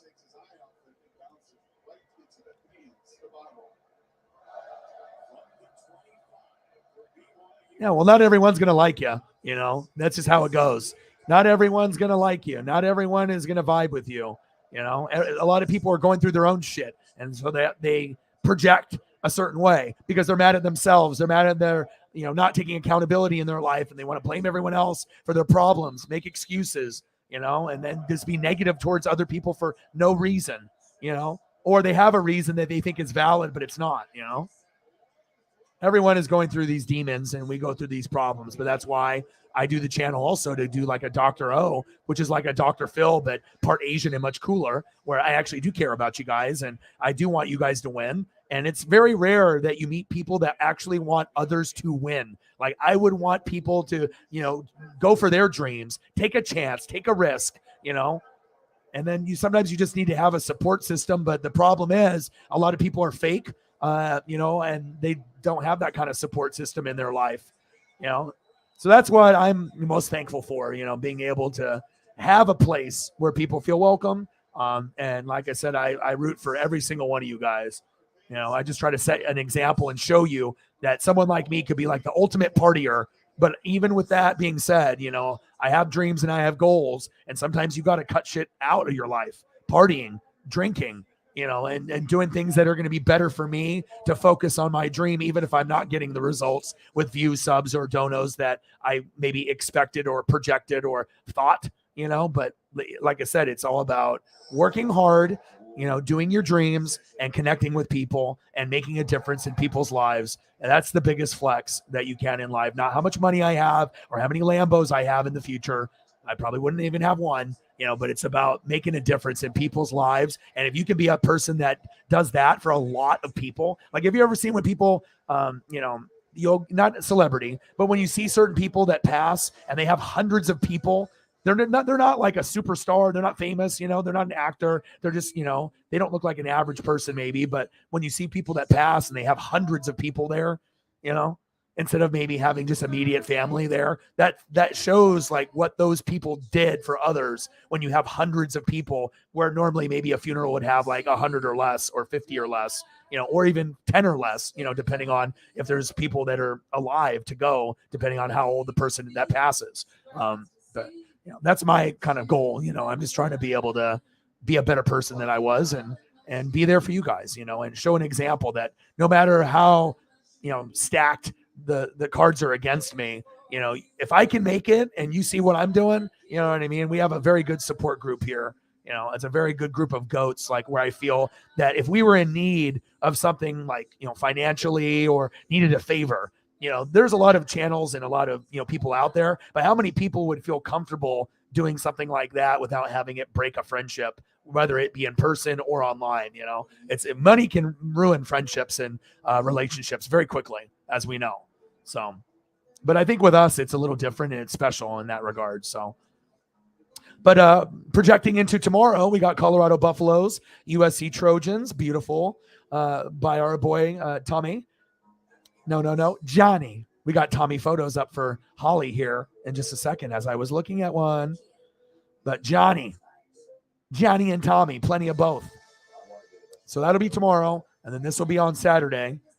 Big game, 25, Washington Huskies, 6, Oregon Ducks. And then we'll do a couple games. And I'm thinking, Holly, I think for the Chiefs fans, I think I'm going to do the Chiefs game in the morning. I was going to do Bills Vikings, but I think I'm going to do the Chiefs game as against the Jags. Hopefully it's like local, like for me, so I don't have a 30-second delay or minute. But I think that I'm going to do, it's either the Bills and the Vikings, but I think I'm going to do the Chief game. So Chief game in the morning, and then I'm going to do Sunday Night Football, which will be Chargers-Niners. I mean, no disrespect to the Bills and Vikings. If Allen plays, I'll probably do that, but it doesn't look like he's playing. And if he's not playing, it's not the same type of game. I'd rather watch the Chiefs play. So, and I'm actually interested in the Jags to see what they do.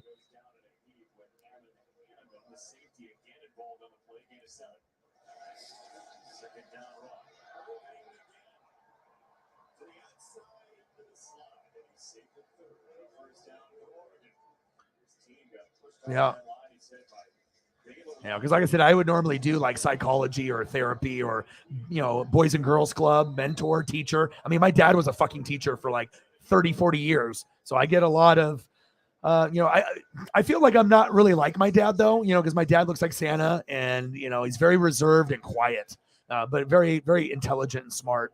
Wrote poetry, got poetry published in many locations. And my dad's a super smart guy. And, you know, my mom obviously is Japanese. So, you know, she has the intelligence as well. And, you know, it's just, they never told me to read or, you know, do certain things. And I don't have a whole lot in common with my mom or my dad, honestly, besides like kind of the Ken Griffey Jr. and the baseball aspect. I mean, we're all kind of different, all three of us, but, you know, they definitely, you know, they raised me the right way. And I was blessed to have, you know, both of them before my dad decided to get a divorce. I mean, he sacrificed 12 years of his happiness just to make sure that I wasn't fucked up growing up and not like, where's my dad type of thing, you know. And he took a lot of time playing sports with me and spending time with me when things were tough with my mom. And I'll never forget that. He could have definitely just been selfish and be like, it's about my sex life or who I'm dating, or I don't want to be in this fucking fucked up situation anymore. Love you, son, but I'm out. I'm not going to he went through hell for me, for 12 years, getting yelled at for 4, 5, 6 hours a day for 15 years of your life is not fun. So you always got to support the people that support you.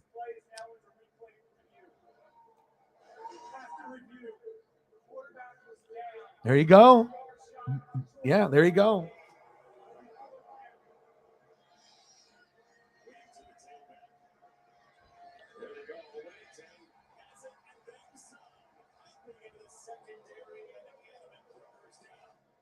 I just got a message from Amanda that did the drawing of me, the digital drawing. So I got to message her back. And Cyberpunk with a huge dono to make sure that, we're going to have a successful stream. Thank you so much, man. One sec here. And I'm proud of you with that, with the 16. I'm on day 41. I can't even believe that it's 41 days, to be honest with you. Oh, yeah. Cal Raleigh is awesome. He always does stuff with the community. Big Dumper he's one of my, I got the Cal rookie card here sitting on my desk.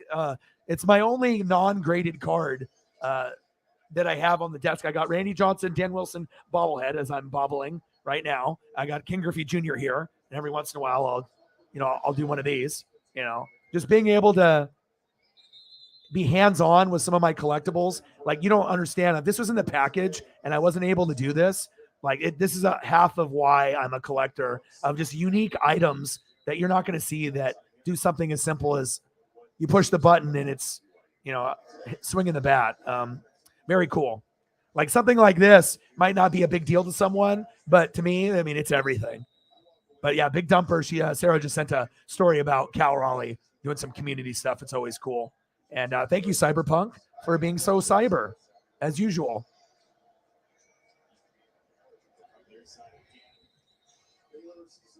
I got my puppy, a duck, right? I had a $10 credit at Petco, and I thought maybe it'll last a day, right? Lasted 30 minutes, 20 minutes. Stuffing everywhere. The squeaker was broken within 5 minutes. Crazy. But, you got to be able to show that love. It's like I don't even know if I've ever loved anything like that before, even over human. Like, I think my love for, this puppy is like kind of like my dog Jito when I had growing up, the purebred Samoyed. But Cyberpunk, thank you so much, Cyber. Yeah, and a lot of times I like actually having conversations on here that isn't sport related. Sometimes it's good to have deep combos and, to be able to just talk about life and just, what it's about. And, when people are going through shit, we can help, instead of just sports the channel is much more than sports, as most people know. $88 dono. Are you kidding me? Cyberpunk being cyber. 88. Hit me with the Michael Irvin 88. My goodness. Stacks on stacks, racks on racks, Cactus Jack. Bang, bang, bang, bang, bang, bang, bang. $88 dono. Bang, bang, bang, bang. It's crazy because, like I said, with me and Sarah, we're always grinding and we're always, working hard. And sometimes there'll be frustrations on how many people are here. Sometimes, hopefully people show up. Hopefully we get to a good number. Hopefully we have some good combos. Hopefully, because there'll be times where me and Sarah will be grinding and there'll be people on Twitter watching or people watching on YouTube and no one is commenting. It's just Sarah and me, you know what I mean? And I know I can call the game and I can talk with her, but obviously the conversations will be better when Sarah's not having a conversation with herself. I know that happens sometimes. And, you just have to be patient, and if you can be patient, and sometimes you and me can get impatient just with how things are going, but you just have to trust the process. And, the gods will make it happen. The gods will make it happen. Woo! Beautiful thumbs. And that's pretty much where a lot of the donos are going. more thumbs. Because if I'm paying 35 a pop, you know what I mean? Depending on how many we're getting, dono wise each day. I mean, it's going to go back to the goats. It's going to go back to the mods, going back to Sarah for all her hard work. And then anything extra, bills, Paisley and thumbnails to improve the channel. And, like I said, it's not something I have to do, but it's something that needs to be done. And I have a reputation for photos. Well, I know it's expensive, but the presentation is everything. And I can't make something like this yet. And I like supporting someone also. So even if I did get to a point where I could do something like this, just being able to maybe get my price lowered and still supporting, down the road, if I'm doing big volume, maybe getting it down to that 20 range, 25 instead of, 35, but I don't mind, as long as I can afford it. And it's beautiful. Appreciate you, Cyber. You're the man. Big dono. Thank you so much. Sarah's like, oh, O-Dog always knows. I don't know how he knows, but he just knows. I mean, even if we get to a point where it's just like me and her, I just, you have to understand the NFL is bad this year. So sometimes people are just not going to,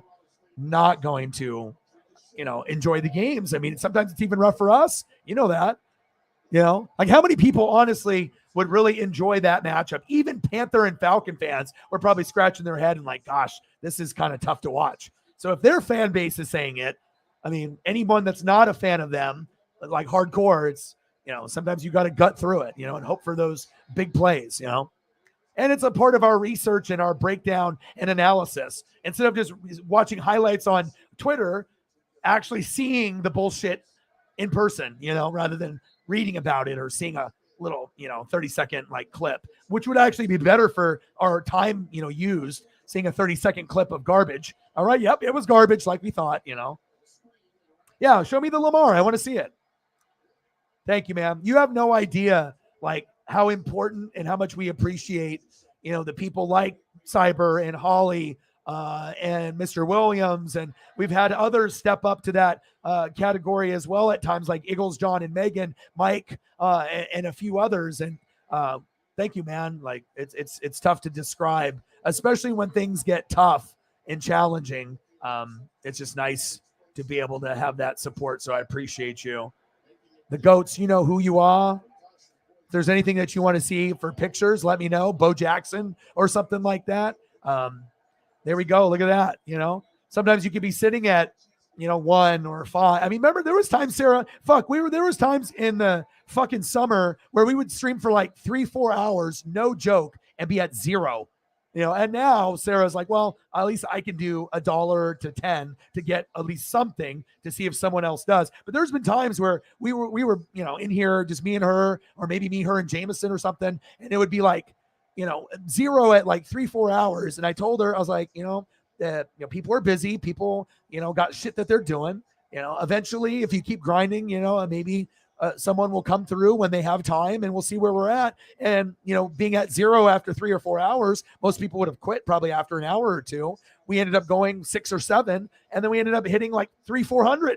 So, it's not how you start, it's how you finish. But most people don't have the patience to, ride out the storm to see if we can get other people that maybe were busy come in later and we can hang and we'll just go from there and we'll just see what happens. So yes, more than just the man saves the day. I can't tell you how many times Cyber and Holly single-handedly, and Mr. Williams, have saved the day. More than I can count.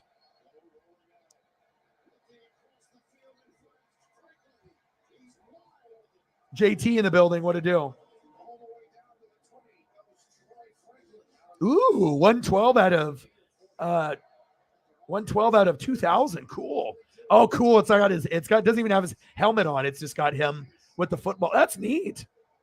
That's really cool. That is a cool one. And it's not like just like a McFarlane base. It's a really thick stand. And it says Lamar Jackson. It's got the field. And then it's got the scoreboard behind. Very cool. Those are like the expensive baubles. Those are the ones that usually cost like $30 to $150. Those are the expensive baubles. Those are neat. Very cool. Yeah, let me see here. Hold on.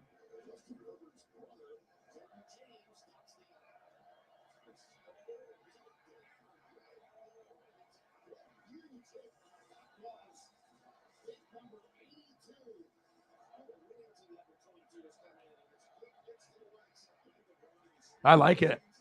Very neat. Good picture too. You're not too far back or too close. Let's take a look at this Lamar.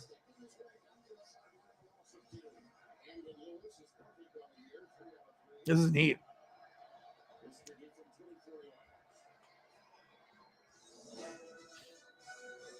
Here's the bauble. Very cool. And like I say, here, let me take the ticker down so we can actually see. So there you got the Lamar Jackson. So as you can see, nice, quality stand. It's not super thin, right? It's got the scoreboard behind. It's, you got the yardage there on the 40, football in hand. Some of them won't have the football. Some of them will have like helmet or other accessory. But yeah, very cool. It looks like them too. That's the most important part. You have to buy a bauble where it actually looks like them. You don't want to spend money on a bauble that don't even look like the player. So I love it. Awesome. Yeah, and that's another reason why I like this channel too, is where, I can share, stuff of yours, if you guys have something that I can share. Most, I think hosts would never do that, but, I feel the connection, and it makes it better when everyone can feel heard and accepted and be able to share stuff, and that's why I like this, because we can make it like so interactive, and I think most people wouldn't dare do that. So.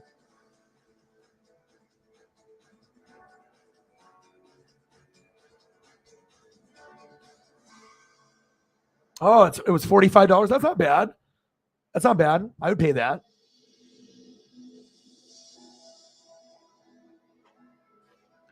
Oh, I bet. Just like Paisley. It's big. Cyber, are you still here? All right, I got to delete some of these food photos. Let me delete these photos real fast so that way I can come up with more photos.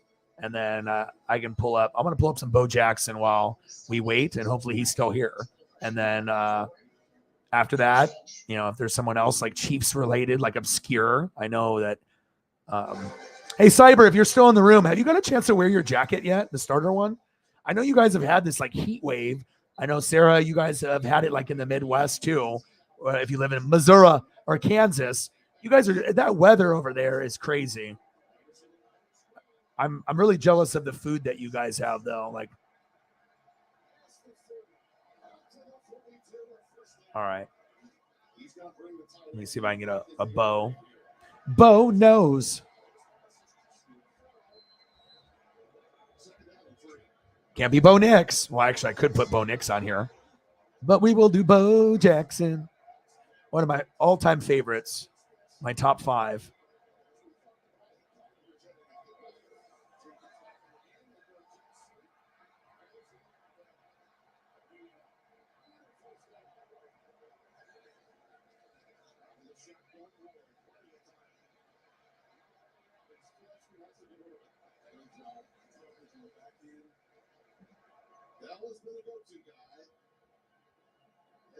Good old Bo. Still got the poster in my room, in my childhood bedroom, still there, untouched. My bedroom has been untouched from my childhood since the last time I lived there, probably when I was 16 or 17. I'm 40. So it's been not touched for 23 years. And like my cards are still there, my sports trophies, my Alf doll from Burger King and from like 1987, 88.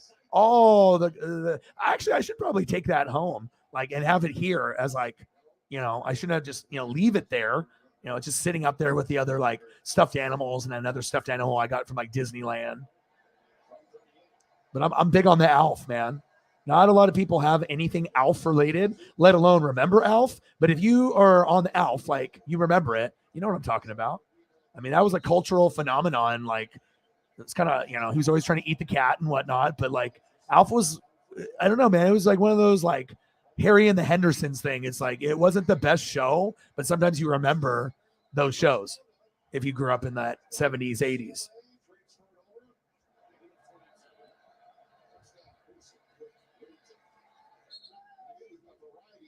But I was like, I had that savviness to like get that collectible, and this was back when I was like, 5, 6 years old.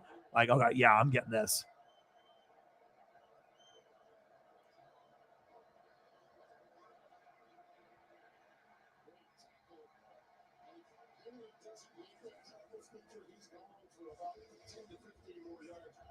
All the goats, all the time. Goats are busy, come in, drop a huge dono, and then say, "What's up, dude?" And then they dip and they have to go back to work, or they got other things going on. Got a lot of grinders. That's another thing too. Having people that are just really hard workers and grinders at whatever they do. I can respect that.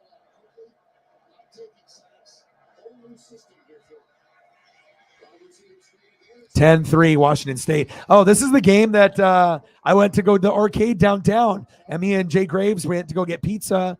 I didn't drink any beer, and then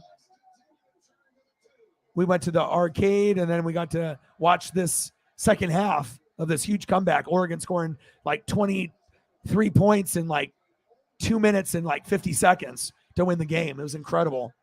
I was wearing my Justin Herbert, my duck chain downtown too. I was all ducked out representing. Yeah, I think you did.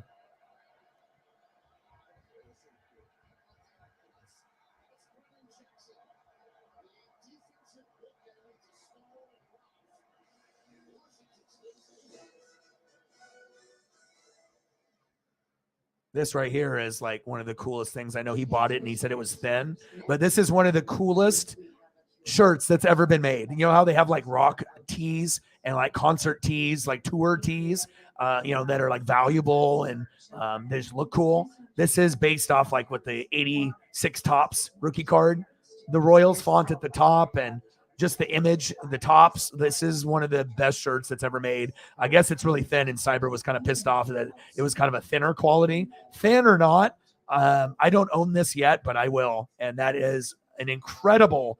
I love it not only because it's Bo Jackson, but it's portrait style, and it's his rookie card, and it's huge on the front of the shirt. Whoever thought of this idea is a fucking genius.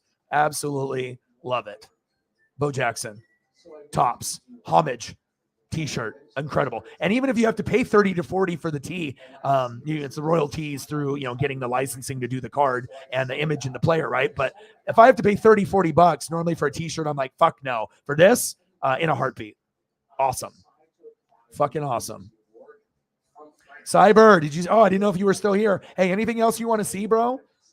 I didn't know if you left. I know sometimes you're working or you do things on the fly. I mean, I can throw up photos for you, whatever you want. If there's anything, baseball, wrestling, whatever you want, man. I mean, I just appreciate you coming through and saying hello. I know all the other goats miss you.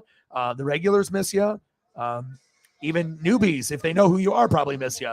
But if you got anything else that you want to see, let me know. But we'll probably go for another 20 minutes or so, unless we have people that want to stay longer. I am willing to go to the 5-hour mark. That's not a problem. So Sarah, if you want to dip at any point, we're already 4 hours in. It's totally up to you. But I'll probably go until the 4 hour and 30 mark minimum, just to make sure we get 18 more minutes with the people that are in the room right now. And then if we get other people on top of who's in here that come in, then I would be willing to stay for another half hour after that if needed. So Broken Bat Bo. Awesome. Yeah, we do. We missed you so bad, dude. And like I said, donations are great, but when you have people that you can actually have a conversation with that are part of the wrench gang, it's a different vibe with the wrench gang compared to the others. So not that the others don't matter. Everyone matters, but there's definitely a different bond. All right, let me see if I can find Broken Bat Bo Jackson. And you have that love for Bo like I do too, so.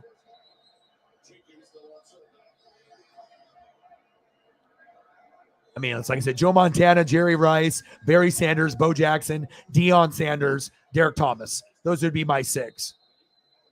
Like old school that's not on Tampa. And I could have said Lawrence Taylor, but yeah, definitely Derek Thomas. Broken Bat Bo, swaggy, the batting helmet, the jersey, the pants, the batting gloves. I mean, Bo just reeked awesomeness and just, it was just, I don't know. We just never seen an athlete be all-star in both. You know what I mean? We never saw it like in both. Like you could be good at football like Dion and Bo, both best at their position besides maybe a Barry Sanders, for Bo. But Dion was the best corner. But Dion wasn't as good, on the baseball side compared to the football side. He was good like a role player, but he wasn't fucking Bo Jackson, all-star. And not only an all-star, at the time when he was in his prime, you could consider him maybe the best player that was playing, like in the top 2. So that's like another thing, Not only was good, but was like top maybe 2 at the time, maybe 3. At some points, he was number 1. Like, he was up there as considered one of the best. Woo! I've been saving that one for a special day and a special time for a special dude. And that dude is named Punk 53 Cyber. Yeah, I will always root for the Chiefs. I'm rooting for the Chiefs over the Bills. I mean, if I had to choose one team in the AFC every year to make it, it's the Chiefs. I've watched them as a little kid. I'm going to root for Herbert, but it doesn't, I don't know if he'll be with the Chargers forever or go somewhere else, right? But I root for Herbert for the Ducks connection. But I always like watching the Eagles, the Niners, and the Chiefs. Those are my 3 preferred teams to watch when Tampa's not playing. Like, those are the ones that I gravitate, regardless if the Chiefs end up being bad, 7-10, Eagles are bad, or Herbert and Chargers or Niners are bad. It doesn't matter. Just those organizations are just different.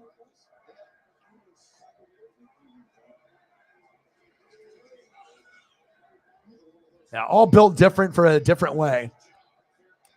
But there's a lot of history with the Niners and the Chiefs, with the franchise, and obviously with the Eagles. They've overcome a lot, that Rocky mentality.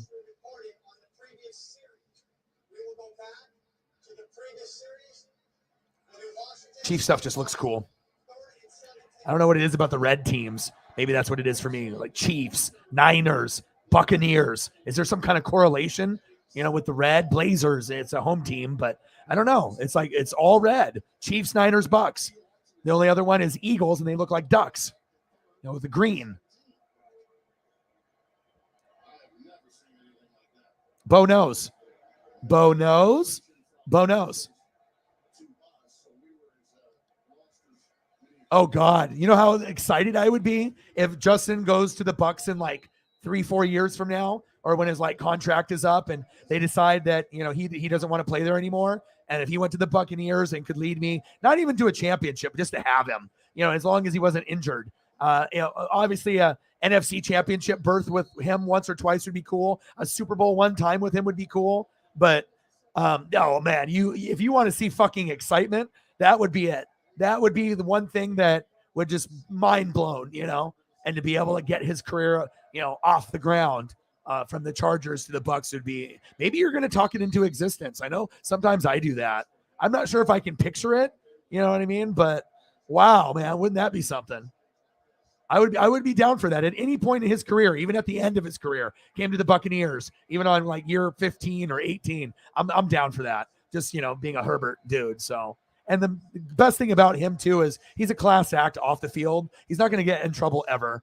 You know what I mean? Like, he's one of those people, surrounds himself around the right people, doesn't put himself in a bad situation, loves the game, always wants to be coached up. And, he's that local kid from Eugene that we can root for that actually fucking made it, dude. Like, Joey Harrington, it didn't happen.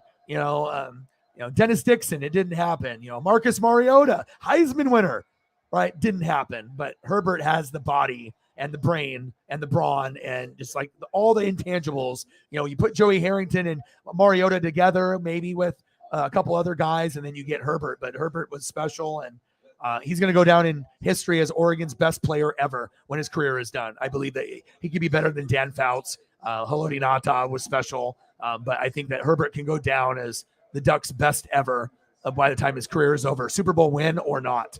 But hopefully he can go to like 2, win 1, lose 1, or go to 1 and win it. But the chances of that happening would probably be pretty slim. Sometimes you have to go to that second one, unless you get incredibly lucky and you just go once and you win. Yeah. The shit would get me all crazy. Herbert to the Buccaneers. But you're going to get Brady here next year. So Brady will have his chance to play with, the team that was his childhood team. Oh, yeah. Yeah, NFL reporter. He was, I think he dated shortly Sabrina Ionescu before she went to Grasu. I think Herbert and her, I think, slightly dated for a little bit from what I remember. Yeah, but that's his rookie contract. So, if he's smart, he would leave, even though with the Keenan Allen and Mike Williams and, all the Joey Bosa. But everyone gets hurt there, and it's bad coaching, just like I've said for years now. And you just acknowledged it there, too. You recognize it. This is the first year that Herbert got hurt, but everyone gets hurt around him, running backs, wide receivers, tight ends, but primarily defense. And then the defense is normally got names, but even when they had names and they were supposed to be a top 4 talent, they still fucked up and had the injuries and played shitty defense. And, now Herbert got hurt and Allen and everybody. So it's just, it's tough. Washington State just scored 17-6, Washington State. Yeah, but I know what you mean. Yeah, but his career will be defined by not the Chargers. It'll be after the Chargers. That second or third team will define him. So I think he's already proven that he broke all those records, most yardage and, touchdowns. And he's doing historic shit. And he's injured and he's nowhere near healthy, which sucks. I really want him to be able to, prove the haters wrong that an Oregon quarterback actually can be considered good for once. No one else will ever be considered probably good, but we got one out of 20 that have tried. We finally, Ohio State, Justin Fields, maybe they finally got one. Rest in peace, Dwayne Haskins, and all the others that came from Ohio State, because Ohio State quarterbacks and a lot of times Alabama quarterbacks aren't good. Oregon isn't good, but, maybe Mac Jones will be a little bit better. Bryce Young maybe will be the guy, Herbert, man. Watching him in person in the front row, bro, I knew exactly. And I got to be able to pop a couple cherries of some of my friends that never got to go to a Duck game. So I gave them the VIP experience, front row, the tailgate, and interacting with the other fans, just the whole vibe. That's what makes things special for me as a Duck fan, that I can bring someone an opportunity to not only go to a game, but make it a vibe or an experience. Because most people, if they go to a Duck game, they're not fucking sitting front row or in the first 10 rows. You're usually sitting up higher, and you appreciate anywhere you get because tickets are coveted for Duck games. But when you can give someone that once in a lifetime experience, get them on TV, get them on the Duck Vision board, get them a Duck chain or a jersey. It just makes me feel good that hopefully when I get bigger that I can actually do that, not necessarily as a service, but that could be something take someone and do a VIP experience with O-Dog. And we go front row to the Blazer game, front row to the Seahawks, front row to the Ducks, and make a day of it, make a vlog or a video of it. That would be awesome. All right. We got 8 minutes to go.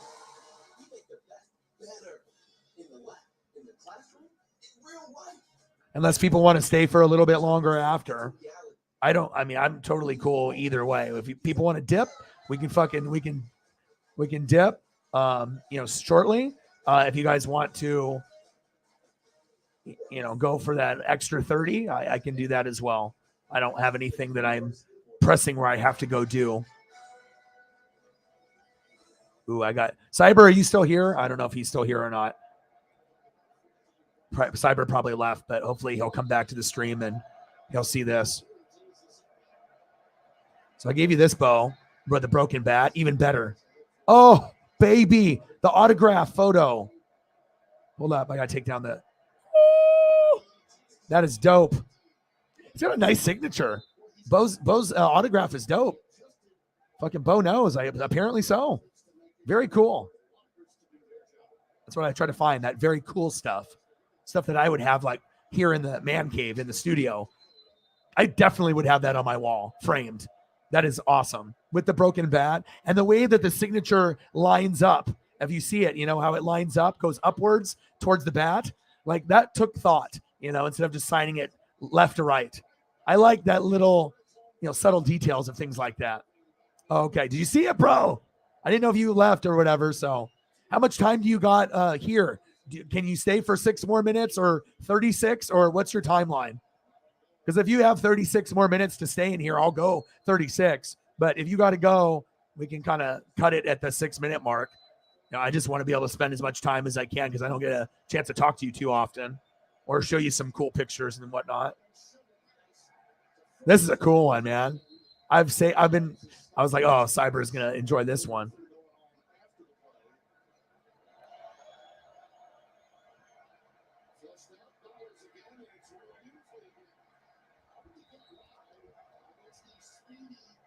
I'm going to give you baseball card too. I have to throw it back, bro. I got to throw it back. Bo knows for Cyber. Bo knows, bro. This is like my childhood, dude. Like, dude, freaking awesome. I mean, it's something crazy and it's just so simple as an old baseball card, how that can just make me happy. Like it just makes me remember sitting on the floor playing with toys and watching VHS and, just collecting cards and what that was like back then in toys. And I mean, if you want to talk about getting into a fucking time machine, it's like before we go into the food and other things, we're like this, like the game, maybe it's a little slow and boring. And then after the game is over, then I'm just like this, boom, fucking okay. But then boom, and then fucking stunning, right? It's just excitement. But my God, that's why I watch Transformers and G.I. Joe and Turtles regularly. Like, one episode a night, or Simpsons primarily, because that's like the closest thing that's been the most consistent thing in my life. And I've put that connection together on how much I love that show. And it's a big part of who I am. Just like this shirt is a big part of Cyberpunk and who he is and who I am going to be. Fuck, I'll probably buy 3 of these bitches. I'll buy 1 now to wear, 2 to save. So when they don't offer it anymore, I'll still have it. And then maybe, I could sell one if I wanted to, or hook a friend up, or just have them as like collectibles. Freaking awesome. Even I give you the Auburn.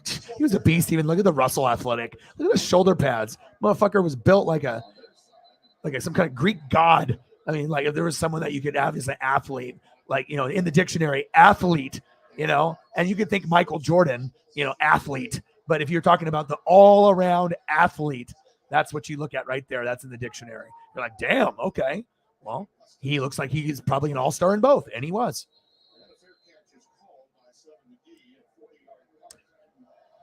That's no problem. The crazy question is, what was he better at, baseball or football? There's not really a definitive answer. You know what I mean? Because his football career got, shortened, obviously, with the big injury. But, I mean, if you're making an all-star in both Pro Bowl or all-star game, I think I tend to lean that maybe he was a better baseball player because he could field and he could hit, right? But the athleticism that he showed with running, with power and speed was undeniable. And you saw a lot of guys, Earl Campbell and Walter Payton, and there was other guys that were incredible. But Bo just had a different type of swag that the 90s and 80s needed, and we got it. Like, the emergence of Nike and Bo Knows campaign, and yeah, freaking crazy, man. 60,000 more are diagnosed every year. The Parkinson's Foundation joins with people from across the country each year to celebrate movement at Moving Day Walks. A movement toward life-saving resources. Movement toward advancement. And this is one of my favorite card ones as well. Movement toward a better life today for people living with Parkinson's. I like this a lot. This is about who I am right here. Like, how you have items that like make you feel a vibe. Yeah. And especially the scorecard in the middle with the shoulder pads. It's not worth a whole lot of money. Like $5-10, you know what I mean? But it's very cool. Come to a Moving Day event in your community and move with the Parkinson's Foundation. To learn more, no, just Cyber's in there. Yours and Birdman's and then Cyber's. Yeah, just that. So if you want to take off here in a minute, that's totally fine. So what do we want to do for the people that are left? Do we want to just end it here at the 4 hour and 35 mark? Or do you guys want to go into the 5 hour mark? Comment below. I'll let you guys decide. what you guys want to do. I can definitely look at cards and collectibles or food for 30 minutes. But if you guys want to dip, I'm totally cool with that. Then I can spend time with Paisley or catch up on some TV, some Mountain Men or let's see, what do I have on the DVR? I have Grey's Anatomy, Life Below Zero, love that show. Law and Order SVU, Mountain Men, love that show. Station 19, Simpsons, King of the Hill, and The Cleaning Lady. So I got all kinds of stuff to watch. So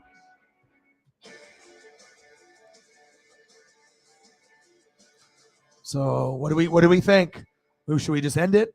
End it now? What did we hit? What was the final number, Sarah, before you go? It looked like it was going to maybe be a disaster, but like I said, it's always going to be Cyberpunk or Holly or Mr. Williams or someone else, that steps up big. You know what I mean? Oh, wow. That's crazy to think that we got to that, huh? Based on how things were earlier. Sometimes all it takes is just one person to change a whole vibe or a stream. You know what I mean? You can have hundreds or thousands in the room. I get it. But all it takes is one single person to, change a night from being maybe a decent night, mediocre night, bad night to a great night. So, wow, incredible. All right. Well, why don't we call it then? It sounds like everyone is ready to kind of go, I think.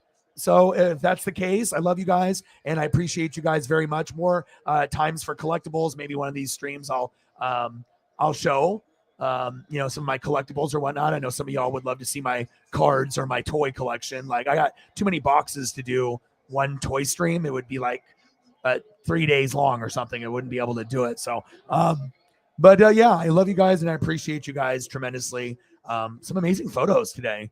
Oh my gosh, that's incredible right there. That could be my screensaver. That's incredible. Love me some Bo. Tomorrow's stream, we are going to be doing the Colorado Buffaloes versus the number 8 USC Trojans. Caleb Williams, NFL prospect. Travis Dye, former Duck at running back. Addison at wide receiver. Number 1 receiver out of high school. So should be a fun one, even though that Colorado will get smashed. And then on Saturday, we got a big one. One of the biggest of the year. Number 25 Huskies versus the number 6 Ducks. Bragging rights, Northwest. Huskies versus Ducks. This is a big fucking deal. Around 4 p.m. on Saturday. And then we'll do 2 games, probably Chiefs and Jags, and then Niners and Chargers. You guys are the best fans on planet Earth. I love you guys, and I appreciate you guys. You guys are the best. And obviously, as we know, with the game, final score, Panthers 25, Falcons 15. Have a great rest of your night. I love you guys, and I appreciate you guys. And I got one question for you. Who you don't talk sports like us? Your boy Ryan, Northwest Sports Fanatics, and I'm out. Gang.